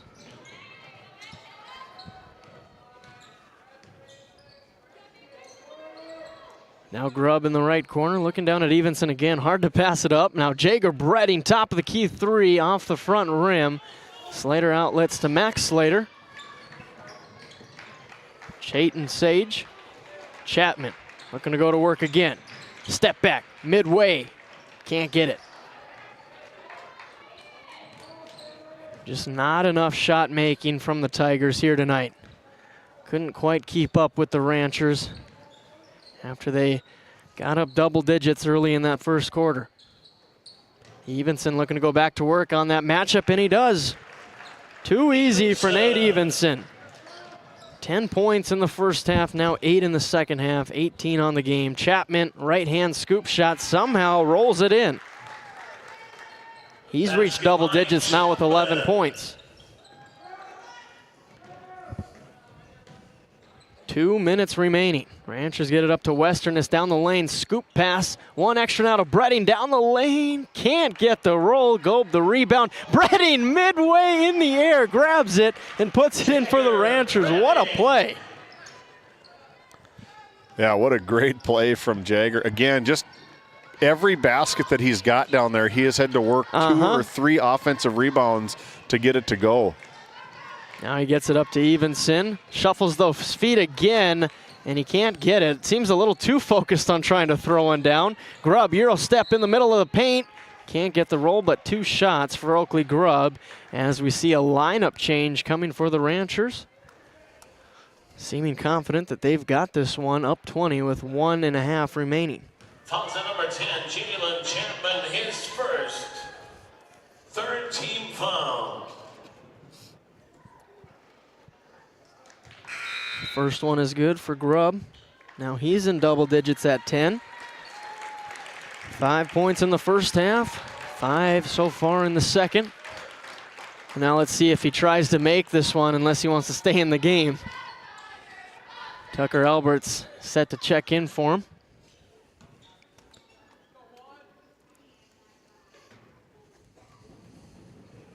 It's up, and that one's good, so Tucker Alberts will check in, and Oakley Grubb ends his night with 11 points off the bench for the Ranchers in their big win here in the quarterfinal round. Tigers also with a line change. Some youngsters getting some Forebears Event Center magic to go. That one is good for Carson Harriet, the 6'2 junior. Now Dalton Puckett, little hezzy, go. Right-hand scoop shot is good. Nice finish from the freshman. Basket by Puckett. 76-54, 50 seconds left in this one.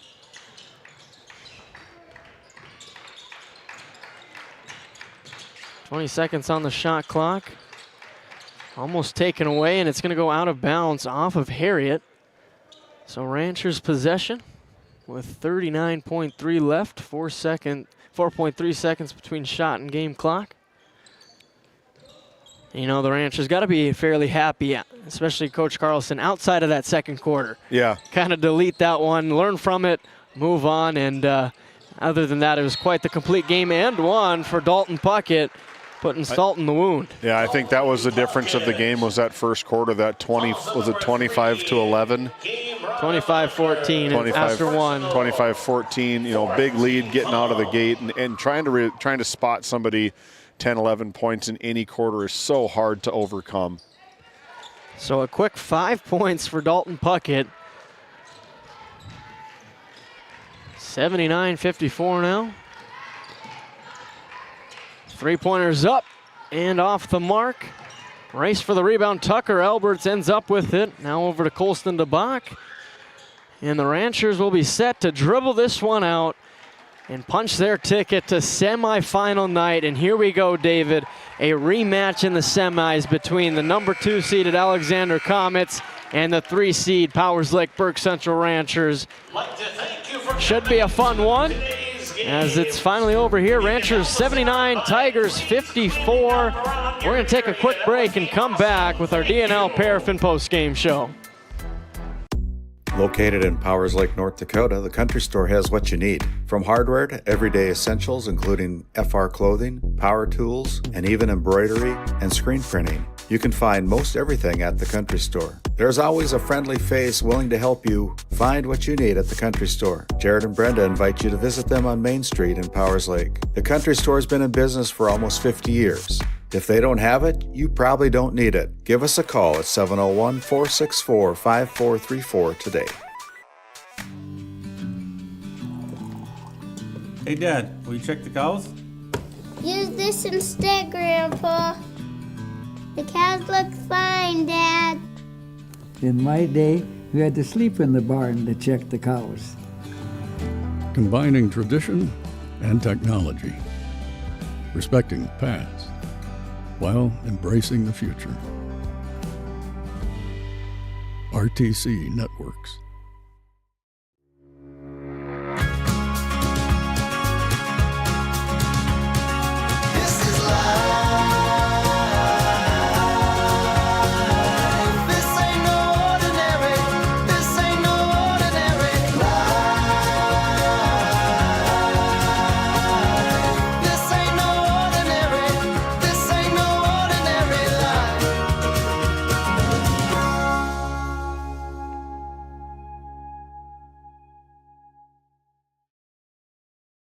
Are you an enthusiastic sports fan? Want to have fun and get in on the action? Heck, yes. That'd be awesome. Have great attention to detail? Want to stay active? Definitely. Want to give back to the student athletes in your community? Obviously, yes. Then you'd make an excellent high school sports official.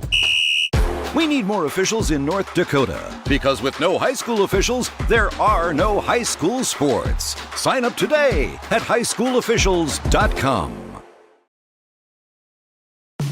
Based in Williston, North Dakota, Busy Bees Hot Oil Incorporated is a veteran-owned and managed company. Busy Bees services include water hauling, hot oil services, capstring flushes, and much more. Busy Bees will approach any job, no matter how large or small, with 100% safety and commitment. We pride ourselves on giving back to the community that has given so much to us. Looking for the perfect career? Consider Busy Bees Hot Oil Incorporated. Find them at busybeeshotoilinc.com or give them a call at 701-572-9303 today. Do you find yourself driving to the bank each week, writing too many checks each month, paying too many fees? As a business owner, you have a lot to worry about. Don't let banking be one of them. Contact the Bank of Tioga to explore how we can simplify your banking experience and empower your business to reach its full potential. Our team is committed to providing you with seamless banking experience tailored to your business needs. From digital banking solution to personalized support, we are here to help you thrive. The Bank of Tioga banks businesses, and we are here for you. Imagine if you had more time for what really matters. Do more with your money at the Bank of Tioga, member FDIC. The 26th Annual LBS Angus Production Sale, March 11th, 2 p.m. Central Time, Sydney Livestock Auction. Offering 70 yearling bulls, 12 age advantage coming 2-year-olds, and 80 fancy replacement heifers. Sires include Styles Ambassador, Styles Jumbo, and BSF Resilient, along with others. Over 90% repeat buyers for the past 11 years, with bulls developed for the cattle producer on high roughage for their health and longevity. Contact Ryan or Butch Sorensen for more information or go to DV Auction. LBS Annual Production Sale, March 11th, 2 p.m. Central, Sydney Livestock.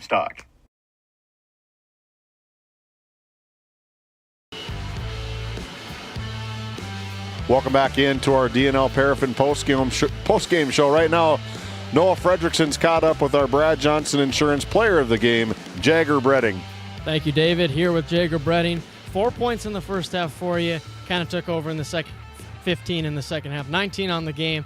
Take me at halftime. What were you thinking? I got to be more aggressive in the second half. Just take me through the mindset. I was thinking, the shots weren't falling today. I got to get to the hoop and get the rebounds and be physical in there and just draw the contact and make sure to be extra aggressive. So are you officially changing your position from shooting guard to center? No, not anytime soon. I could not battle with the big guys down there.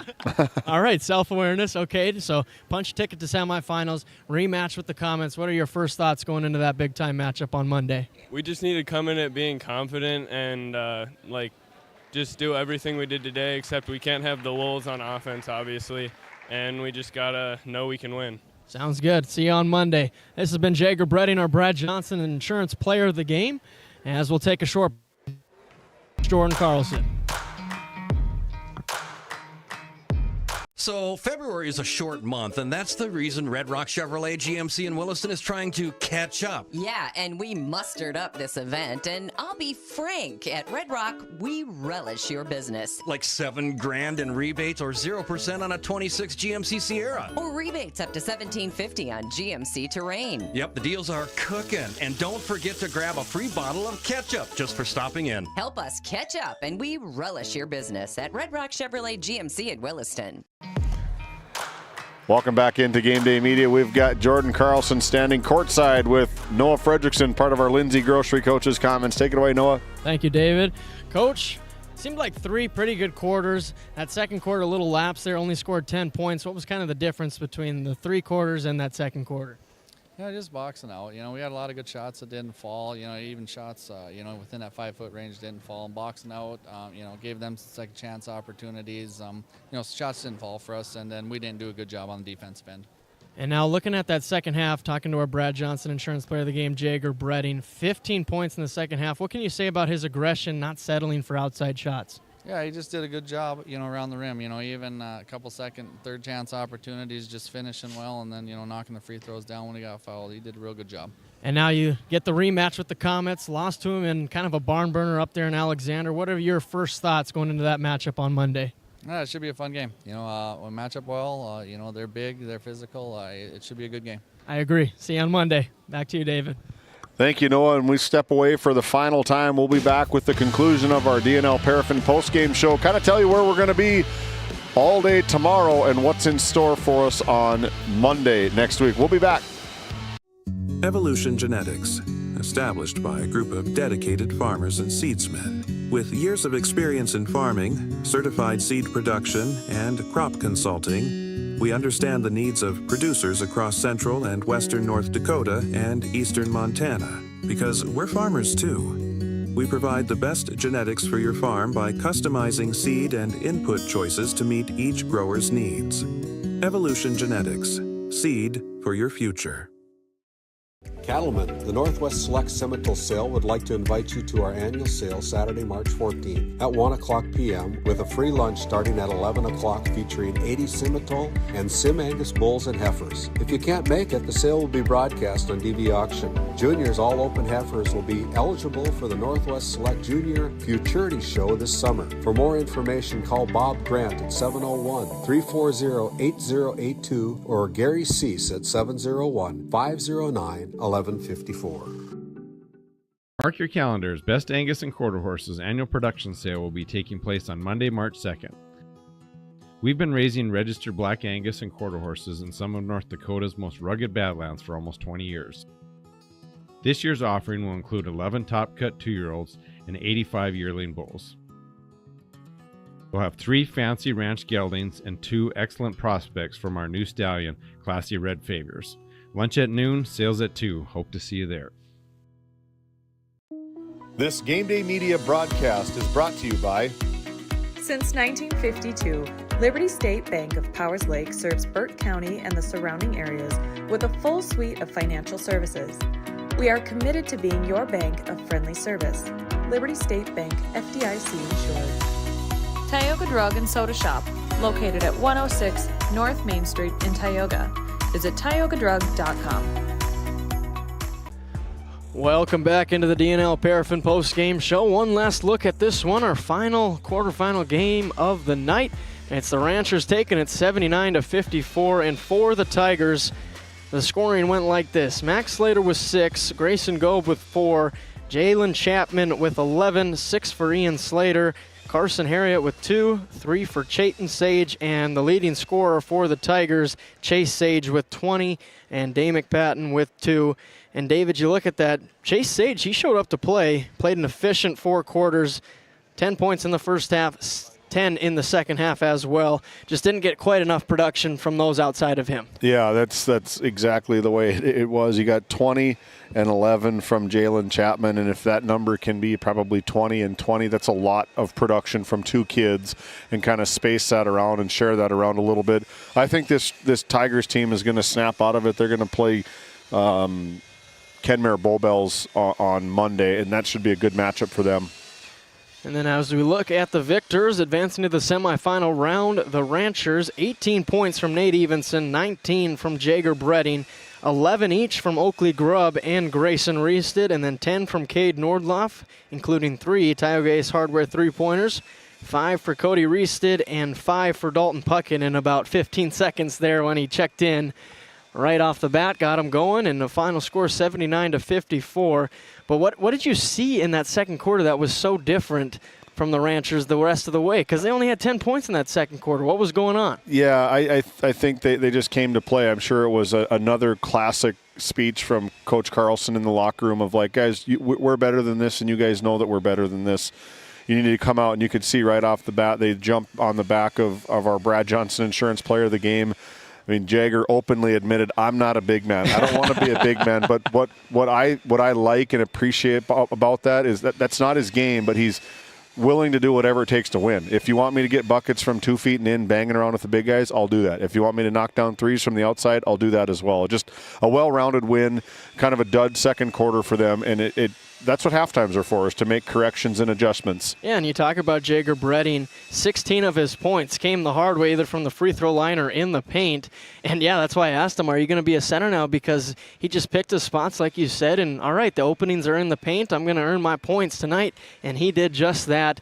Got to give a big shout out to our Brad Johnson Insurance Player of the Game. But that wraps it up. The Ranchers win as we look at the updated bracket here from the Four Bears Event Center.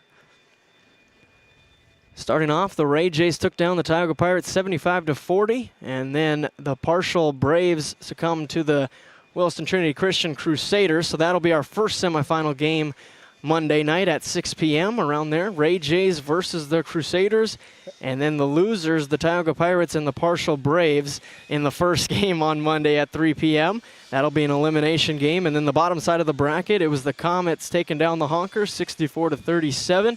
And then the Ranchers just winning now 79-54, so sets up another great semifinal. That'll be a fun nightcap between the Comets and the Ranchers. And then at 4:30, Honkers and the Tigers in another elimination game. And I think that semifinal day is one of the most fun days of the tournament because you still got 4 games. 2 of them are elimination games, and then the next 2 are semifinals, the 4 top teams in the district going at it. Yeah, it is. You call it moving day. It's you either win or go home, or you win and you play in for the region qualifier. And all 4 of them, just looking at some of the homework, I mean, Ray and Trinity Christian back on the 20th of January was a 12-point game. Ray went over to Trinity and kind of was, I talked to Bergie about it. He goes, we were probably completely unprepared. We were not ready for them. And we saw tonight that Williston Trinity Christian, they can put on a show. They can play that pace that the Ray Jays want to play. They can play that pace for sure. And then you look at the other side of the bracket, on the bottom side of the bracket between Alexander and Powers Lakeburg Central. That was a 6-point game back on January 30th as well. So, I mean, that's another banger of a game. It's going to be 2 good semifinal games. And then you look on the losing side of the bracket, Parshall and Tioga 76-47 back on February 2nd. So the Pirates got their work cut out for them, but I think they can poise to make a little bit of an upset. But Parshall is a good team. We saw it tonight again. And then finally the Kenmare Bullbells Honkers and the Trenton Tigers back on January 17th was 71-64. So I think 3 of the 4 games, I'm hoping for probably 4 of the 4 games are going to be good competitive basketball in a 1 and 2 and 3 heavy District 5 teams. Should be a fun day, and that'll be on Monday. We got more basketball tomorrow on GameDay Media, a digital audio only broadcast for the Division A games. It'll be Region 3, number 2, Rugby Panthers taking on Region 4, number 3, Dickinson Trinity Titans at 1 p.m. And then at 3, the Watford City Wolves and the Turtle Mountain Braves. At 5, the Tioga Pirates and the Flasher Bulldogs. And at 7, the Washburn Cardinals taking on the Kenmare Bullbells Honkers. Yeah, and I think we're just going to welcome Titus in here. He's covering some Division A basketball all season long with us. Watford City and Turtle Mountain, that's been a game that we saw encircled early in the schedule, a big-time upset at the Rough Rider Center. What are you looking for tomorrow between those 2? So much. There's going to be 2 tired teams playing basketball there. Their 4th game of the week. Watford City will have put on over 1,000 miles of bus time by the time that this week is over. And Turtle Mountain, they had their sights set on that region championship game. They weren't able to get there. They were hoping for another chance at South Prairie Max. It didn't come to fruition, so they had to earn their way kind of through the back door to make it into this game. And this is going to be the 2nd time in 3 years that these 2 teams are matching up in the state qualifying round. They've played every year. They've been rivals now for well over 10 years. And it's going to be a fun matchup there in that one as the winner advances to state and the loser has their season come to an end. Yeah, and Rugby and Dickinson, that's going to be the starting at 1 o'clock on tomorrow. And that's going to be another two very, very good teams. So much fun there. Annabelle Sheeler, I think one of the best players in the entire state of North Dakota. She's a senior. She willed her team to victory there in those region tournament games that they were able to win, and she wants her career to continue. They also have an exciting sophomore to watch in Cambry Fleck, and rugby always just seems to get better as the season goes on, and they want to play another week, and the Dickinson Trinity Titans are the team that's standing in their way. Yeah, then at 5 o'clock, the Tioga Pirates and the Flasher Bulldogs. We've kind of silently seen the Flasher team take people down. One of the undefeated teams in the state up until tournament time. So, what are you called Tioga the other night. What are you expecting from Tioga, Noah? Well, we saw a lot of those Pirates girls were crushed after that loss, and as I'm seeing them, I'm like, I know this hurts, but you got to realize that your season is not over. A lot back when I played the region championship, you lost, your season was over. They got one more chance. It's going to be a tough test against the Flasher Bulldogs, but hopefully over this last day break, today they had a break, and then tomorrow they'll play, that they realized, oh wait, we got another chance. We got one more chance tomorrow at 5, and I think Pat Alberts will have them ready. They're going to be ready for sure. And then at 7, the nightcap, the Kenmare Bowbells Honkers and the Washburn Cardinals, two teams that we've seen a lot this season with Kenmare. Washburn came up to Tioga a couple weeks ago and popped them right in the face and skated out of there with a big victory. But the Kenmare Bowbells, kind of like Powers Lake, Burke Central in the past, once it gets to tournament time, Kenmare Bowbells, they just seem to elevate their game. And I got to say, that semifinal matchup against the Bombers, just looking at the Honkers, it kind of seemed like a fluky first half. Yeah. You never see the Honkers only score 16 points in a first half. They finally got going towards the end of the third quarter and into the fourth quarter, but time ran out, just wasn't enough. They looked a lot more like themselves in that elimination game against the Glenburn Panthers, winning 55-34. But Washburn Cardinals, they took down the Tioga Pirates towards the end of the regular season, 46-40. So I think that'll be a fun one to end the night on. You guys, Titus and Randy, you guys are going to have the call all day. It is going to be such a fun day at Century High School. Yep. They made that change, so it is at Century High School, just so everybody's aware. Yep. Hope to see you in person, but if you can't be there, we'll have all the digital audio coverage for you for all 4 games starting tomorrow afternoon. And that does it for quarterfinal day. On behalf of all of our great sponsors, David Peterson, Titus Stenberg, James Myers, Jack Evans, Matt Gonzalez, Aaron Griffin, Chaz Neff, my name's Noah Fredrickson, and Randy Peterson. He's disappeared, but he's out there doing some great work. But quite the crew here for GameDay Media. Thank you for joining in, and we'll see you tomorrow in Bismarck. Tonight's GameDay Media broadcast was brought to you by NCC, Tioga Medical Center, The Country Store, St. Luke's Medical Center, O'Theone Boutique, Souris Valley Dental Group of Minot, Hougland Insurance Services, D&L Paraffin, Brad Johnson Insurance, Bravera Bank, Continental Resources, Northwest Therapy Services, Nesset, Tioga Ace Hardware, DA Land LLC, Border Plains Equipment of Stanley, The Bank of Tioga, Tioga Parts Supply, Tegan's Interiors, Tioga Drug and Soda Shop, Prairie Home Furnishings, Farmers Union Insurance, Larson Vossen Agency,